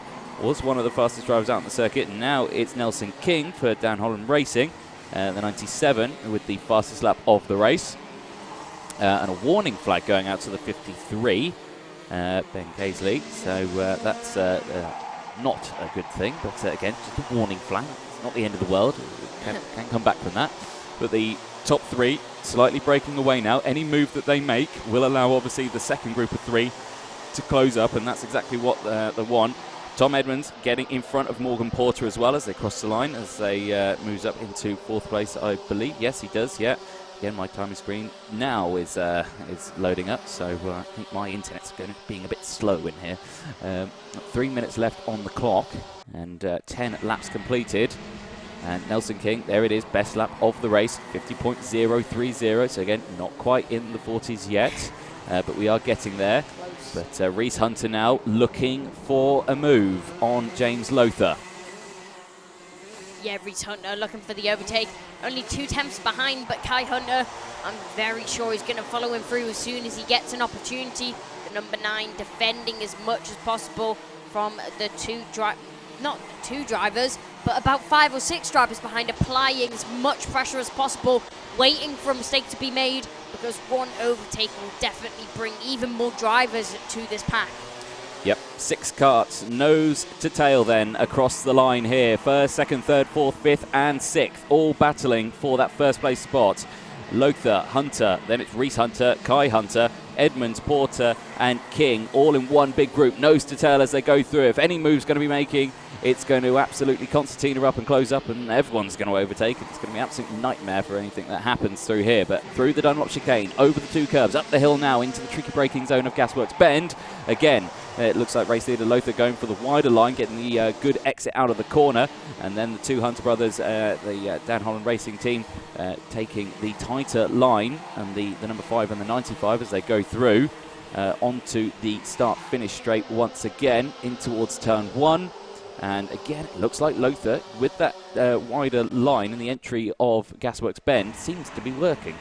Yeah, it looks like it is working. I think that may be the drier of the 2 lines that James Lothar is taking. And that is a warning flag for the number 61, which is, I think, Charlie Turner. Yes, it is the DHR driver getting a warning flag. Once again, as you said, not the end of the world. But James Lothar is seeming to be able to maintain this gap that he has to the drivers behind. And they are not pulling it down by any sorts currently. No, as you say, just under a minute to go now. The clock ticks over to a minute now. And they'll cross the line, only a few more laps to go. As we finish lap 13, on to lap 14 now. As they go through, still the group of 6. It's Coles Racing leading the way from 2 Dan Holland Racing, then it's KR Sport, then Argenti Motorsport, then another Dan Holland Racing. So 3 DHRs, 1 KR Sport, and 1 Argenti and 1 Coles. There you go. So there's a wide variety of different teams in this top 6. 30 seconds left on the clock, and as soon as that last lap board comes out, ring that bell because it's about to kick off. Yeah, I think everyone's just going to go for that 2nd position, because as soon as the last lap board comes down, they know that they're not going to be able to gain enough to catch up to James Lothar, who is completely dominating this race right now. So I think the Hunter brothers are going to be the ones under pressure. Yeah, well, as the timer goes now over to 0, we've already passed the start-finish line, so last lap board is going to come out this time, and I'll make sure I remember that it's last lap board out this time and not a checker flag, as I did earlier on today. But 14 laps completed, we're on lap 15. Of course, this is a 12-minute race plus 1 additional lap, so we've had our 12 minutes. We're going to then have the last lap, which is the additional lap that we're going to have in just a moment, and it's still very close at the front. Now, is it going to be ring the bell and all carnage will take off, or is everyone going to stay in one long line, because it is the pre-final, it's not the final yet? Well, I mean, every position on the grid that you can gain will be a benefit to your start of the final. It may only be the pre-final, but is definitely beneficial, and also you get points for the pre-final. So everyone will be wanting those crucial championship points. As you can see, everyone flying through the first corner at crazy speeds as they come through the dogleg, down the straight into St. John's. Not as many people as the Hondas jumping over that little bump on the exit, but still not many people looking for overtakes. As you said, they are staying in a line currently, but checker flag is being waved. What? So it was last lap out, but yeah, the checker flag did go out. So the last lap board did come out, and but now, yeah, checker flag has gone out. So the results that you see on the screen then are what it will be then. James Lothar will finish the race in first place. Then it will be Reese Hunter and then Kai Hunter are the top three for that one. So there is the rest of the order on the grid then, and you can see the field in the pit lane. So there we go. It's a very quick, abrupt finish on that one. Some diving into the pit lane, some still going. So a bit of confusion at the end of that one, but checker flag is out, and there is the results of the Senior Rotax pre-final, race 17 of the day. Yeah, and you were saying before that you wouldn't want to get the last lap mixed up with the checker flag, but now you're getting the checker flag mixed up with the last lap. So nothing's going right today. I don't know what's going on in here. It's clearly, oh, there is the missing wheel off the number 19, I believe it was, KS Sport Kart. Was indeed, yes, Will Ellswood there holding his rear wheel. There's such a shame on that one, but Kart's making their way in. And of course, up next, it's finals time, what you've all been waiting for. But before we head to the finals, let's have a chat with some of the organisers and the engineers who look after the Rotax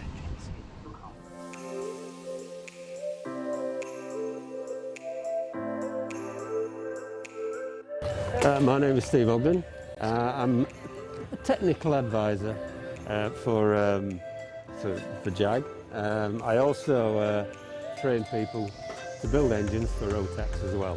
It's called the Rotax certification program, which is obviously, with the situation as it is now, social distancing is a little bit on hold.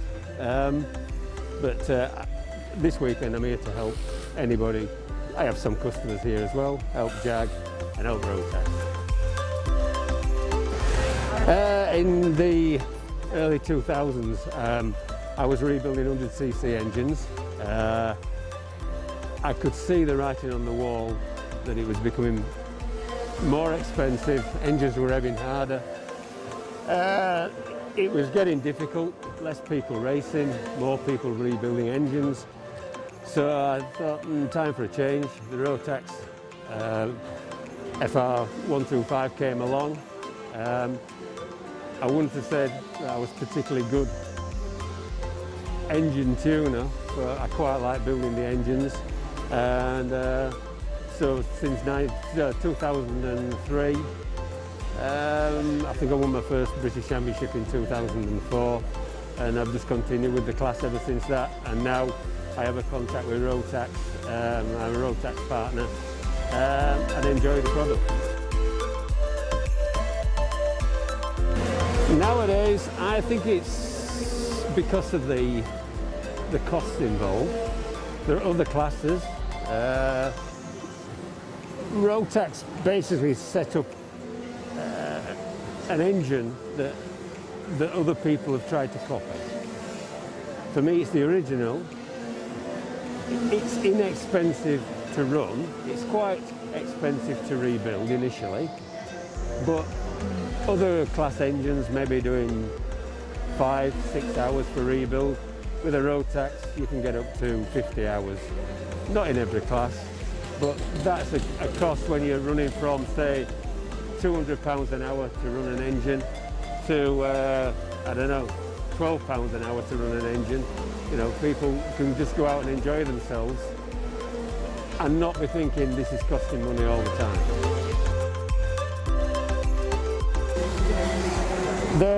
At the moment we're profiling what we call Micromax. It's been a Rotax class for Probably 5 years, I'm guessing 5 years. We don't run it over here. There is a gentleman over at Houghton Park. He's trying to promote the class at Modus Motorsport. The class is brilliant. It's very, very, very low cost. We're talking 200-300 hours between engine rebuilds. So you can basically forget about what the engine's costing you. It's the same concept, it's the same engine, but it just has various restrictors in as the junior engine. So you get an engine that will last 200 hours, that's maybe 2 years racing. So, and I think they probably go faster after 2 years than they do when they start. When they're worn out, they go faster. So it's not a case of you've got to build your engine every 6 hours, 8 hours to get the best performance from it, you know. So for me, that will be a good thing. I think it's a really good class. When we run them on the dyno, they just run. They're great. The kids love it, and you're not paying stupid rocket ship figure numbers payment-wise for an engine. You know, I've heard of silly figures for the GX160 Honda engine, silly rocket ship numbers. You know, this shouldn't happen, hopefully.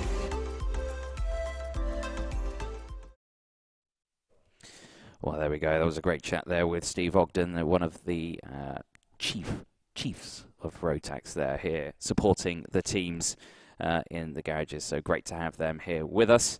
And as you can see, the junior Rotax are getting themselves lined up, ready to go as it's final time. It's race 18 of the weekend. And here is how they're going to start. Matty Hingley is going to be starting on pole position in the number 13. You are looking there on your screen at the number 35 of Callum Voisin for Coles Racing. Sam Gornell in the 96 is starting on the second row of the grid. Then it's Harley Horton for KR Sport in fourth place in the number 20. Vision Motorsport's Tristan Rennie in the 74 starting on the third row of the grid with Matthew Higgins, who had 2 race wins earlier on today. So he's had a great weekend so far. He's starting in the 6th place spot in the number 75 in the third row of the grid. Then it's William Walker and then Jez Williams in the 4th row, Daniel Armstrong and Declan Russell on the 5th row, Archie Kitchen and Callum Green on row 6, then Harrison Collins and Ryan Willis on row 7. Louis Weaver and Caitlin May, that's row 8. Then Will Egby and Rito Kamata on the 9th row of the grid. 19th and 20th is Harry Reynolds and Jamie Perrelly. That's the 10th row of the grid. Final few drivers on the grid then. Jack Meakin is on row 11 with Jordan Morris. 12th row on the grid, Drew Perry and Logan Parker. Then it's Archie Walker, Alex Hughes on row 13, Maximilian Slorowski and Kieran Kay on the 14th row of the grid. So many drivers, 28 in total, taking to the track for the final. As you can see, the karts all getting themselves revved up and ready. The final few checks from some of the mechanics working on the karts. But as you can see there, all slick tyres, everyone's happy. Yes, I don't think anyone's going to be on the hards. Wet, I don't think anyone's going to be on the wet. It does look like the track is definitely in a dry condition currently. I wouldn't see any needs to go on the wets, and I'm not surprised that everyone's on the slicks. No, indeed not. So, final times, of course, are 15 minutes plus 1 additional lap. This is the one that the drivers have all been waiting for. These are the ones that I've been waiting for, and I'm sure, Kai, yourself, are the ones you've been waiting for. Indeed, yes. The finals are the best. Nothing can beat a good last lap on the final. It'll be interesting to see what's going to happen on this beautiful day. Well, not beautiful, but interesting day here at Warden Law, as we've got a lovely drone view of the track. You can see absolutely everything, the tight and twisty and the long and wide. Yes, it's a nice cracking shot there for that one. It's the drone's finally going up as the weather has been absolute nightmare for us today. But yes, if you are wanting to comment on the stream, do please get your comments in. We'd love to hear from you. I see questions here. What number is Harrison? Harrison isn't a number. Harrison is a GP plate, yes, in Dan Holland Racing, starting on the 7th row of the grid in 13th place. So there we go. That's solved that one. So yes, do get your comments in. We'd love to hear from you. And again, if you are enjoying the coverage here on the stream for the Motorsport UK's 2020 British Karting Championships, sponsored by Demon Tweeks, again, massive thanks to them for providing lots of equipment and everything for the drivers. And if you need something mechanical in motorsport, they've probably got it. But there you go. But yeah, huge thanks for life. If you are enjoying the stream, give it a like and make sure you do subscribe to the YouTube channel for more karting antics from many other championships in this one as well. But there is again the grid up on your screen there, just to clarify some of those positions. But again, on pole position, Matty Hingley and then Callum Voisin starting in the front row as well. So two very, very highly skilled drivers there. Again, Matthew Higgins, the Welshman, starting on the 3rd row as well. So it's going to be an interesting final for this one. I'm looking forward to it. The prayers were answered. We have got a dry-ish track for the finals. Yeah, we've got it there. But that's a really good shot that you can see where it's dry and where it's wet. So where they are now coming through out there, it looks like they're going onto the wet stuff there, actually. So, yeah, you want to stick to that dry line. So out of the final corner, yeah, you can see that it looks fairly dry all the way around. So I think we'll be all right for that one racing. But here we go then. Oh, we're going to get a green flag. First time for a junior Rotax race. And it's going to be the final. Round the final corner. Is it a green flag? Is it? Yeah, it is. It is a green flag, yes, it is. So here we go then, under there. There's already a car off in the background, but it's still jostling between the two Coles Racing karts as they go through. That's an absolute disaster for those two, again, squabbling for position. But a great start there from the Argentine. I think is that a Dan Holland Racing car in the front there? It is the 13 that I can see, I think. So that's Ben Burgess, Vision Motorsport, who's all the way up in first. Is that right? Am I seeing that correct? That would be a great start if you are seeing it correct, but I don't know if you are. No, that looks like an Argentine Motorsport. It's Morgan Porter in the GP plate. There we go. That would make more sense. GP and 13 look very similar. Do they? Heck. Anyway, but here we go. 14 minutes left on the clock then. The weather playing havoc with the signal there that we can see, but the weather is clearing up. But as you say, 14 minutes left on the clock as they head through the final corner now. Leading the way, it was the 13. I was correct. Where did the 13 come from? Or was Matty Hingley? He's starting on pole, didn't he? On my screen, he's not on pole. My screen hasn't updated. There we go. So there's the confusion. My fault there. Matty Hingley, the pole man, is still in first place. So that makes perfect sense. What am I talking about? It's been a long day, hasn't it? There we go. It's updated now. Matty Hingley starting in pole position. Then it's Sam Gornall holding on in second place. Matthew Higgins up 3 places, now in third.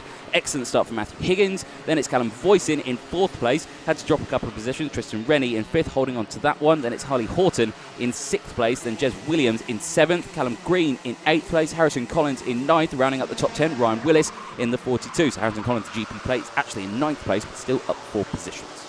Yeah, Matty Hingley, is also the current championship leader. So especially in the pre-final, he did a great job to score some points. Well, he started on pole. So Matthew Higgins up in a second, though. I think he's going to be a main competitor against Matty Hingley. They're both similar names, so I'm pretty sure we'll get them confused sometime throughout this race. But it's going to be an interesting battle between these two drivers because they have been both quick this weekend. Yep, so 2 laps completed then. On lap 3 now. 12.5 minutes left on the clock, though. Hingley leading the way from Higgins, Gornall, then Voisin, Rennie, Williams, Horton, then Collins. They're the top 8 at the moment. A really long train of karts here. No one's actually managed to break away at the front. And then you've got this huge group of karts, and they tried to go side by side through the Dunlop chicane. It didn't work out, and there was a move there down the inside. There's actually 2 karts that have come together and are now going to drop down the field. It looks like damage on one of the karts. I can't quite see who it was. They have now stopped to the exit of the hairpin. Who was going to fall down the order?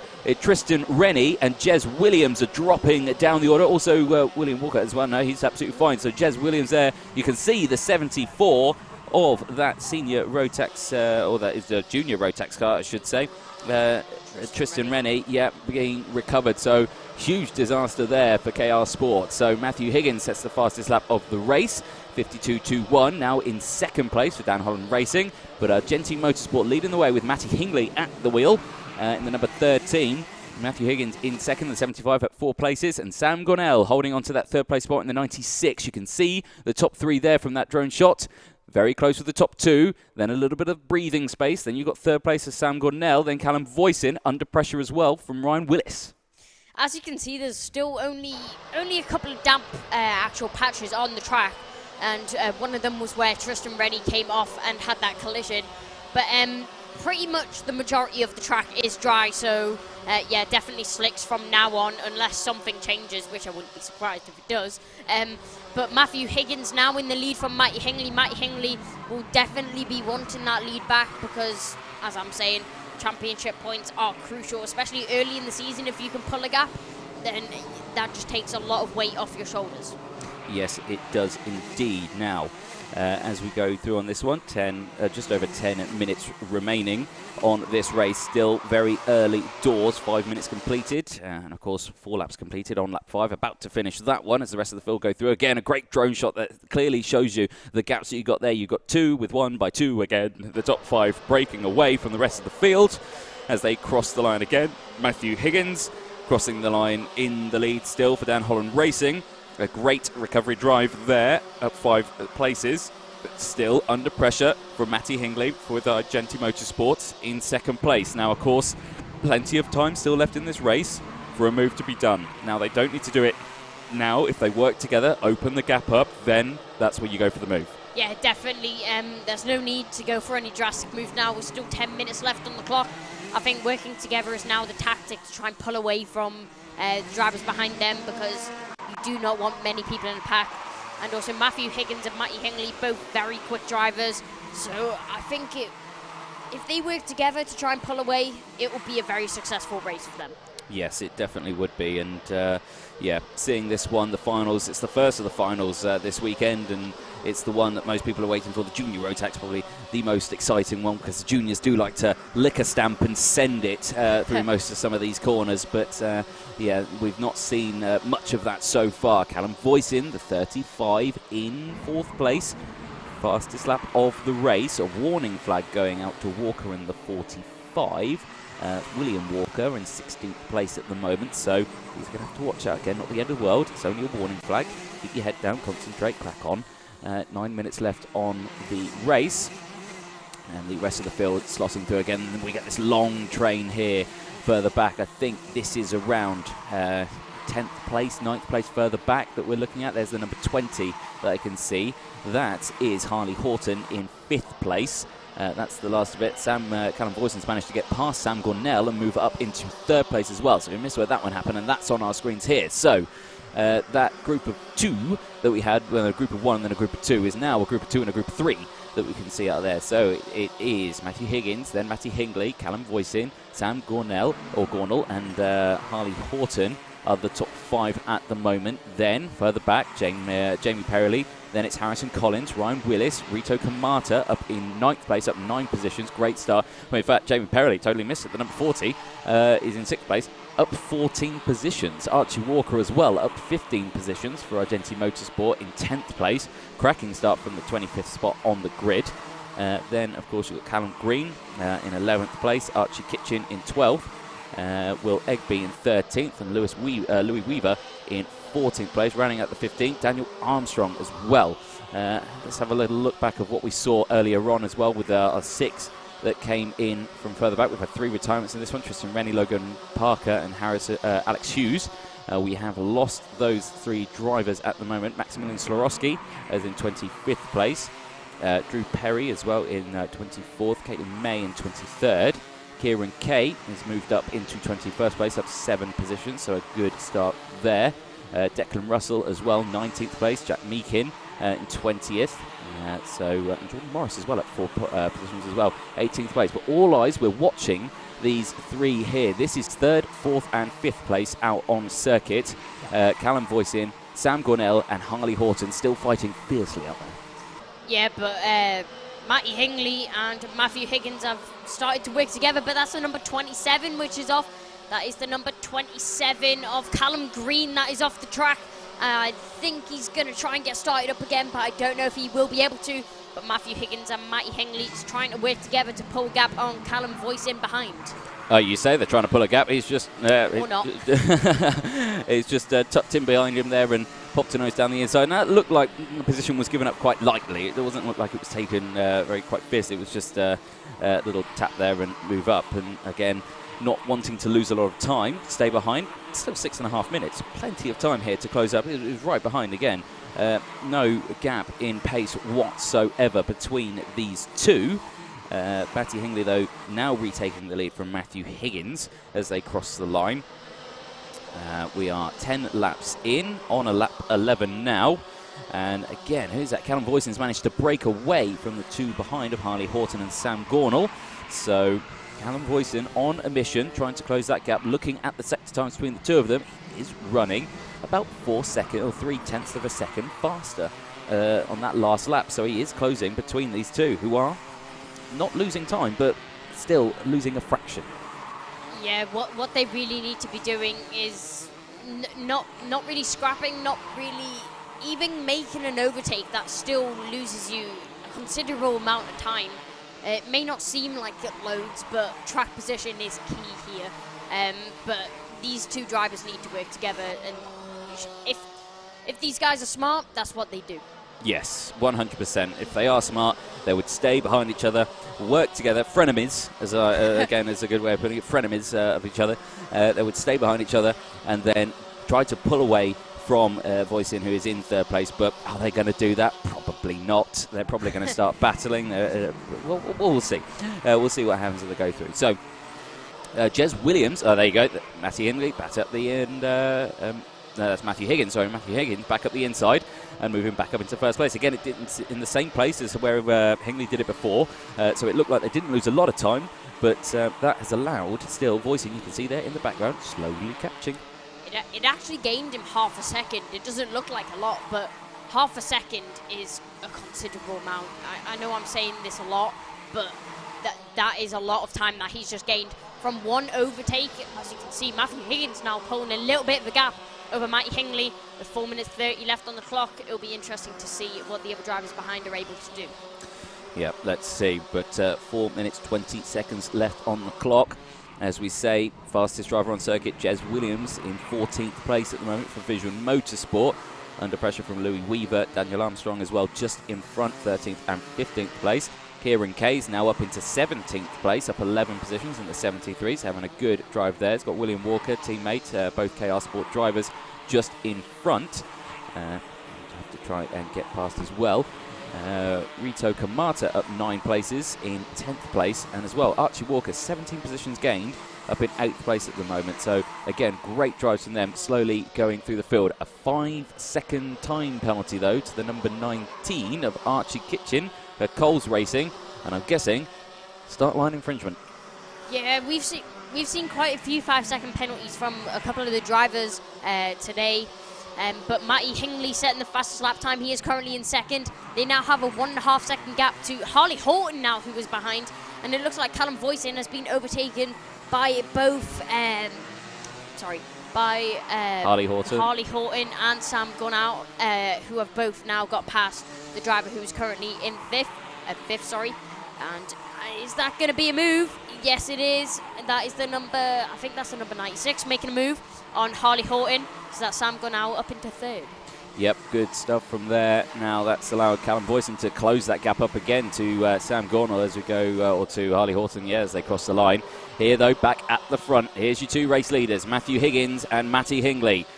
Dan Holland Racing, Argenti Motorsport, the two Welshmen fighting nose to tail as they go through the St John's section, out of that one in towards the Senna S, and again, a very fast section of the track. Very easy to get wrong, but once you got it right, you can gain so much time. Now on the long bits through the very fast Dunlop chicane, out there and now up the hill on the back straight towards Gasworks Bend. Heavy on the brakes, down the hill, very downhill there, it's quite steep.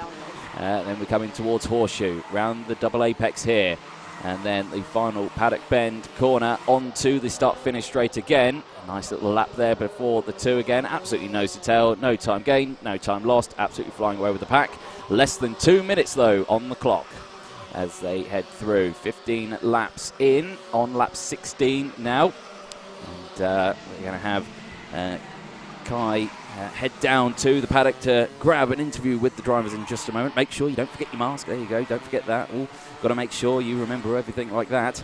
1.5 minutes left on the clock then between these two, and it's all still to play for in this track. Lots of places where an overtake can be made, but Higgins leading the way from Hingley as they head round now the penultimate part of the circuit. Still 1 minute 20 seconds left on the clock. Last lap board will be coming out the next few laps, so let's see what happens as they go through. But still absolutely nose to tail as they head through on there. A little further back, fastest lap of the race still Coles Racing, Sam Gornall in third place in the 96, wanting to capitalise on this. 1.9 seconds though further down the road, so not in a position at the moment to battle. 3 tenths behind him, it's still Harley Horton in fourth place in the number 20 for KR Sports. Then again Callum Voisin and Coles Racing still in fifth place.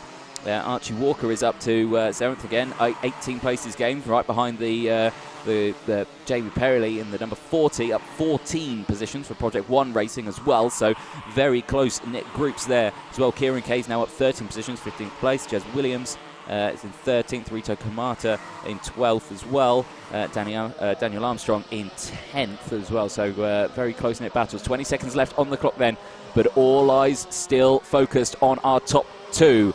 Of course, we were seeing earlier on a lot of position changes for the front, because of course we had the repechage for the senior Rotax earlier on, and of course that was only 6th place. But in this one, it's all about who can get that first place spot, and it's all eyes on these top two. Down the inside goes Matty Hingley. Again, that gets that move done. So it's Higgins back behind now. Daniel Armstrong with the fastest lap of the race, but nowhere near these top two. The timer clicks over to 0 seconds remaining, so defensive goes Hingley. Higgins trying to get the switch back here. He's on the outside now as they enter the horseshoe. Is he going to try and go down the inside here in the double apex? Can't quite do it this time. Stays behind. Is he going to try and get the switch back here onto the start finish straight? That was second and third of Coles Racing, KR Sports, Sam Gornall and Harley Horton across the line. No, we can't do it just yet. So Matty Hingley still leading as we go onto the final lap. Matthew Higgins is going to try and do anything he can. So opens up a slight gap here to try and then close it up. Get that run out of this dogleg corner in towards St John's. Goes defensive is Hingley. Down the inside goes Higgins. Can he try and do it? No. Hingley closes the door. Higgins can't respond. Higgins stays behind now. He's going to try and switch it down the inside here. Oh, he goes on top of in contact, and both carts go off through the centre S's. That's a disaster for Hingley and Higgins. Is Higgins still leading the way? No, he isn't. So now your new leader, Sam Gornall and Harley Horton. Now this is going to really turn up the thermostat between these two. I think it's side by side between the two. Again, they rub wheels. Are these two going to take each other out as well? No, they stay in front. So it's still the 96 of Sam Gornall who's going to enter the last corner in front. Is he going to take the win? Yes, he is. It's going to be Sam Gornall who takes the win from Harley Horton, and Matthew Higgins crosses the line in third place. They weren't expecting that for the final of Rotax. We all thought it was going to be the other two, but then a collision at the centre S's caused the win there. A surprise win for Sam Gornall. An absolutely fantastic run from him and Harley Horton and Matthew Higgins as well to take that top three. What an exciting race from the junior Rotax final here at Warden Law. Usually I'd have a co-commentator to take over at this point where I could have a rest, but I don't, so I've got to carry on by myself. But an absolutely fantastic win from the 96 of Sam Gornall there for Coles Racing. The team will be delighted for that as they head through now back to the pit lane, and there is a run of the provisional results from the final post-race scrutineering, so they'll head there now. But yeah, there's the results. Callum Voisin crosses the line 4th place, Jamie Perrelly in 5th, Rito Kamata in 13th place, Kieran Kay up into 14th in the end, William Walker in 15th for KR Sports, Louis Weaver in 16th place, Jack Meakin in 17th, Harry Reynolds in 18th place, Ryan Willis, and then there's the last two there. 17 laps down, so Tristan Rennie I don't think actually managed to start the race, no, further on. So an exciting conclusion then for the junior Rotax, and yes, I can get my breath now as we head into another very busy and hectic grid that is Honda Cadet. But before we head to Honda Cadet, I'm sure my co-commentator Kai has already made his way down into the panic area where the drivers are coming back into the pit lane very slowly. You can see a big queue because there was a lot of them that we saw out there, but very dramatic. And looking at some of the comments on the stream as well, Tommy Foster, send it. Yes, your message was received loud and clear. Something was sent in that race, but it didn't end particularly well for those two drivers, so that was a big shame. But they put in a stellar performance all the way through the final. But yeah, comes to the last lap. That's where again we see things like that happen. So yes, and then Rotax on a final lap be like that. Yes, definitely so. Hopefully we are ready down there. I don't think we are just as of yet, and we'll pass over to Kai, who is ready to talk to our race winner from the Rotax final. Of course, the next race, Honda Cadet, they're due to start at 3 o'clock, which is in 10 minutes' time. So we've got time. We've got time to talk to them down there. Hopefully they're ready in just a moment. You can see some of the Coles team who are probably, well, that's Dan Holland Racing's truck there, isn't it, at the end. But you can see the breeze picking up now. The sun, the track's still dry. No mist in the air. The clouds looming. I can see some sun, some blue sky in the background. So yes, we're still looking good with the sky and the weather, and hopefully the driver's still running on those slick tyres. But let's see what we can see from that one. So, like I say, a dramatic end to the Junior Rotax, and Honda Cadets will be up next, roughly starting at around 3 o'clock. And should hope, trying to have a look in the assembly area there, or the paddock area, or scrutineering area, or whatever it's called. There's so many names for places at racetracks, to see if we are ready to go to Kai. We're not just yet, apparently. So the drivers have disappeared. Come back, we've got someone who wants to talk to you. He's probably gone to celebrate with the team, hasn't he? Which, you know, is understandable. You know, you were racing in 3rd place, and then all of a sudden you're 1st. But let's see if we can get a word with him in just a moment. Just trying to hustle him away from the team. Say, yes, we know you've won. Let's have a chat about it now. I'm sure everyone at home is wanting to talk about it there. Yeah, Michelle Stevenson there. Great race it was, indeed. Fantastic race there for the Rotax juniors. Let's see if we can get down there to them. But yeah, of course, interesting race that we saw. It was pretty nose to tail all the way throughout. And yeah, come the end there, dramatic. But I believe our young budding reporter in the area is ready. Kai, have you got the race leader there with you?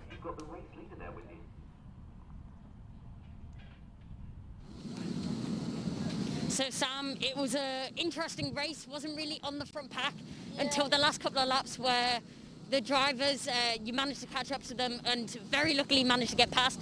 Amazing drive throughout the field, and that's definitely going to boost you in the championship. So tell me how that is going to be going forwards. Well, it was a very good result.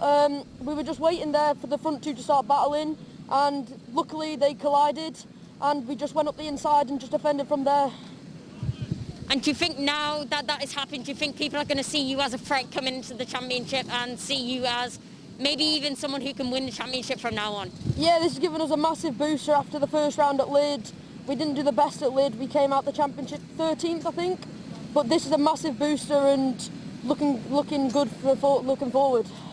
Well, Sam, really well done on the race. I can see that you're absolutely ecstatic with that. Congratulations. Good luck going forwards. And back to you, Anthony. Well, thank you very much, Kai.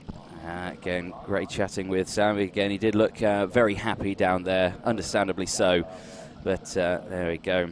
On to, of course, the next grid. Another busy grid, 30 karter that's going to be heading out onto the circuit in just a moment. The Honda Cadets, of course, and starting on pole position, you can see just there in the number 25, Timo Youngling.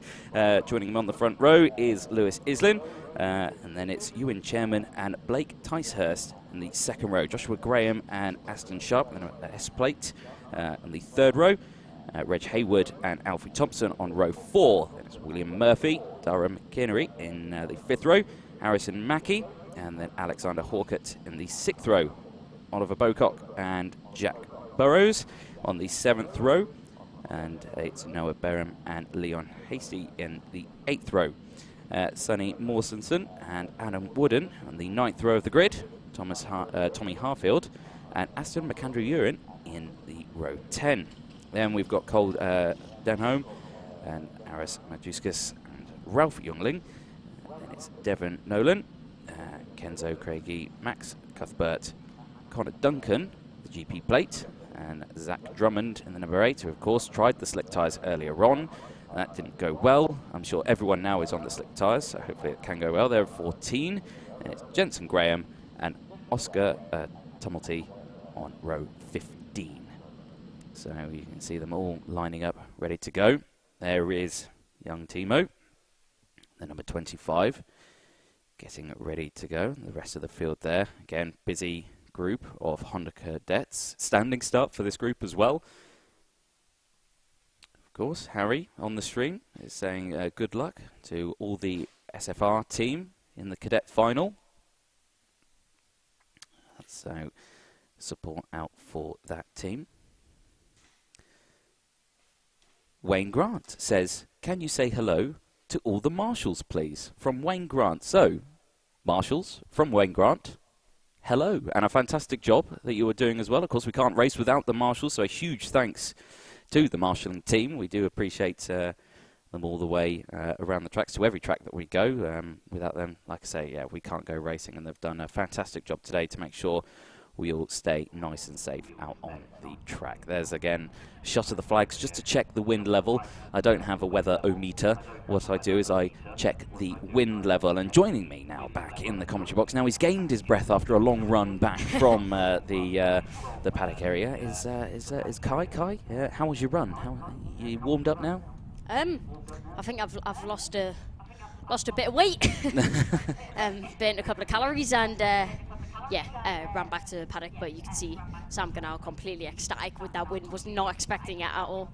Yes. An amazing drive from him. Yeah, no, very well done from him. But now Honda Cadets, of course, it's an exciting grid of karts that we've got out here.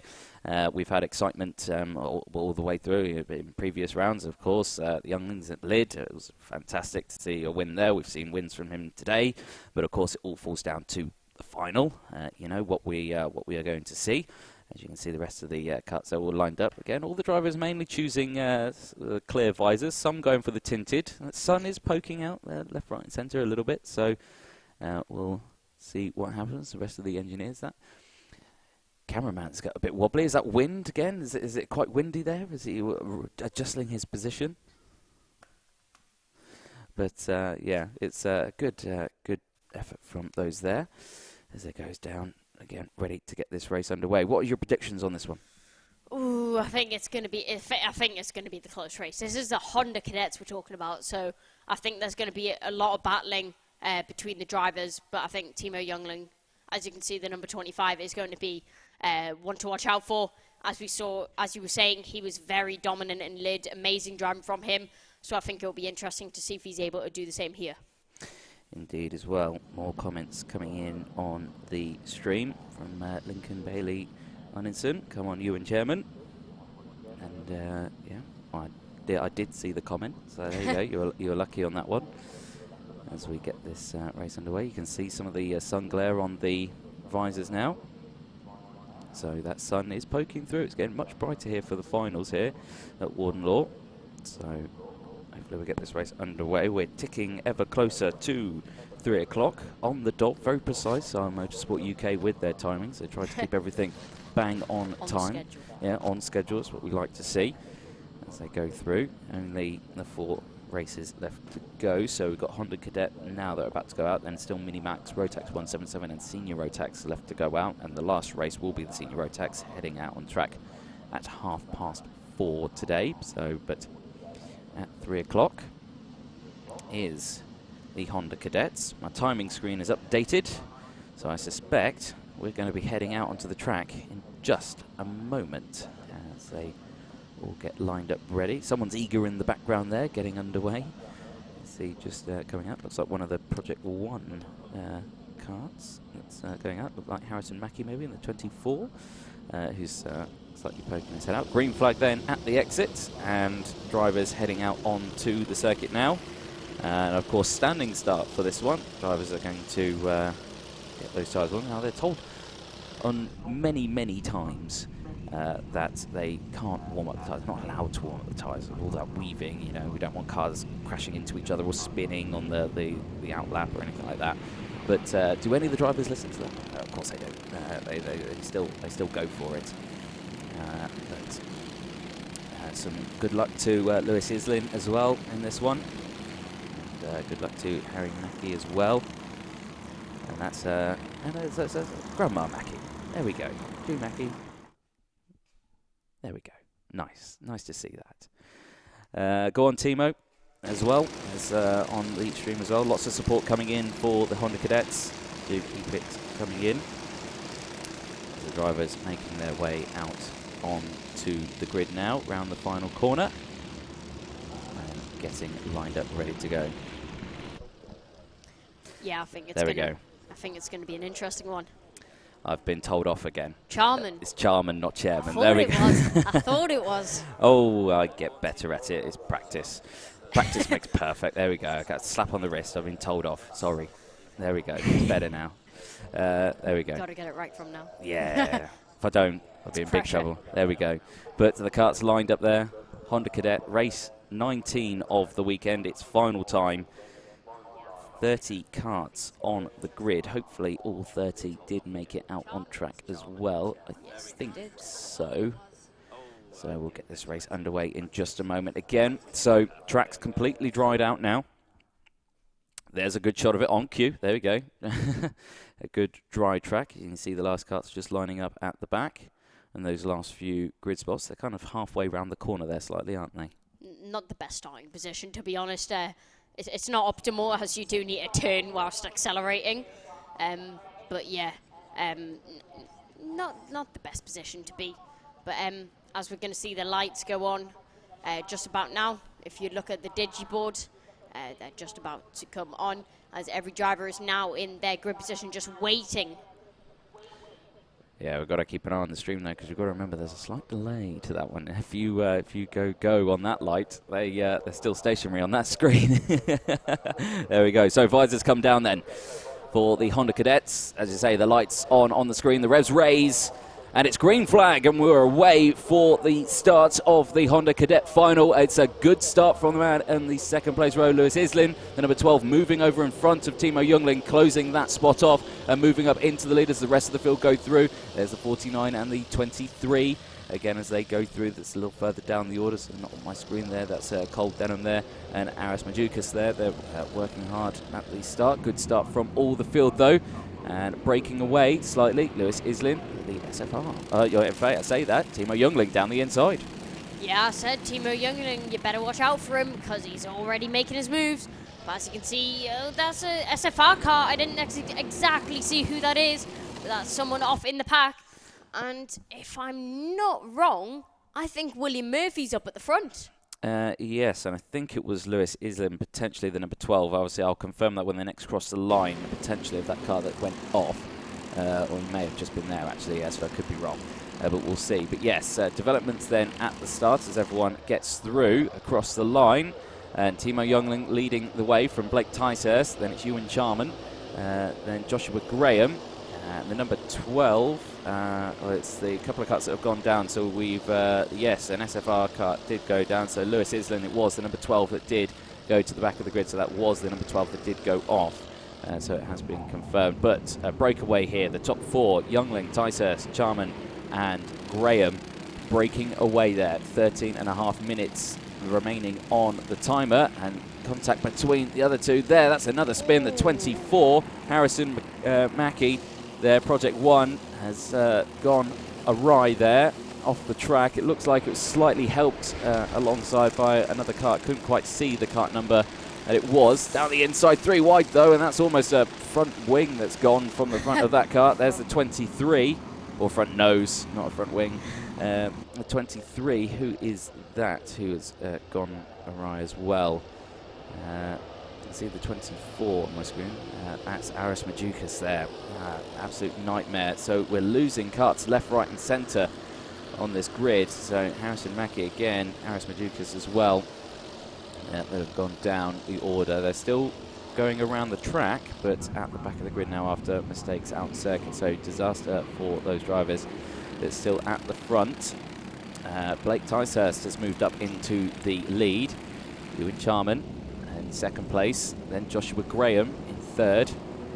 Timo Youngling down in fourth place now, but recovering. Again, still plenty of time. You can see the top 3 there, side by side. Down the inside goes Ewan Charman, and Joshua Graham looks like follows as well. That's Blake Ticehurst, I believe, if I'm correct, is down into third place now. It's quite difficult to see numbers from a drone that's a few hundred feet up in the air. Yeah, I'll back you up on that one. It's not easy to see the numbers, but it didn't look like Ticehurst was really going to battle the position that he was going to lose. But Ewan Charman now in the lead from Joshua Graham and Blake Ticehurst.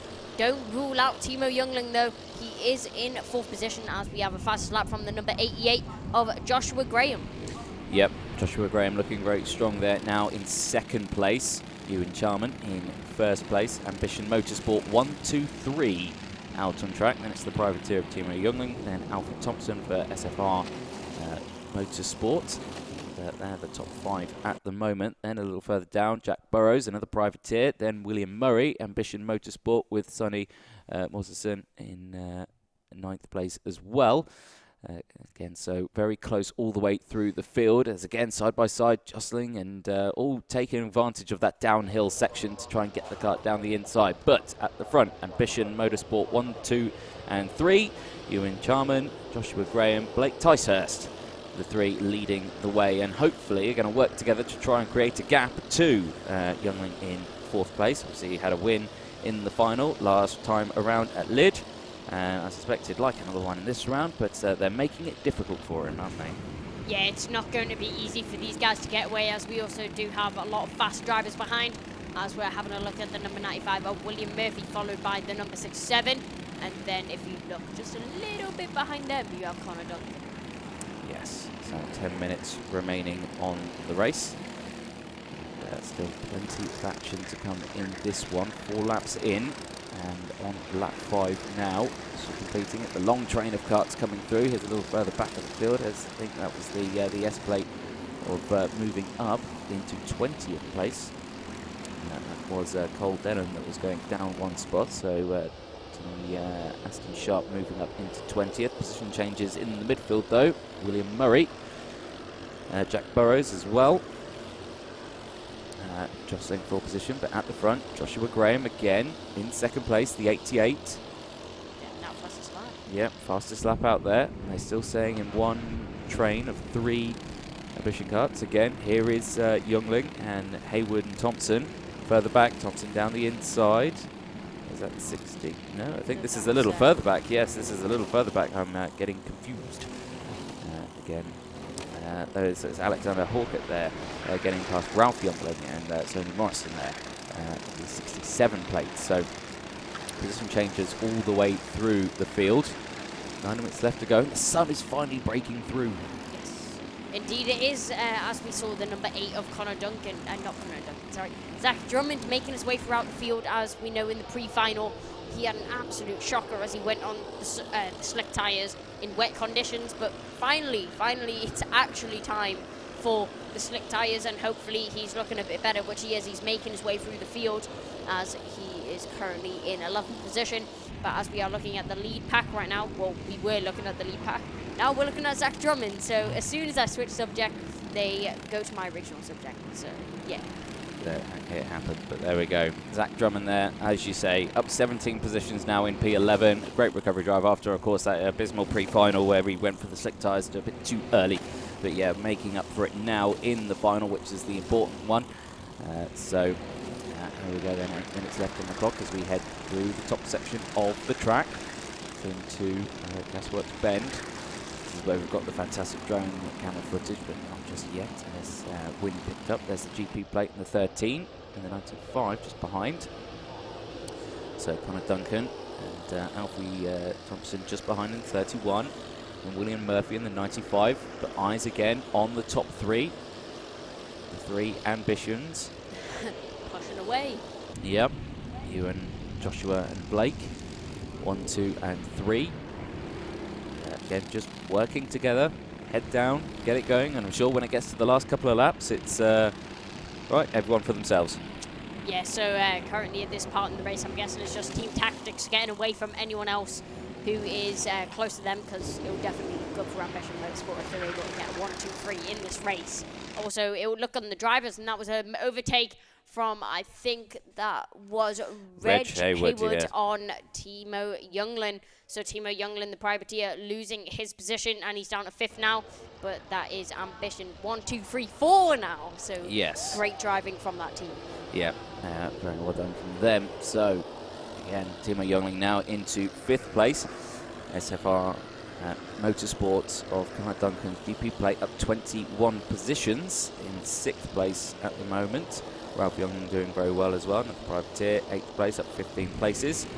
Zach Drummond keeping a close eye on him, still in P11 at the moment, still 17 positions. The pace now starting to slow as the karts get a little bit faster at the top and end of the field.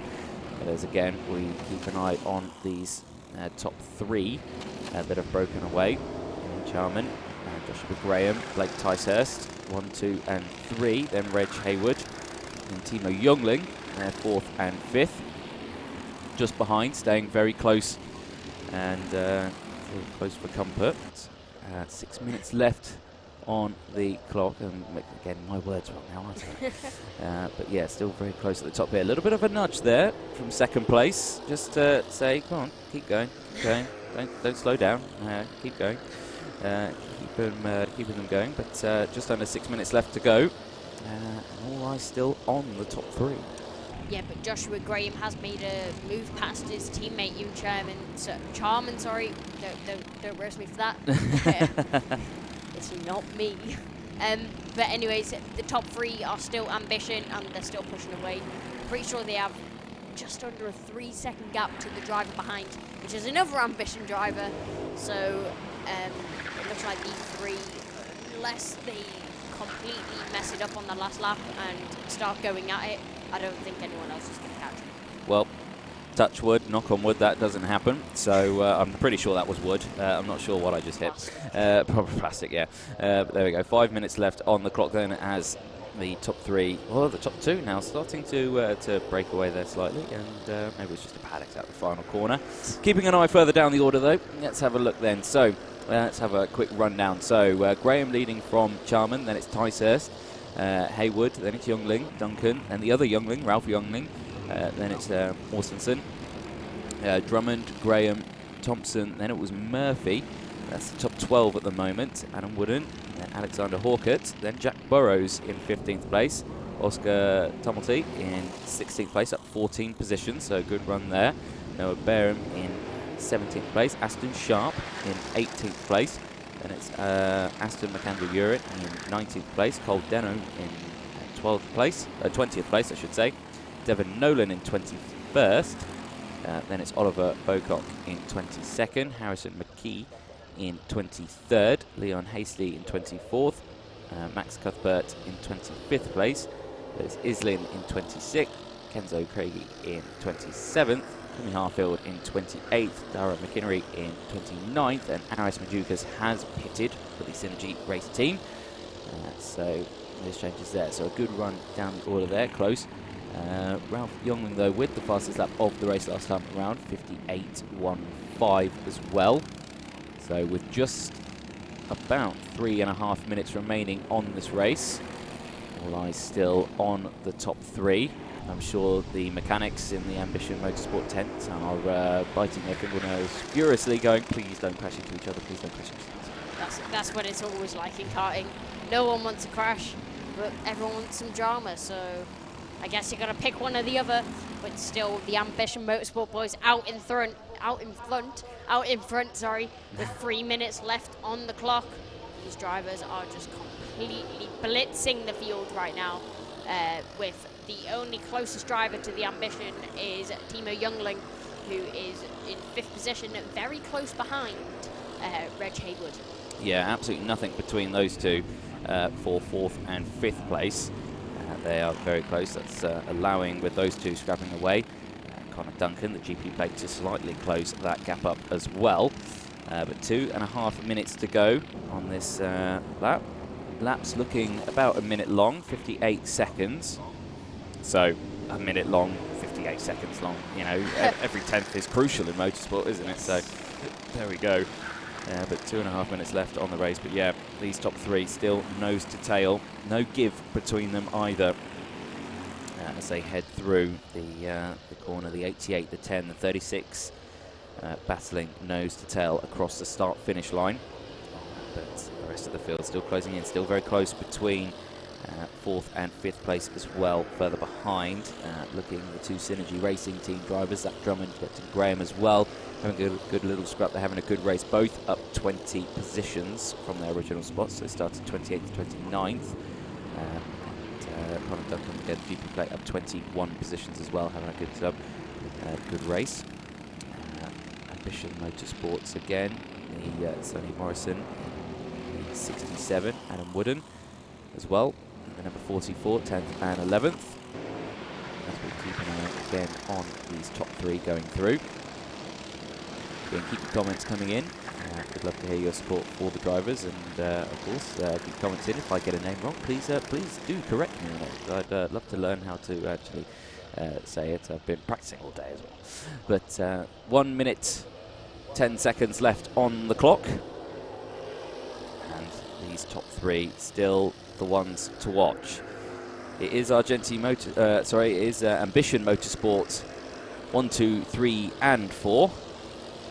We head through now onto the last couple of laps. We're on lap 14, we're on lap 15 actually, 14 laps completed. Fastest lap of the race, that last lap around was Blake Ticehurst in 3rd, 57.90, so closing that gap. And of course, as they get to these last laps, I'm sure we'll start to see some overtakes. You've got a big enough gap behind, you've got 4 seconds to the next kart, and that's also one of your teammates from Ambition Motorsport as well. So there we go. It's plenty of action to come in this one, as they're still nose to tail onto the start-finish line. 15 laps completed, and on lap 16 now, as they're starting to look a little bit more racy now. They'll see that timer has only got about 10 seconds left on it. It will clock over to 0 seconds now.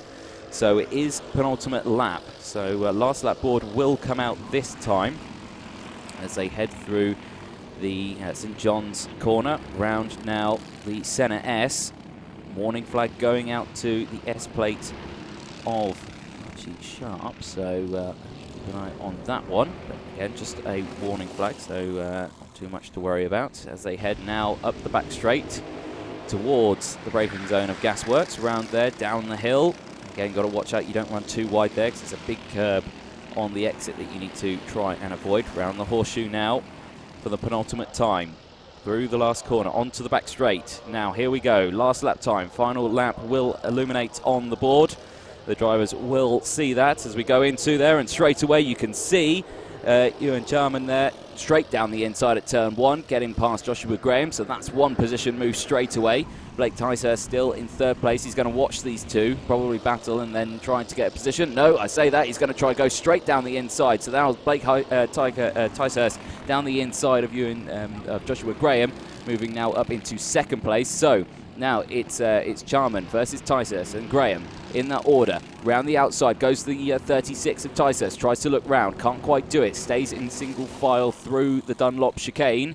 Up the back straight now, it's going to be who's going to have the better line through this corner. Very defensive goes the 10, 36 around the outside. The 88 now gets through. So Joshua Graham back up into second place, now back up into first as well, forces the number 10 of Ewan Charman out wide, and that's allowing that position to go. So across the line it's going to be Joshua Graham who takes the checkered flag, Blake Ticehurst who crosses in second, and Ewan Charman who's going to take that third place spot on the grid. It's still an ambitious 1, 2 and 3. Timo Youngling though crosses the line to take fourth place, so not sure what happened to the other Ambition Motorsport guy, but there is the order there on your screen. You can see it. So Joshua Graham takes the race win. Blake Ticehurst crosses the line in second place. Ewan Charman crosses the line in third. Timo Youngling in fourth. Zach Drummond up into fifth place. A fantastic effort from the back of the grid after the dismal pre-final. The number 8 up 23 positions. Then it's Ralph Youngling, a very good result for him, in sixth place. Then Jensen Graham, again, another very good result. The number 22 up 22 positions in 7th place. And Sonny Mortensen in 8th place. Adam Woodham in 9th, and rounding out the 10 is Reg Hayward in 10th place in the number 37. The rest of the results on your screen there. It's in Sharp Project 1. We saw we had an issue a little earlier on as well, so good recovering there. And of course the one driver who failed to finish, Aras Majuskis for the Synergy Racing team, 16 laps down after an issue earlier on in the race. But a very close final at the end. We all thought it would get to the outside there from the end of the race. A very clean move there from the drivers to get to the checkered flag. And I'm sure celebrations will be all around for the team. A great result for the team as well for Ambition Motorsport as they head through. The wind looking like it's slightly eased off there as the karts return to the pit lane, and hopefully our pit lane reporter is down in the pit lane ready, and I think we'll pass over to him now. So Kai, over to you.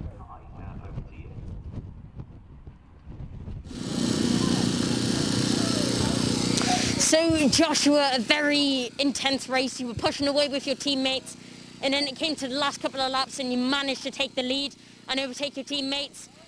Tell us how that felt to win here at Warden Law. I'm over the moon. First win of the British Championship. Yeah, it was great racing. Yeah, Ewan and Blake both overtook me on the last lap and I got past them. Congratulations on the win, and tell us your mindset throughout the whole race going up to that final lap. I just needed to tuck behind Ewan, get a gap, which we did from the other group, and just battle it out the last lap. Well done on the win, and I hope you have much more success going forwards. Thanks. And if you can find number 8, which will be through here.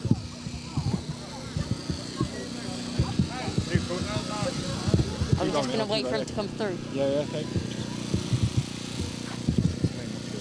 Okay. So, as we go into the grid, we're going to try and find Zach Drummond, who came from 28th all the way up to 5th position. So an amazing drive from Zach Drummond. If we can try and find him. That will be the challenge, is trying to find the driver throughout all this chaos on the grid. Trying to find the number 8. As we can have a look, can we find Zach? So Zach, you managed to finish 5th. You had a very unfortunate pre-final. Went for the slicks, which wasn't the best gamble, but then you managed to make it all the way back up to 5th. So talk us through your mindset and what you were thinking and doing throughout the race. Well, in the pre-final, I was on slicks and then I drove down to 28th.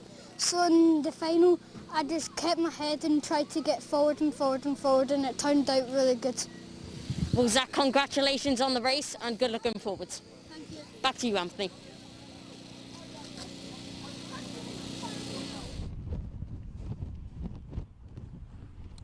Well, excellent stuff there, Kai, having a cracking chat with the drivers down there, and I should imagine you're running back furiously to the commentary box there, keeping warm. But yeah, it's an excellent end to the Honda Cadets there. A very tame race all the way through, just staying 1, 2, 3 for that one. But yeah, a good effort from them. So up next, of course, into our final 3 finals of the day. Minimax are up next.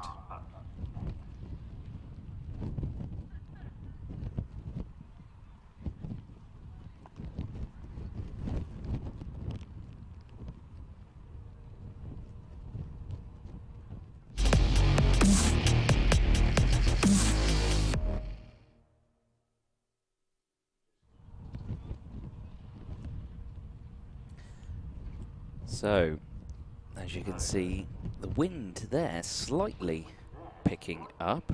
We will get the Minimax race underway very shortly. That's due to kick off at around 3:30, which is in 5 minutes' time. There's been a whisper, there's been a word that there may be a hint of rain in the air somewhere around. I can't see, I'm in a building, I can't see out the windows, I'm kind of miles away from a window, but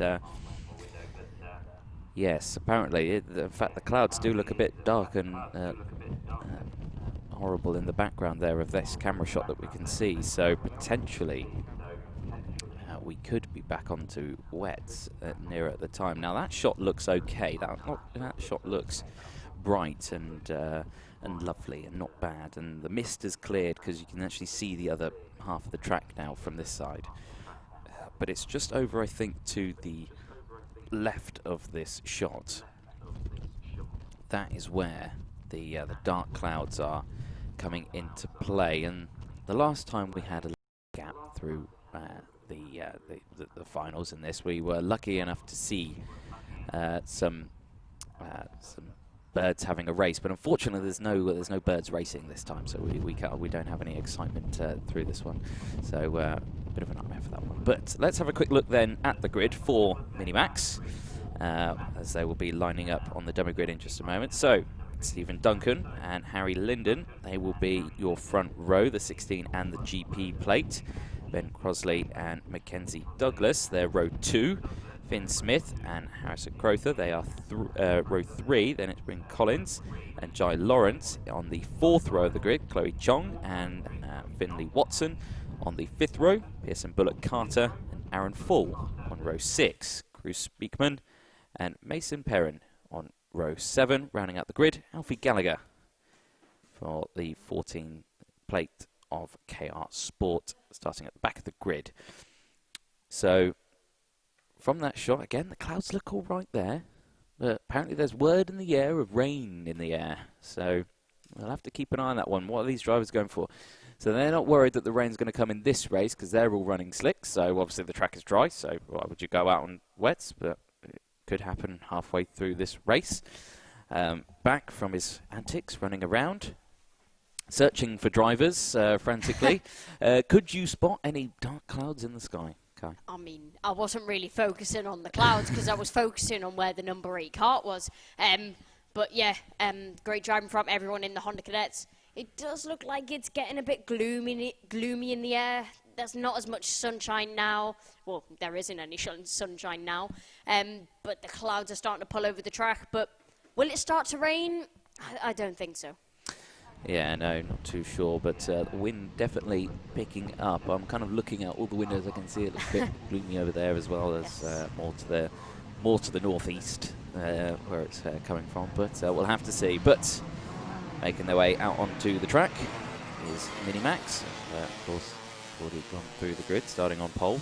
Steve Duncan and Harry Linden. So they're on the front row. The GP plate in the number 16, Vision Motorsport and Dan Holland Racing.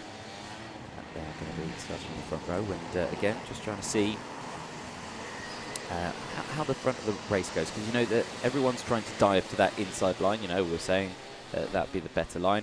I was speaking to some other drivers, and some saying that, you know, they prefer the outside line, because they say you can really swing the kart in, of course, if the track's cleared. And I think after what we've seen today with the amount of karts going wide, I suspect there is probably no marbles on the outside of that corner. But we'll see how the race start goes this time. We're definitely not going green this time, are we? I don't know what's going on there. No, it's Yeah, I think they wanted an extra lap, didn't they? So they It looks like it. They deliberately did that for an extra lap, didn't they? Let's see how it looks like they did do that. I'd probably do the same if it was me. I'd be like, oh, my tyres are far too cold. I'm going to start racing now. Let's go for another lap. Just put your foot down way too early. Yeah, let's go for another lap. So hopefully they all concertina up this time, and we get this race underway. Yep. Only a few races to go for round 2 of the Rotax and Honda Cadets. So we've seen the Honda Cadets already out now for their finals, so it's Rotax now for the rest of the day. We've got Mini Max, Rotax 177, senior road, yeah, seniors. So it should be exciting all the way through, but Mini Max then race 20 of the day, the final for Mini Max as they're coming around now the horseshoe in towards the final corner of Paddock Bend onto the start-finish straight. We're looking like we're going for a race start this time around as they exit the final corner into the tram lines. Green flag is out and we're away racing. 15 minutes plus 1 additional lap. The top 4 already breaking away, squirreling under braking through the corner. A good start still from all as they managed to get round. And that's a cracking start from the entire field round turn 1. So it still looks like Stephen Duncan leading the way. Harry Linden, the GP plate. Yeah, there was a yellow flag. Oh, who's gone off there? There was 3 of them. The 28, the 12 that I can see there. So the 12, Brian Collins, Jay Lawrence as well. The 28, so a disaster for them. But still up here at the front. GP plate there under pressure. Harry Linden there moving down into second place. No, so he's moved back up into second place. He was down into third as they went through turn 1. But has managed to close that gap back up again. So, actually, is he in the lead now? I don't think he's in the lead. No, he is in second place. Yeah, the first place car was just out of shot, so that's why it's come slightly confusing me. There we go, as they go through. So, good first lap then, cross the line. That will confirm. Stephen Duncan leading the way from Harry Linden, then Ben Crosley, Mackenzie Douglas, then Harrison Crowther, Finn Smith, Aaron Full, Mason Perrin, and Cruz Speakman. That's the top 9. Alfie Gallagher rounding out the top 10 as they go through. And again, good start from all the drivers though.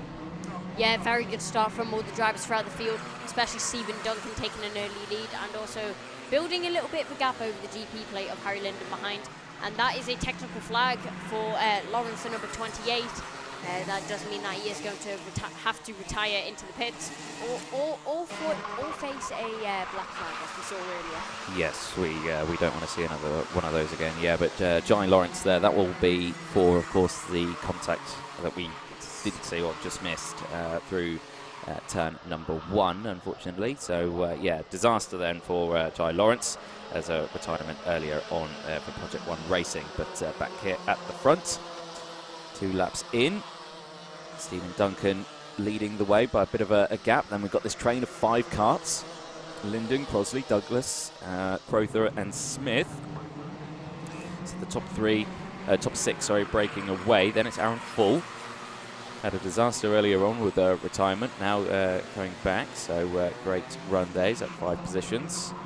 So that's a good effort. 12.5 minutes left on the clock. Technical flag going out again to the number 28, so didn't see it. Keep an eye on that one. Down the inside, though, goes the 24 on the 56. It's Mackenzie Douglas moving up on Ben Crossley, so good move there for 3rd place as they go through. Again, they're getting these overtakes done early so they can get into a position and then kind of go for it. And down the inside, moving up into the lead. And is that potentially an issue for the 16 Maybe. Of Stephen Duncan, because absolutely stationary there out of the first corner. Harry Linden with the fastest lap of the race, 53.270 in the GP plates, now in the lead.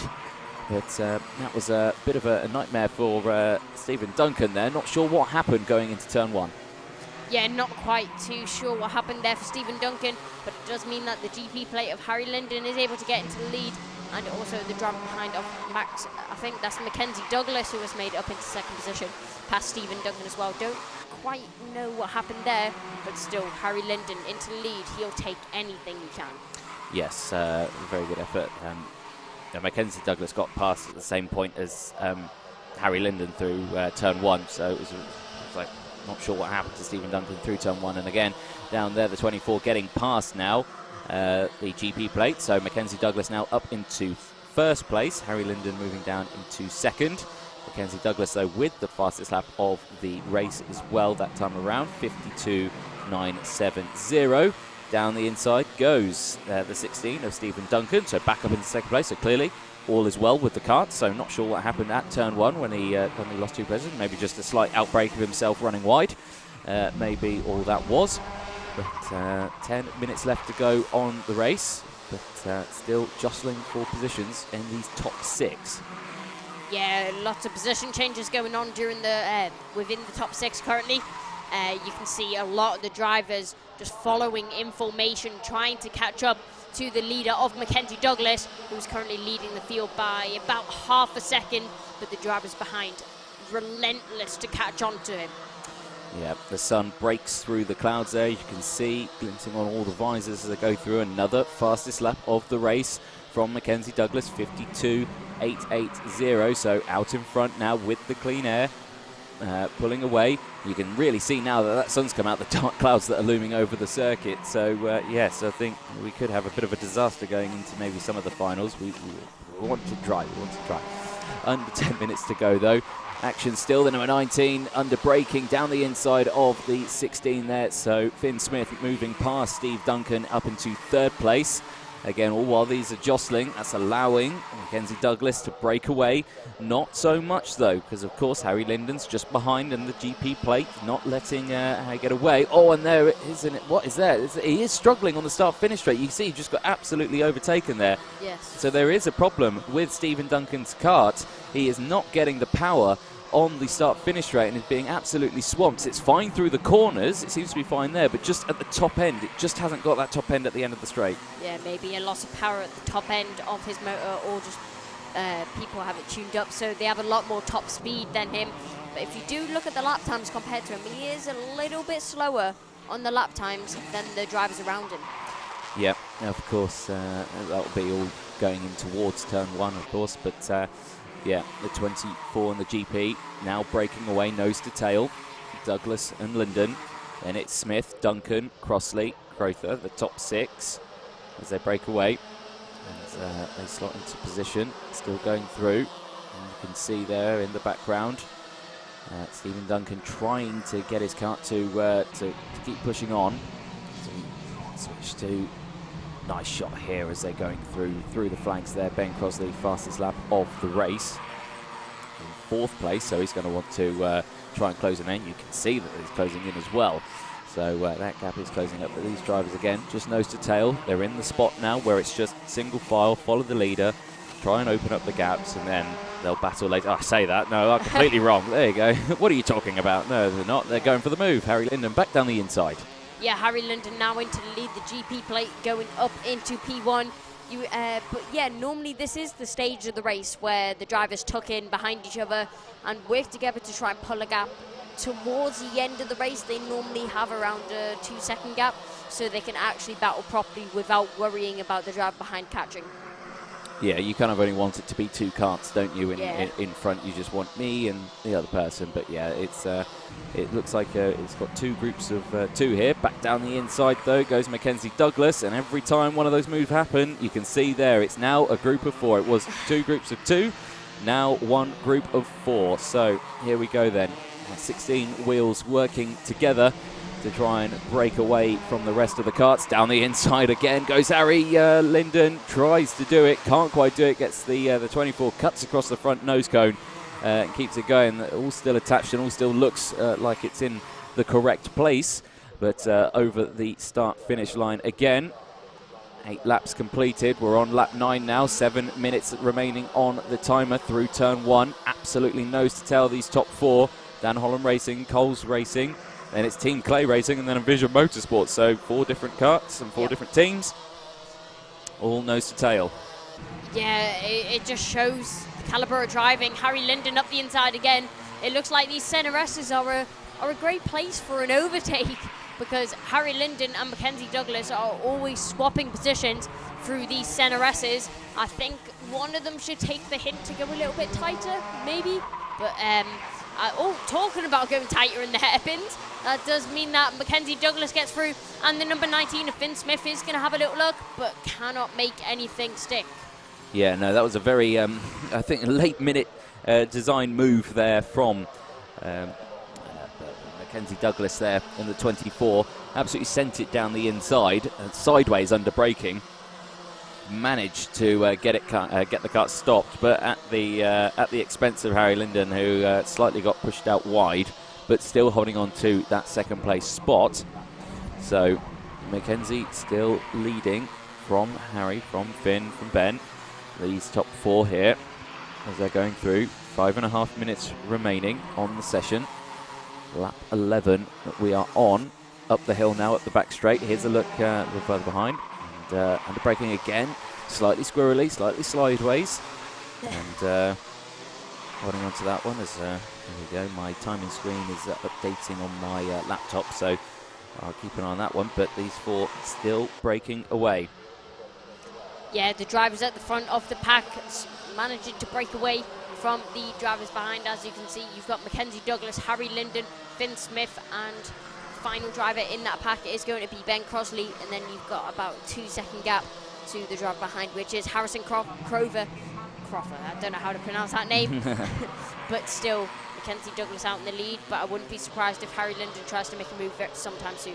Yes, it's still very close there, and yeah, with these four battling away, yeah, as you say, the fifth place man, Harrison Crawford, trying to close that gap in to the drivers, very likely to happen. Stephen Duncan still doing well, 6th place, despite the issue that he is nursing with that kart out on track with the top end. So still, in fact, he's in 6th place, holding on to that one, doing a stellar job. Alfie Gallagher in 7th place as well. In fact, KR Sport is up 8 positions from his original spot. As the rest of the field go through. Pearson Bullock Carter in 9th place, Chloe Chong in 10th, Mason Perrin in 11th place, Aaron Full in 12th place, and it's been Collins in 13th, Finn Watson in 14th. We did lose Johnny Lawrence in the number 28. Obviously, that was a technical flag. And best lap of the race, Chloe Chong in the number 18 in 10th place. So, despite being in the traffic, setting the faster times. Yeah, that's a great lap time from Chloe Chong. Even though she's still down in 10th, she is showing that she still has the pace to be up at the front. But talking about up at the front, Harry Linden hasn't managed to make a move yet, which I'm surprised at. Maybe he's learned from his mistakes and he's trying to pull away from that group again. But now that they're on the back of them, it doesn't look like they're going anywhere. No, they're just staying in a nose-to-tail formation, is what it looks like as they go through the first couple of corners round Dogleg now in towards St John's. And again, got to watch out for that bump on that curb on the exit. You can see a couple of them hitting it and bottoming out the suspension. Chloe Chong again, another fastest lap of the race in the number 18, 52.130. So again, great effort there. Less than 3 minutes on the clock then, as these top four, this breakaway now starting to split up into, again, another 2x2. So as we've seen that a lot in previous rounds, where it's 2x2x2 all the way through the field. But yeah, just here, it's just the top four that we've got in that sort of section. They're closing up again as they go back onto the start-finish straight. Fastest lap that time around was Finn Smith in 3rd place, 52.12.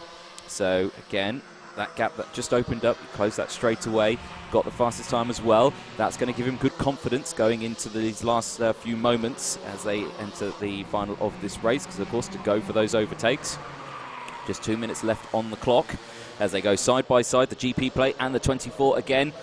And that's Linden trying to get down the inside, couldn't quite do it. So Douglas still leading the way from Linden, then Smith, then Crossley. As they go through, up the back straight, under braking, down the inside goes Harry Linden, gets the job done.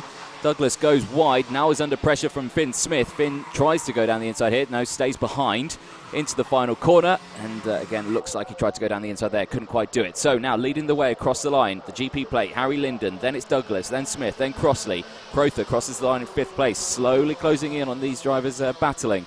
Now, that's allowed Linden to get a little bit of a breakaway now. 0.4 of a second he's got from Douglas and Smith, who are now close together.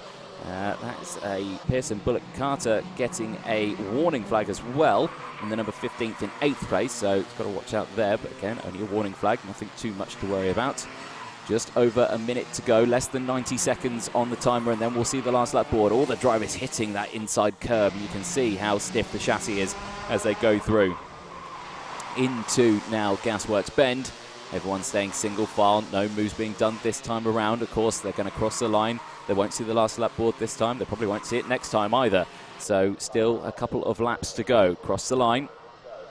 Starting now lap 17, 16 laps completed for these drivers as they go through. 40 seconds left on the timer with race times of 52 seconds, so they're actually probably going to see the last lap board this time around. So it looks like we are on the penultimate lap as we go through. So obviously these drivers will know that, and they're going to want to try and close in as best as possible. Of course, keep an eye on 5th place of Harrison Crowther, again closing in on these drivers as they go through. That is the 19 of Finn Smith, moving up in front of Ben Crossley again, I believe it was. So Ben Crossley managed to get past. Finn responds, comes straight back.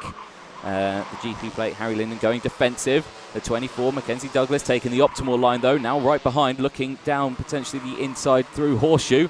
Can't quite do anything here into the final corner. Paddock Bend again takes the Optimum Racing line now onto the back straight. Harry has a big look over his shoulder there, goes defensive, round the outside now. Douglas side by side, who's going to break later? And it's going to be Harry Linden who holds on to that one through turn 1. So Linden from Douglas, Smith, then Crossley as they go through. Now 2 groups of 2. They manage to break away from each other. As we go into St John's, the GP plate again going defensive and in towards the centre S. Again, defensive from Harry Linden. Mackenzie Douglas having to take the long way around. There's a bit of contact there as well as they tried to get the switchback move, and that's put now Douglas under pressure from Smith and Crossley behind as well in 3rd and 4th. Now that's allowed Linden to break away, sees the gap, doesn't have to go defensive through the Gasworks Bend. It's looking plain sailing for Harry Linden, but all eyes still on that 3rd and 2nd place spot as they head through the final corner. Linden's going to take the checkered flag, though, from Douglas and Smith. It stays in that order as they go through. Ben Crossley takes the checkered flag for 4th place. Harrison Crowther crosses the line in 5th. Alfie Gallagher in 6th place. Then it's Stephen Duncan who crosses the line in 7th place, despite nursing that broken cart. Pearson Bullock Carter crosses the line in 8th place. Chloe Chong in 9th. And then it's Cruz Speakman rounding out the top 10.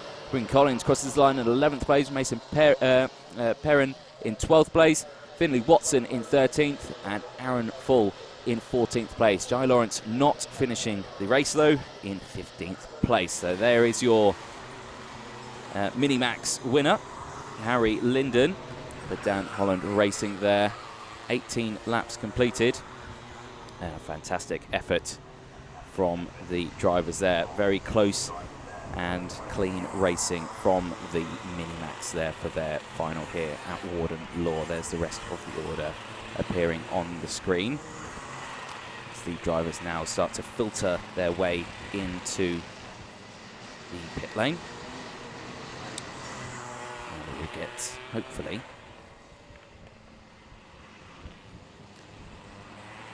we'll get the next group out in just a moment, but before we head to the next grid, hopefully our man Kai is in the assembly area for a quick chat with our race winner, so hopefully we can get a word with them in just a moment. He's much quicker on his feet than me of getting to the other end of the paddock. I can't run, I'm very lazy, so I've decided to stay in the commentary box this time. So young Kai is doing a good effort for me today.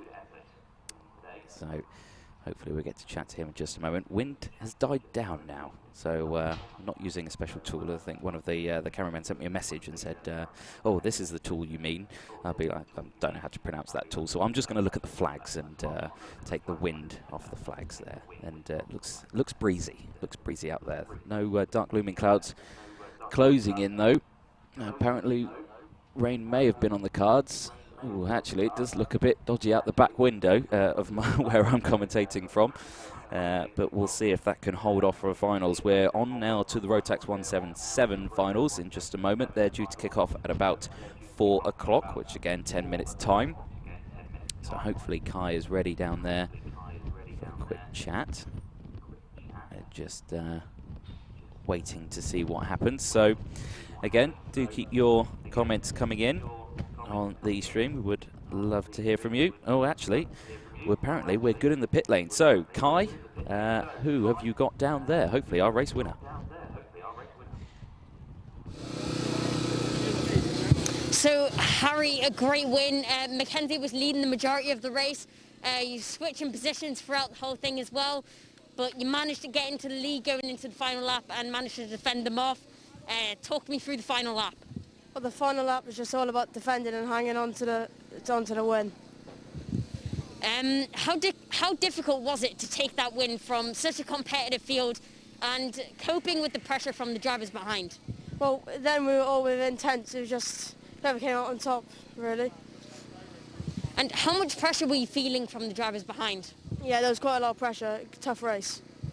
Well, Harry, well done on the win and good luck going forwards. Thank you. All right, so now we're going to find Mackenzie. So, right, okay. So just tell me when you're ready. So, Mackenzie, you led most of the race. You and Harry were switching positions. You drove really well throughout the whole race, but unfortunately you had to settle for second. Talk us through how you were feeling and what you were thinking. Well, yeah, at the start of the race, I started P4, and my main aim was just to get to the front, see how fast I could get to the front.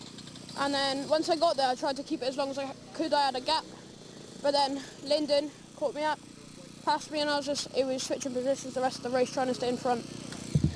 And what do you think was the main challenge throughout that whole race? Just try, like when you got in front, just trying to keep that gap. That was really difficult, especially with the whole pack working together behind you. You drove really well throughout the whole race. Well done, and congrats on P2. Excellent stuff, Kai. Thank you very much. And again, you could just see in the back of your shot the dark looming clouds as well that are easing their way over the circuit. Hopefully, again, they do hold off, but it seems to be a talking point. I'm sure the mechanics are scrambling to get the tyres on the dollies ready, potentially for a quick swap before some of these finals. But next out on the track is Rotax 177.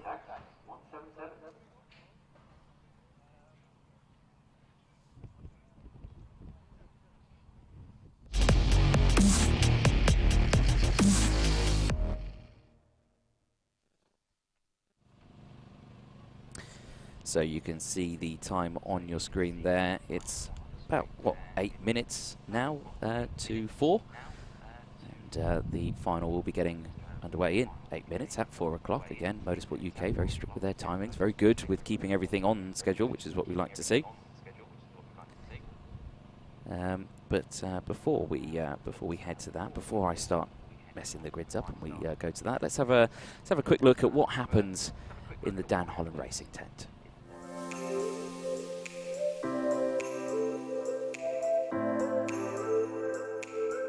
Okay, hi, I'm Dan Holland of DHR. We primarily do the Rotax classes here, across Mini Max, Junior Max, Senior Max and 177.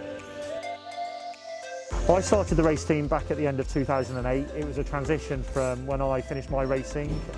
I competed in 07 and 08 in the 177 British Championships, and I really enjoyed the sport, wanted to do the other side of it, and yeah, transitioned into setting up my own race team. We ended up going quite big quite quickly, which is intended plan, but we went for it, enjoyed it, and yeah, I never imagined where we are now, and yeah, we enjoy the racing now as much as when I did it myself. We get a buzz out of our guys doing well. So.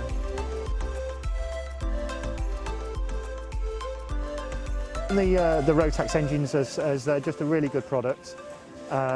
They seem easy to work with, easy for the driver. They enjoy racing it. Reliability is good, and the closeness of the racing is very good. Ultimately, the engines have improved over the last number of years, and that's something Rotax seem to focus on, is trying to sort out quality and improve any issues or products they've got. So what we have now in the Rotax Evo is a really good, solid product. The benefits of racing Rotax is because it's attractive for the driver. It's look, it's not low cost. Obviously, motorsport isn't cheap, but it's something that you can buy an engine and go racing with, and you don't have to search for the mental equipment. and that attracts a lot of drivers. So that from our side, from the business side, is good. It's a popular class throughout not only the UK but Europe as well. So it gives us many different series and championships that we do, and of course at the end of every year the Worlds as well.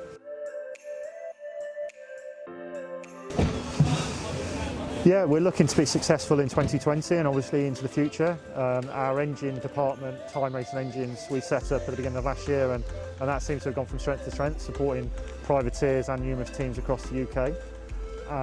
We enjoy that side of it. Obviously from the team and the race team side, we'd like our drivers obviously to be competing at the front with a chance of winning races and championships. The engine side, if that obviously is performing well, that's going to help that. And yeah, like we never sort of count our eggs before they hatch, but we'd like to be able to compete certainly for titles this year, and obviously it's been a strange year with COVID, but going into next year we hope to hit the ground running, more of the same.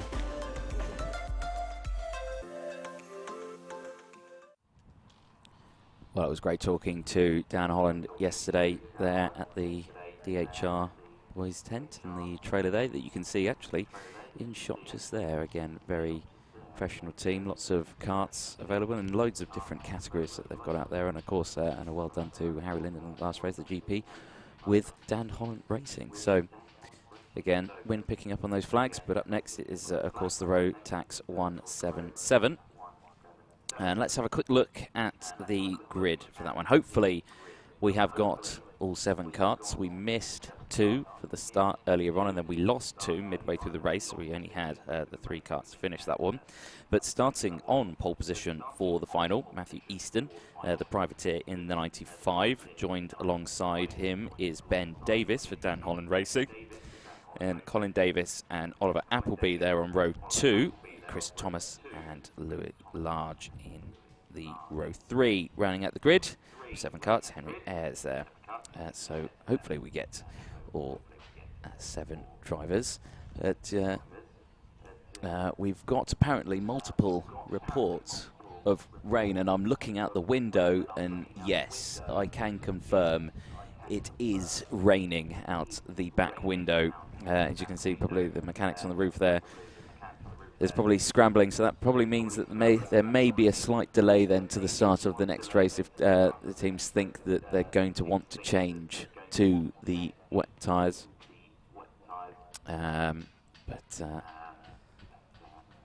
Apparently no delay. So you can see there in the pit lane what's happening. So the 34, is that the 84? The 34, Oliver Appleby. He's sticking on the slicks, so not changing. And there's another kart there, the 95. Matthew Easton, he's decided to stick to the slicks as well. It looks like the 29 there as well. Henry Ayres, he's sticking with the slick tyres. But you can see there from that camera, the rain definitely coming down.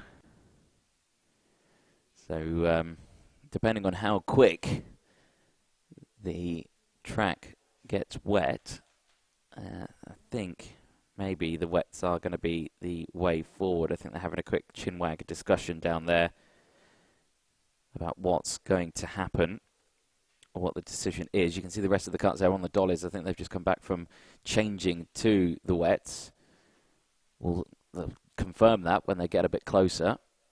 No, I see slicks. Yep, slicks all around. So maybe it's just me. Maybe it's just I prefer wets on a slightly damp track, but maybe everyone else prefers dry. Maybe I'm just clearly not skilled enough to do it on slicks, and I would expect wets. Be like, no, put the wets on. No, you're going out on slicks. But we'll see what happens as the rest of the karts getting lined up. The 71, Colin Davis. Oh, no, that was a quick... they have been given 5 minutes to change to wets if they want to. And they were told midway through dropping that kart on the floor and thought, right, okay, no, back on it goes. Let's swap it over. As you can see then, they're now getting those tyres out. So, yes. interesting one. How did you not spot this rain? You were just in this a second ago. You didn't spot any rain, Kai? No, there wasn't any rain. I'm telling you, there was no rain when I was down on the grid. Evidently not. There wasn't when I was there. Can't blame this on me. Oh dear, there you go. The wet's going on the 71.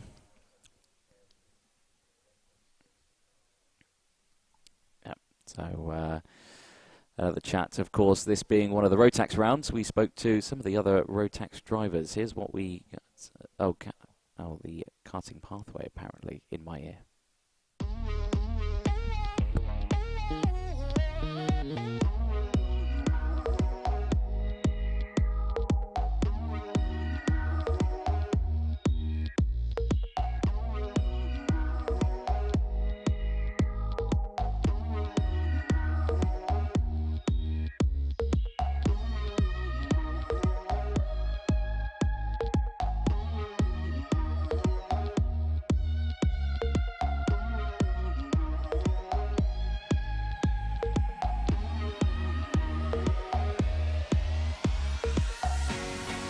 Yeah, the UK karting for me is one of the best. I mean, you've got quality drivers all round. Yeah, there's a lot of competition, so I've got to make sure I'm focused for this race and all the races for the season.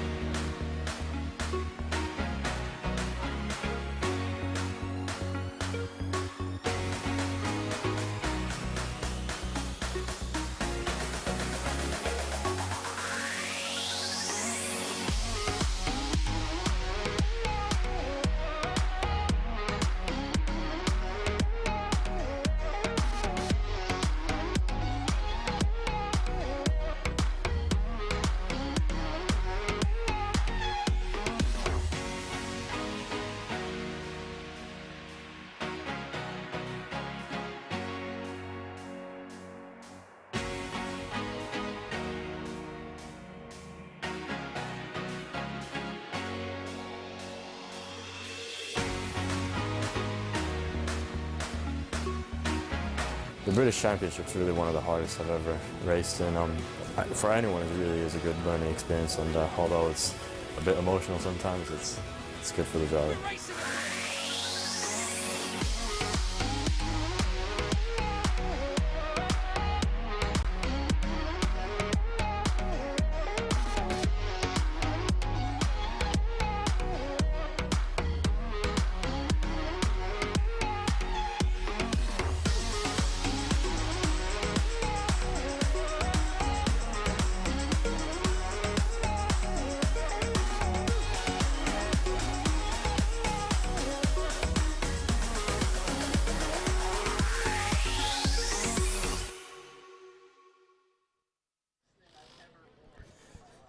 Cracking stuff there from some of the videos that we've got. So as you can see, the karts now have all changed to the wet tyres for the Rotax 177 grid. Obviously a slight delay to the start, but not by much, so only 3 minutes past the hour. And you can see everyone's scrambling there to get everything ready. But do keep your comments coming in on the stream.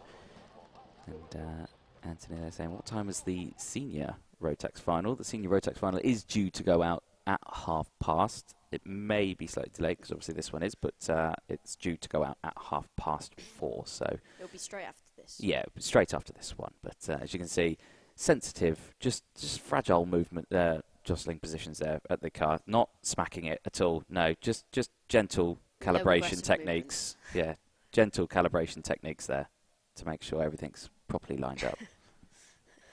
Where's the hammer? There we go, that will sort that out. Who needs a hammer when you can just shove it with your hand? Yes, exactly that. But getting ready there in the pit lane, the 95 seated ready on the wets. Is it still raining outside? It looks like it stopped. It does look like it stopped, or if it's very, very fine, doesn't it? Yes. So, yes, we did go through the grid a little earlier. Let's go for a little recap, though, as it's only a small one, and yeah, we can go for this one. The 95, Matthew Easton, starting on pole position alongside Ben Davis on the front row. Colin Davis and Oliver Appleby on the second row, the 71 and 34. Then It's Chris Thomas on the 3rd row with Lewis Large. And then Henry Ayres rounding out the grid of 7 karts on the 4th row, the number 29. There you can see the 34 of Oliver Appleby, JMS karting, getting that car off the dolly with those now wet tyres on. And again, it's always a tricky moment this way, isn't it? Everyone rushing to try and get those tyres on. With a full grid, it's even worse. Yeah, imagine if it was 30 karts in there. I could imagine that's absolute pandemonium, but it's lucky that it's only the 7 karts that we've got in this one here. Of course, the next race, the senior Rotax after this, is a very busy grid, but they've all got the time to choose now. They've got the time to see what happens in this race. You know, are these drivers going to actually drive the track out before the senior Rotax race? It's going to make it a really tough call, and we could see some excellent calls, or we could see some dismal calls to see what happens. But yeah, we'll see what happens later on. But all eyes right now on the Rotax 177. I'm being told that the 29 KR Sport Henry Ayres there is staying on the slicks. Apparently one of our cameramen is saying that's the right choice. Now I can't see what the track looks like from here. It looks wet, but whether or not it is, they're heading out on circuit now. We'll see how he performs on the outlap. Yes, I think that's a good way of putting it there. There's the grid again up on the screen. The last couple of races on the day. Well, that looked very sideways, didn't it, on the wet tyres? Just warming up the tyres. Yeah, it's just getting them warm. 29 though on the slicks. Curious to see how well he does. Can't go backwards anymore, so it can only go forwards.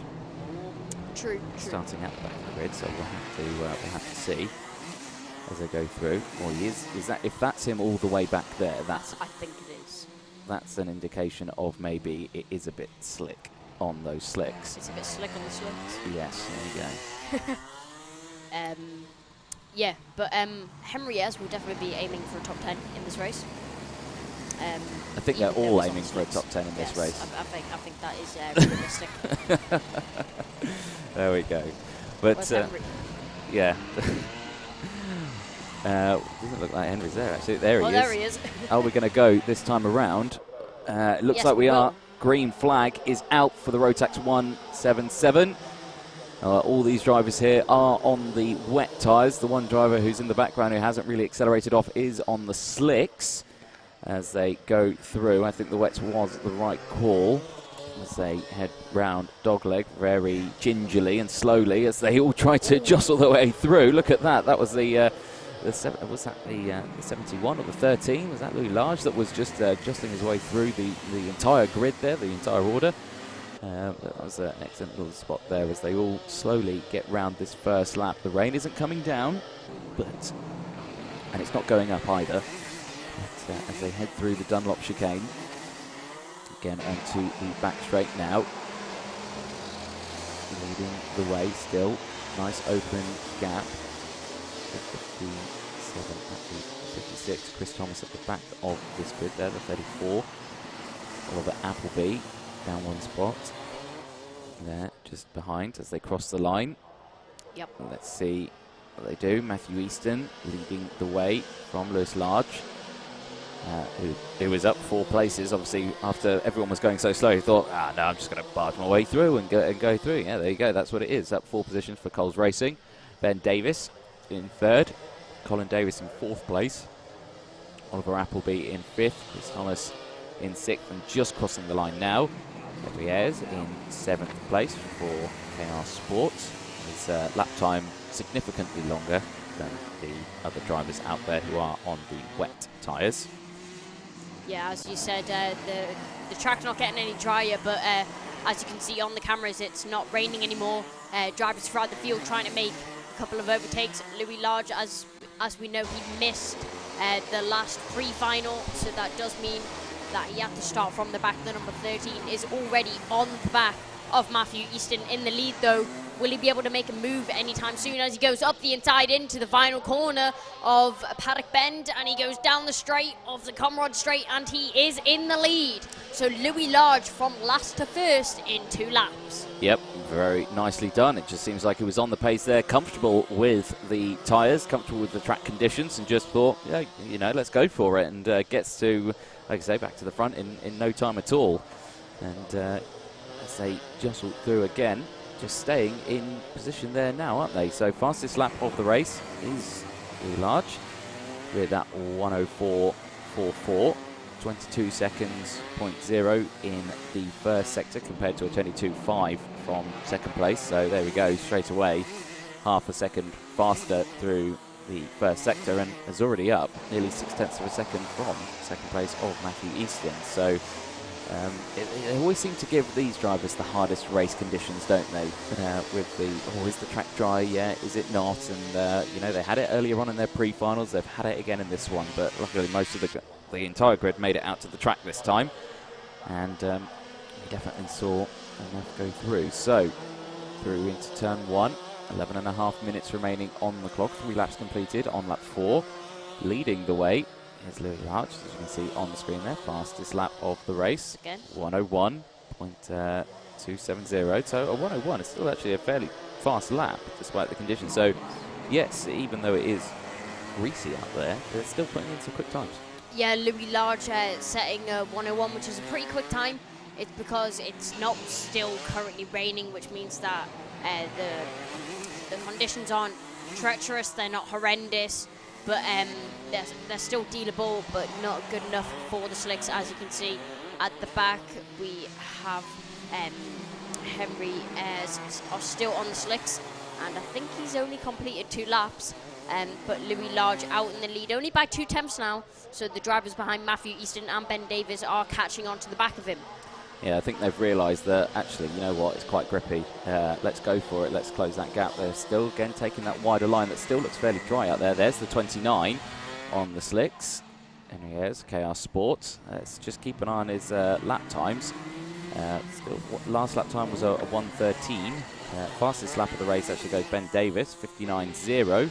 So already sub 1 minute. So maybe the slicks are going to come into their own before the end of this race. And with 10 minutes left to go, he's only got 35 seconds to gain. And slick tyres and wet tyres on a dry track, there's a big difference. That's very doable, I would have thought. Yeah, it'll be interesting to see what Henry sets on his lap time. It does still look like Louis Large, yeah, the drivers on the wets are catching up to the back of Henry very quickly. And it looks like there's a bit of battling going on between the 95 and the 86, which Ben Davis has been able to get into second position. So Matthew Easton now in third, chasing down the leader from the back of the pack, I could say, because there's only these 3. But also Louis Large, that gives him a bit of a bigger gap, so I'm pretty sure he'll be feeling a bit more comfortable now. Yeah, definitely so. A good way of putting it. 9.5 minutes left on the clock. Best lap, though, is Chris Thomas, the 56, 58.390. So into the 58 seconds now on the wets. And, of course, very quick time on the wets.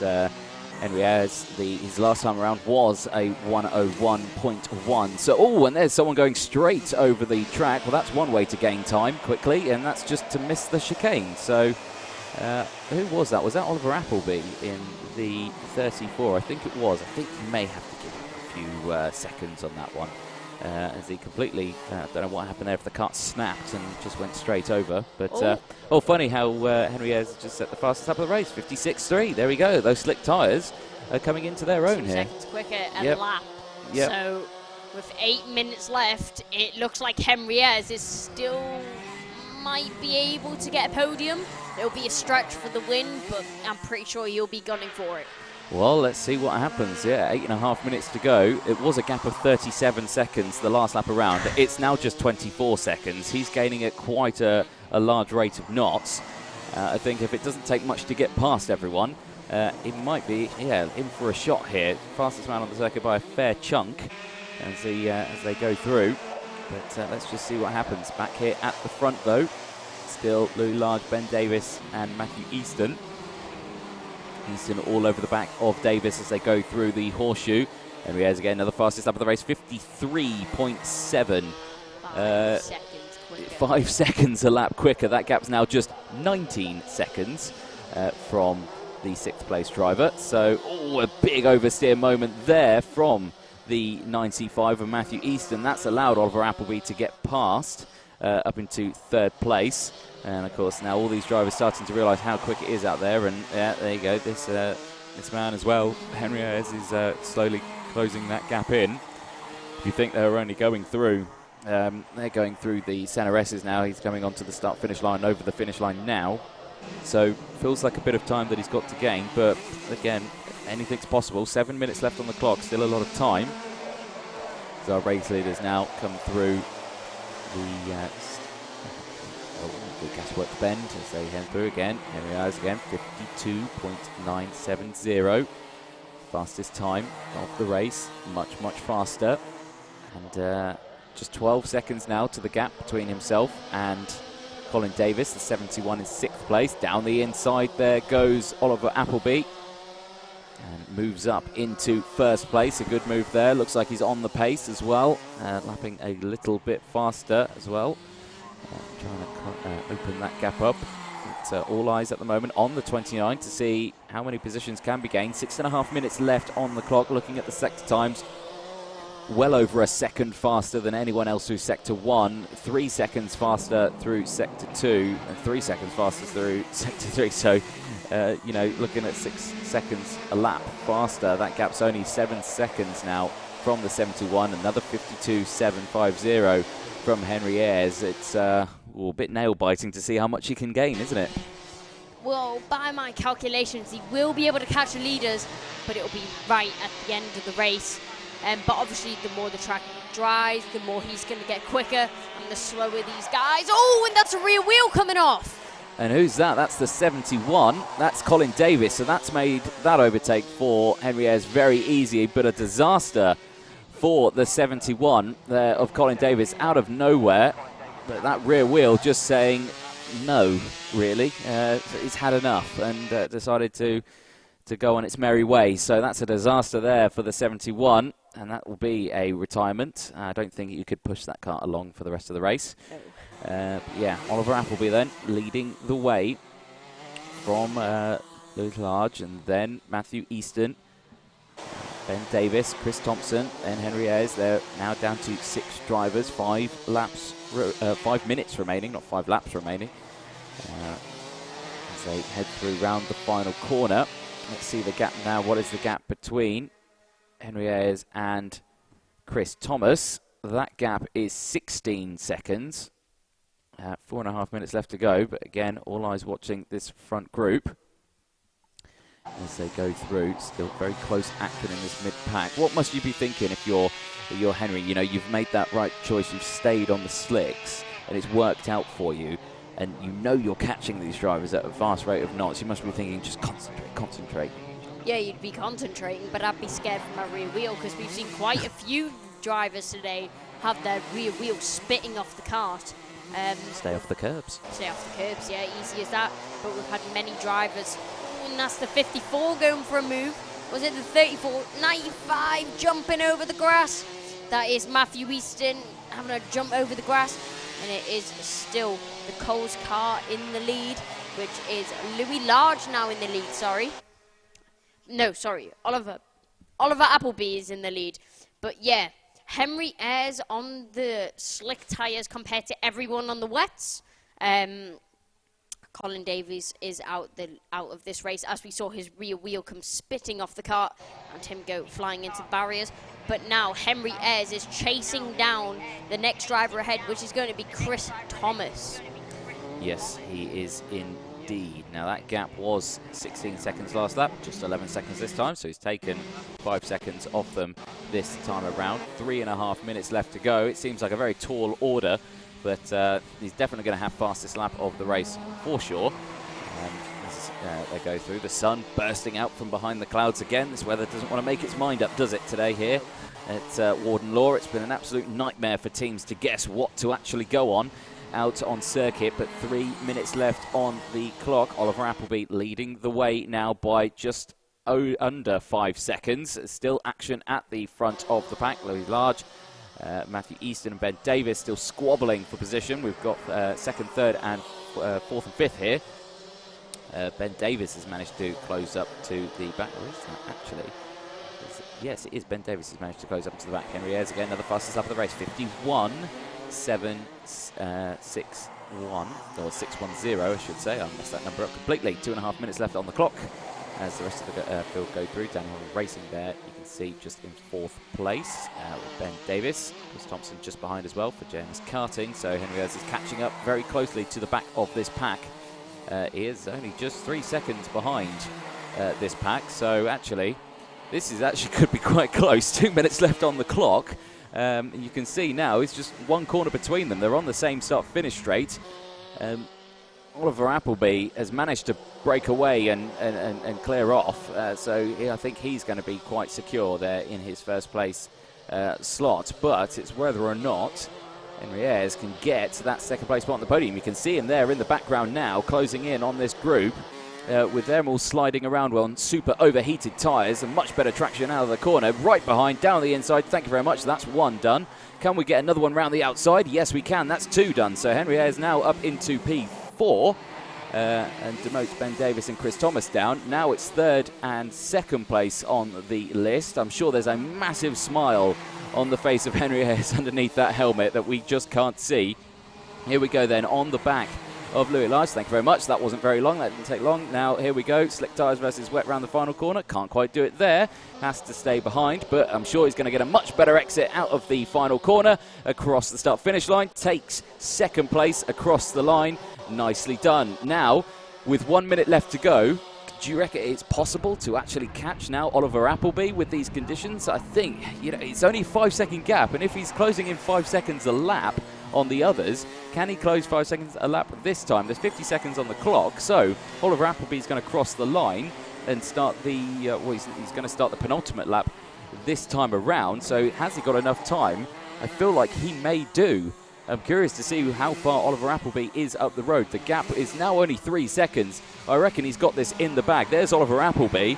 Where is Henry Ayres? There he is, with the last lap board not coming out this time. I think the right call for this race, despite the fact that it was incredibly slippery at the start of this. He tucks in to the steering wheel to try and gain anything he can. 13 seconds on the clock. The last lap board will come out this time around, but with a gap of only 2.2 seconds. That is going to dissipate very, very quickly with the different tyre compounds that are on. We've got the wet tyres in the lead of Oliver Appleby, and Henry Ayres on the slick tyres, absolutely dominating here. So much faster, 3 seconds a lap faster than the man in first place. And now he's right behind him on his tail. Is Oliver going to be able to defend this? I don't think he can, as they head up the back straight now in towards Gasworks Bend. Round the outside through this corner. No, can't quite do that. Despite the fact he's got slick tyres, he can't quite go around the outside. And that's now caused them a bit of a gap to close up again. But again, shouldn't take too long. Round the final corner. Gets that move there on the inside line. Again, stays behind. Massive defence from Oliver Appleby. Final lap now board is out. This is going to be massive pressure on Oliver Appleby, who is on those probably destroyed wet compound tyres, defending against the KR Sport Kart that has got slick tyres on from the word go. Started at the back and has made his way all the way through the field. He's got the inside line here as they go into the centre res, and that looks like job done there for Henry Ayres, who's gone from the back of the field to the front. We didn't think it was going to be possible, but he's managed to make it so. On the final lap, Henry Ayres has taken the lead then through the centre reses on the slick tyres. It was a bold call at the start. We saw it earlier on today. It didn't work out earlier for someone going on the slick tyres on a greasy, slippery circuit, but it's worked out this time around with the track drying out very quickly round the final corner on the last lap. Henry Ayres is going to take the checkered flag, and as you can imagine, he's going to be absolutely delighted with that decision from himself and the team to stick on the slick tyres. Oliver Appleby crosses in second place, and Matthew Easton crosses third. Louis Large is going to cross in fourth place. Chris Thomas crossing in fifth place. Ben Davis crossing in sixth. And Colin Davis unfortunately lost a rear wheel earlier on in the race. Finishes in seventh, or it's a DNF really, or more than anything, with 9 laps. But there we go. That just shows that despite the rain coming down, it was still safe to stay on the slick tyres. And I'm going to say that's going to make the decision for the next race. The teams there, well, it's definitely slick tyres, isn't it? There's the results then on your screen. Henry Ayres there with a fantastic recovery drive there and gaining a 2.3 second advantage over just, again, half a lap. So, again, it just shows that slick tyres decisions can be made, and despite the fact that you're starting at the back, there's the tyres that you can see in the pit lane. Absolutely destroyed there, those wet compounds. There is the stricken 71 kart, Colin Davis, the privateer, running the Cosmic chassis. Yes, that's spot the difference. What's missing on the back? Yes, that rear wheel. So, massive shame for Colin there at the end of that race, but as commiserations for one, huge congratulations for another. But Henry Ayres, the 29, absolutely fantastic, getting the win for the final, something that probably he didn't expect, anyone else expect, or even myself to expect, but it did indeed happen, and that's why you have to love karting in that aspect of those decisions of getting the race down to the end. So hopefully we'll have a very happy chat with our race winner in just a moment down in the pit lane. Kai again, he's run down to the area, and he will have a chat with them in just a moment. So rain holding off then. We've had no more showers, so it's looking like it's all good to go. Right, I believe Kai is down in the pit lane area. Kai, have you got a very happy Henry Ayres?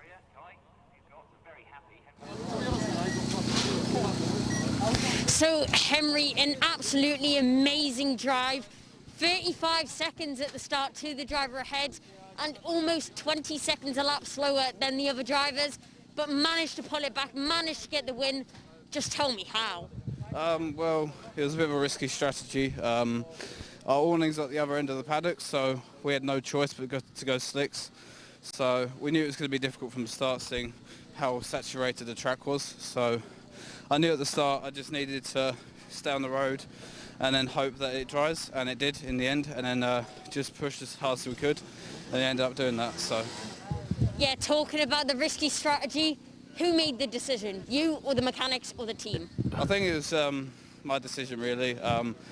Well, my mechanic got the wets 3 minutes before the race, and I thought we're not going to get them on time, so let's just try it out, see what happens, and then, well, ended up winning, so it's a good result.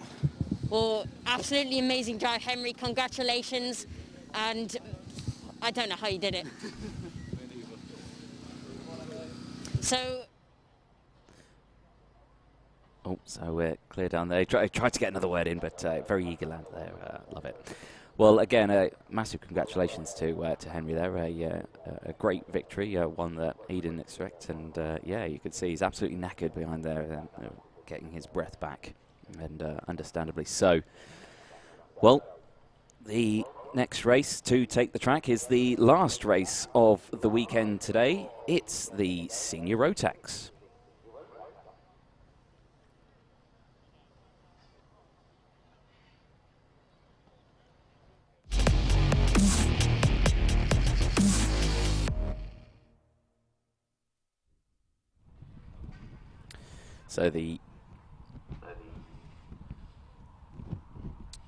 So again, speaking to some of the drivers yesterday in Rotax, it's nice to see how some of the teams get on. Of course, you had the big teams, but also some of the privateers. Let's have a chat with one of those.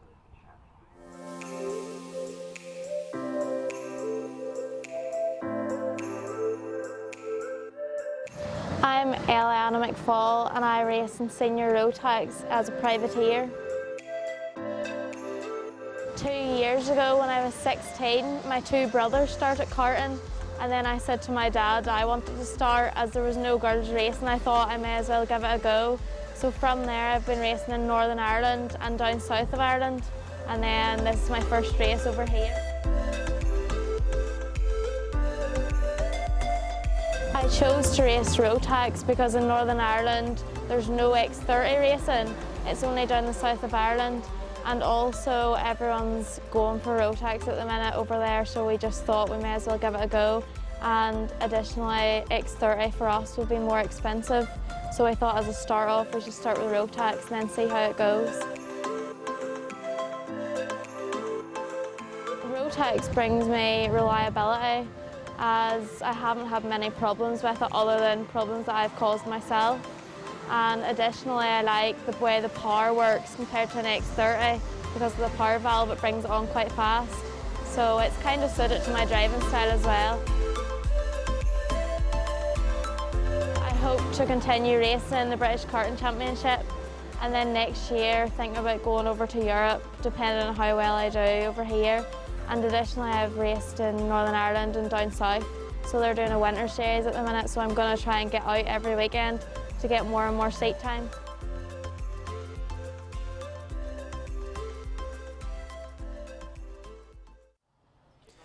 Well, great to chat to some of the Rotax drivers out there yesterday. It was a nice long day of nice weather as well.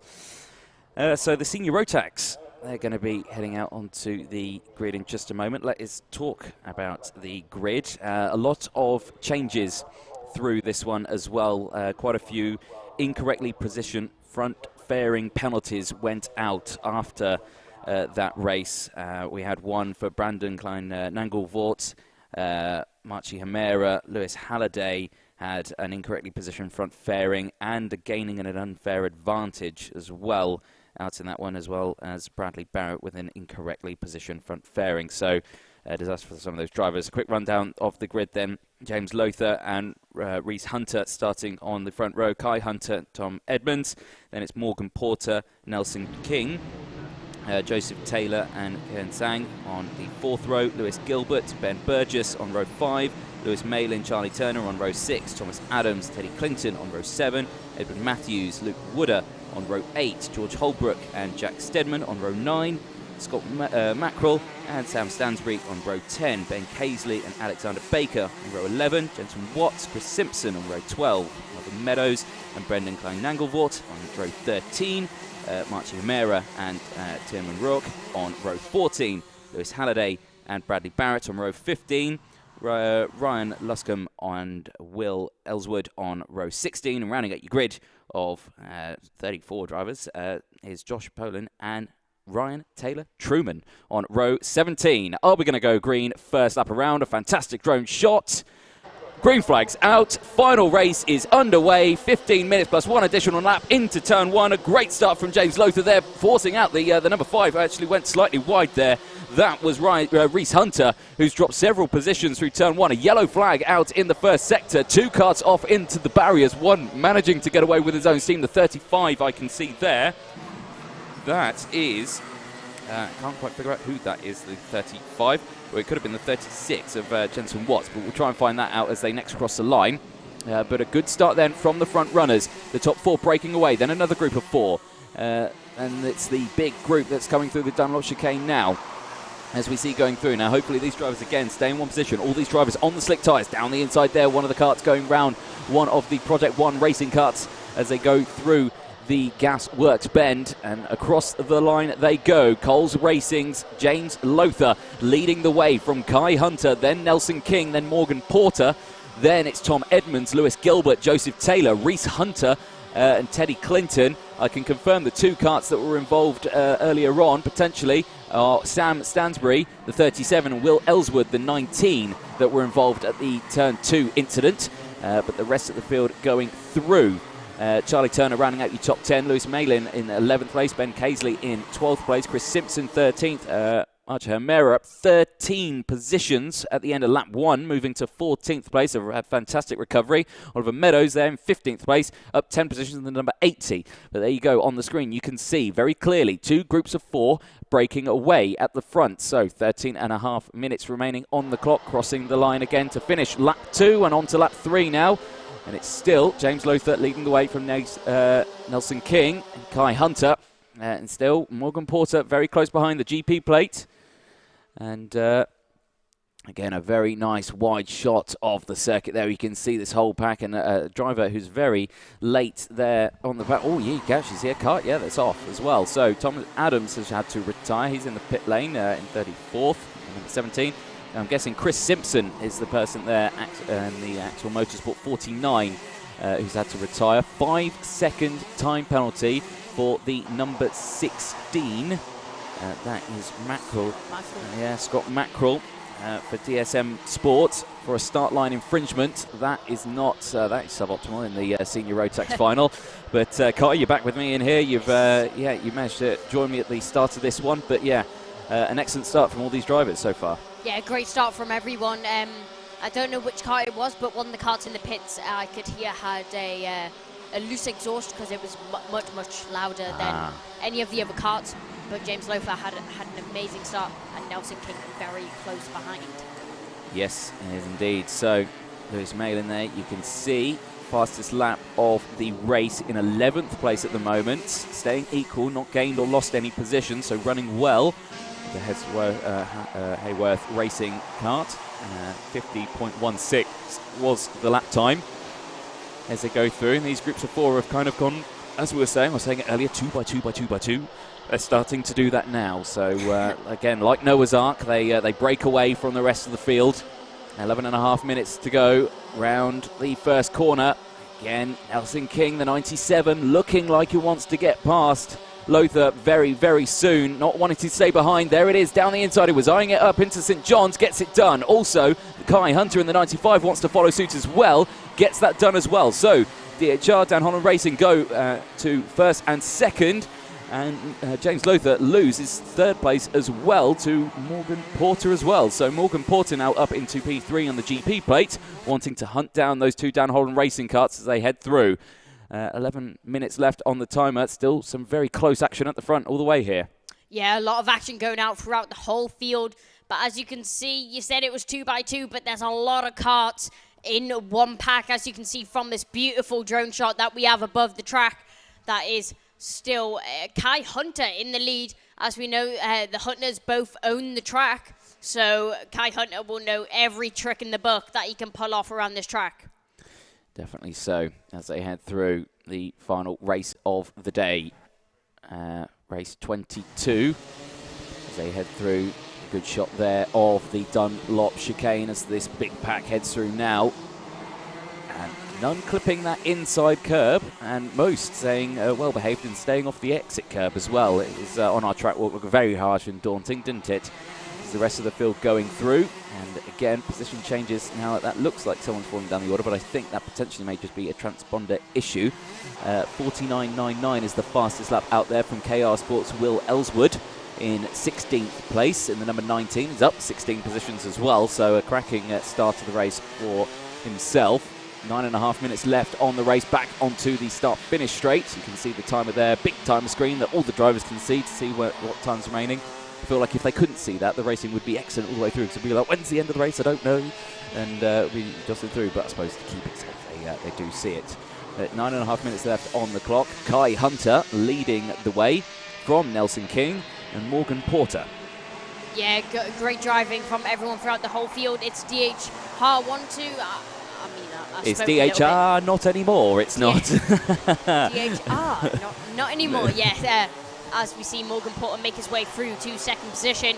But I think the reason for many drivers staying off the curbs is because when it was wet, the line that everyone takes is the curbs. So I'm pretty sure that the curbs will still be a little bit damp off the dry line.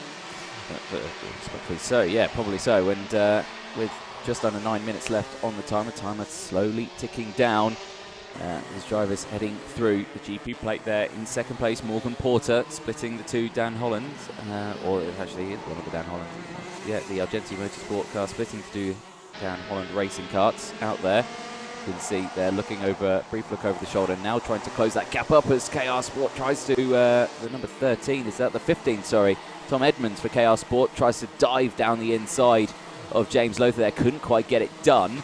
As James Lothar also managed to get past as well by the looks of it. So across the line, Kai Hunter, Morgan Porter, Nelson King, James Lothar, then it's Reese Hunter, and then Tom Edmonds.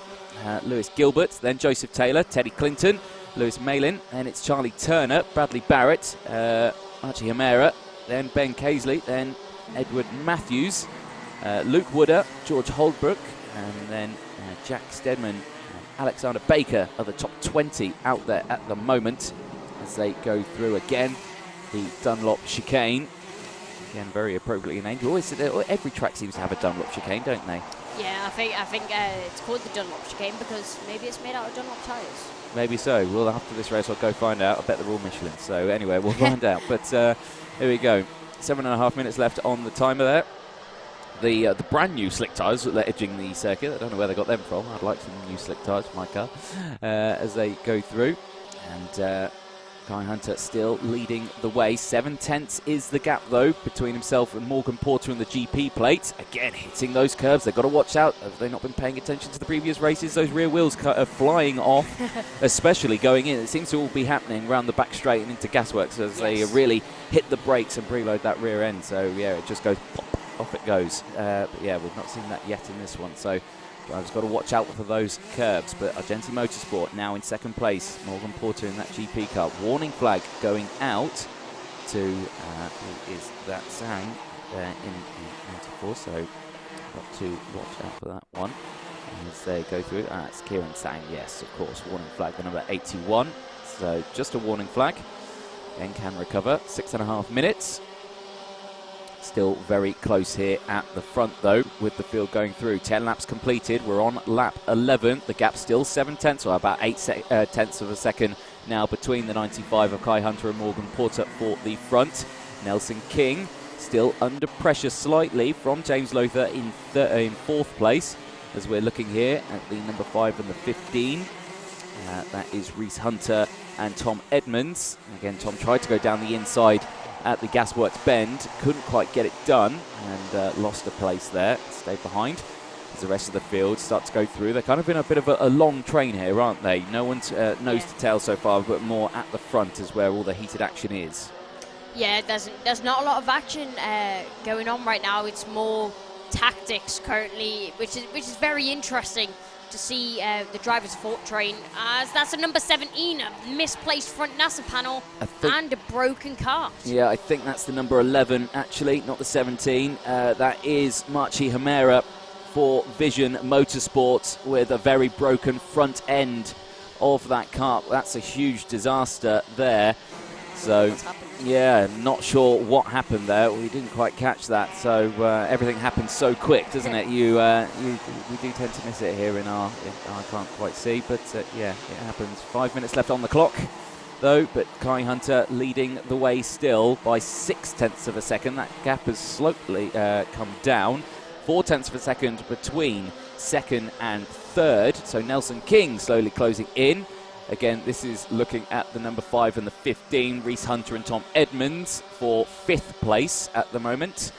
They are closing in. Again, Reese hitting those curves. He's got to watch out. You don't want to hit those, especially that one. It's a very harsh curve. It can really damage it. And down the inside there goes Tom Edmonds. Gets the job done. Reese tries to come back around the outside. Can't quite do it here. Is he going to try and look down the inside into the entry of Dunlop? No, he can't. Stays behind. A very sensible move again. I probably wouldn't go side by side through there. Onto the drone cam now as they go out of the corner. You can see the top 4 there slightly spread out. Then there's the battle for 5th place. 5th, 6th and 7th there. It's Tom Edmonds, Reese Hunter and Lewis Gilbert, the 3 that you can see just at the back of that train of 4. As they go on to the start-finish line now, back in towards turn 1. We're nearing the end of the race. It's still 4 minutes, so still plenty of laps to get this done. But the fact that the top 4 have managed to break away with these 3 squabbling is going to be a tough work. They need to work together to close that gap. Yeah, they very much need to work together to close that gap, because it's not going to be easy to catch up to these guys, as they're all very quick drivers and they're all on a similar pace. So it's not like they've got a massive pace advantage as well, as Morgan Porter is just very, very slightly closing up to the back of Kai Hunter. So Kai Hunter surely feeling a little bit of pressure now from behind. Now, predictions coming in on the chat as well. Ted Brads is saying Morgan's going to catch Kai Hunter. Well, let's see what happens with 3 minutes left on the clock. 2 very quick drivers in their own right. So Kai Hunter still leading the way for Dan Holland Racing. Morgan Porter for Argenti Motorsport closing in ever so slightly. That gap now is down to 0.4 of a second, so it is closing, but at a very slow rate of knots with the time that is remaining. Can it happen? Here's again the number 5 under pressure from Lewis Gilbert. It's Reese Hunter under pressure from Lewis Gilbert as they go through into the Dunlop chicane again. 2 minutes 40 seconds remaining on the timer as they head through now into Gasworks Bend again. We're on lap 14, or on lap 15, sorry. 14 laps completed so far out there as the field goes through again. Cracking effort from these drivers. They've watched everyone do their finals, the last final of the day. The seniors always give us a close race. Sector 2 is purple for Morgan Porter in the Argenti Motorsport car. It was a slightly slower lap in total for Morgan Porter last time around, so that gap was 0.4, now back to 0.5 of a second last time around. Kai clearly getting the international hand signals for Floor It from the Dan Holland Racing team on top of that lorry, I suspect, as they head through. Again, the Dunlop chicane up the back straight. And again, the rest of the field slotting through. Everyone again just in an open gap. No one really going. But saying he's catching about half a tenth a lap, I think. Well, I've got the sector times in front of me. Through sector 1 last time around, Morgan was slightly faster, sorry. Sector 2 slightly slower. Sector 3 slightly slower as well. So it's again, that gap was 0.5, now 0.6 of a second, so he is losing about a tenth a lap at this rate.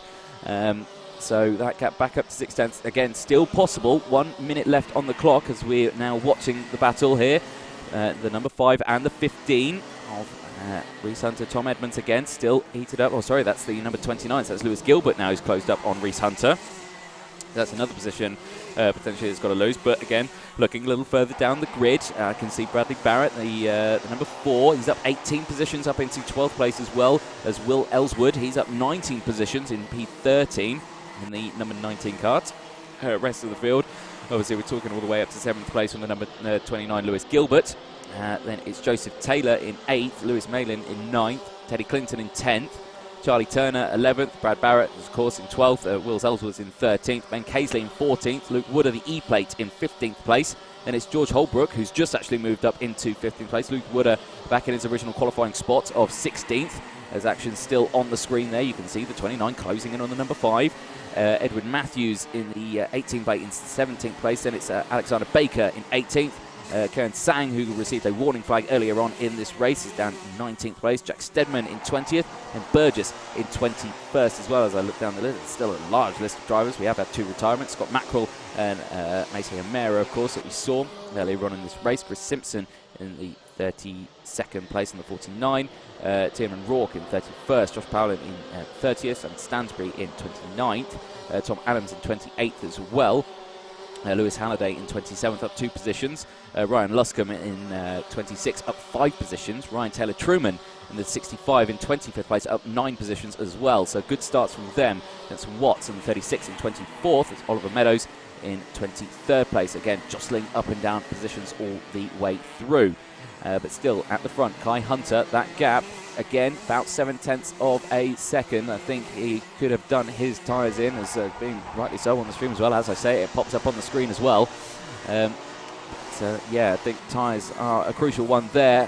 Who was that's made a move there? That was the number 9 of James Lothar, who's managed to get past Nelson King, as checkered flag has gone out. I've completely missed track of it. So Kai Hunter crosses the line for Dan Holland Racing, takes the checkered flag. Morgan Porter will cross the line and take the 2nd place for the GP plate, and Nelson King will cross the line in 3rd place and holding on to that 3rd place spot for the 97. James Lothar crossing the line in 4th place, and Tom Edmonds in 5th place in the number 15. So a very well done to Kai Hunter, who's going to take the senior Rotax race win here at Warden Law for the final. And again, very good drive from himself, starting in 3rd place, gaining those 2 spots, moving up into 1st. And there is the results on your screen. An incredibly close field all the way through. But yeah, James Lothar crossing the line 4th place, Tom Edmonds in 5th, Reese Hunter 6th, Lewis Gilbert in 7th. There's the rest of the order on the screen as well. Jack Steadman in 21st. Coles Racing, Brandon Klein-Nagelvort in 22nd place. And the two retirements that we saw, Scott Mackerel and Archie Hamera there, 33rd and 34th place. Obviously quite a few laps down, but that of course brings us to the end of the racing for today, obviously, but do stick around because we're going to have a chat to our race winner for the Senior Rotax. Our man Kai is down ready with that roaming mic. I'm very eager to chat to our drivers. And luckily the rain held off there for the Senior Rotax final. A bit of a scare earlier on, but we managed to avoid as much as possible. A fantastic end to the racing today. That race disappeared. I was completely lost in that one. That flew by. But a fantastic day here, and a massive thanks to Tweeks as well for sponsoring the championship and providing lots of equipment for the teams, and of course any tools or race equipment that you may need. Again, they've definitely got it. I'm found by the missus on Tweeks weekly. She tells me off. So yeah, I'm not allowed to go on that website anymore. I get told off all the time. But yes, a cracking win there for Kai Hunter. And hopefully our man Kai is ready in the pit lane for a chat in just a moment. It's not going to be difficult to find those top two. I can just see him out the corner of my eye behind those flags. Eagerly getting ready, but again, a fantastic run from Kai Hunter. Morgan Porter again, Argenti Motorsport, the GP, looked like he was closing that gap, but at the end, looks like the tyres were the one. So, looks like Kai is ready to chat to Kai.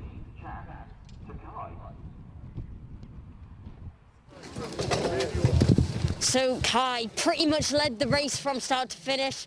Very dominant drive, quite a bit of pressure coming from behind. But how does it feel to win on your home track? Mint. It just shows you how much hard work we're putting around here, and to get the victory in the end is also amazing. And also throughout the day and during the race as well, there was mixed conditions. How much of an extra challenge do you actually think that threw into this weekend? Quite a lot. It was just from wet to dry in the mixed conditions, making the mechanic change every 5 minutes to set up. But overall came through and won it, so can't be any happier. Well, Kai, well done on the win, and congrats on especially getting out of your home track. And I'll throw it back to Anthony to finish off the broadcast. Well, thank you very much, Kai. Chatting to Kai Hunter, who won that race there. Again, a fantastic victory for that one. And yeah, a fantastic weekend in all here at Warden Law. It's been interesting with the weather. The weather was pretty calm yesterday, and it's been an absolute havoc today with the wet at the beginning. Of course, it was all misty. That cleared and it all dried up. So absolutely fantastic. But a great win there for all the teams. And again, a huge thank you to the marshals assisting us here today at Warden Law. Again, we couldn't race without them, so a huge thanks to the marshals out on track. A huge thank you to Tweeks sponsoring, and massive thank you to Motorsport UK for providing obviously the championship, organising everything for the British Karting Championships. Of course, if you did enjoy the stream, please make sure you like and subscribe to the Alpha Live YouTube channel to catch all the latest action. Of course, make sure you don't miss out on the next round next weekend on the 27th of this month. Make sure you don't miss out for Mansell Raceway for the Motorsport UK British Karting Championships. I've been Anthony Jordan. Kai has been Kai. He's not back here, but thank you very much for watching, and we'll see you next week.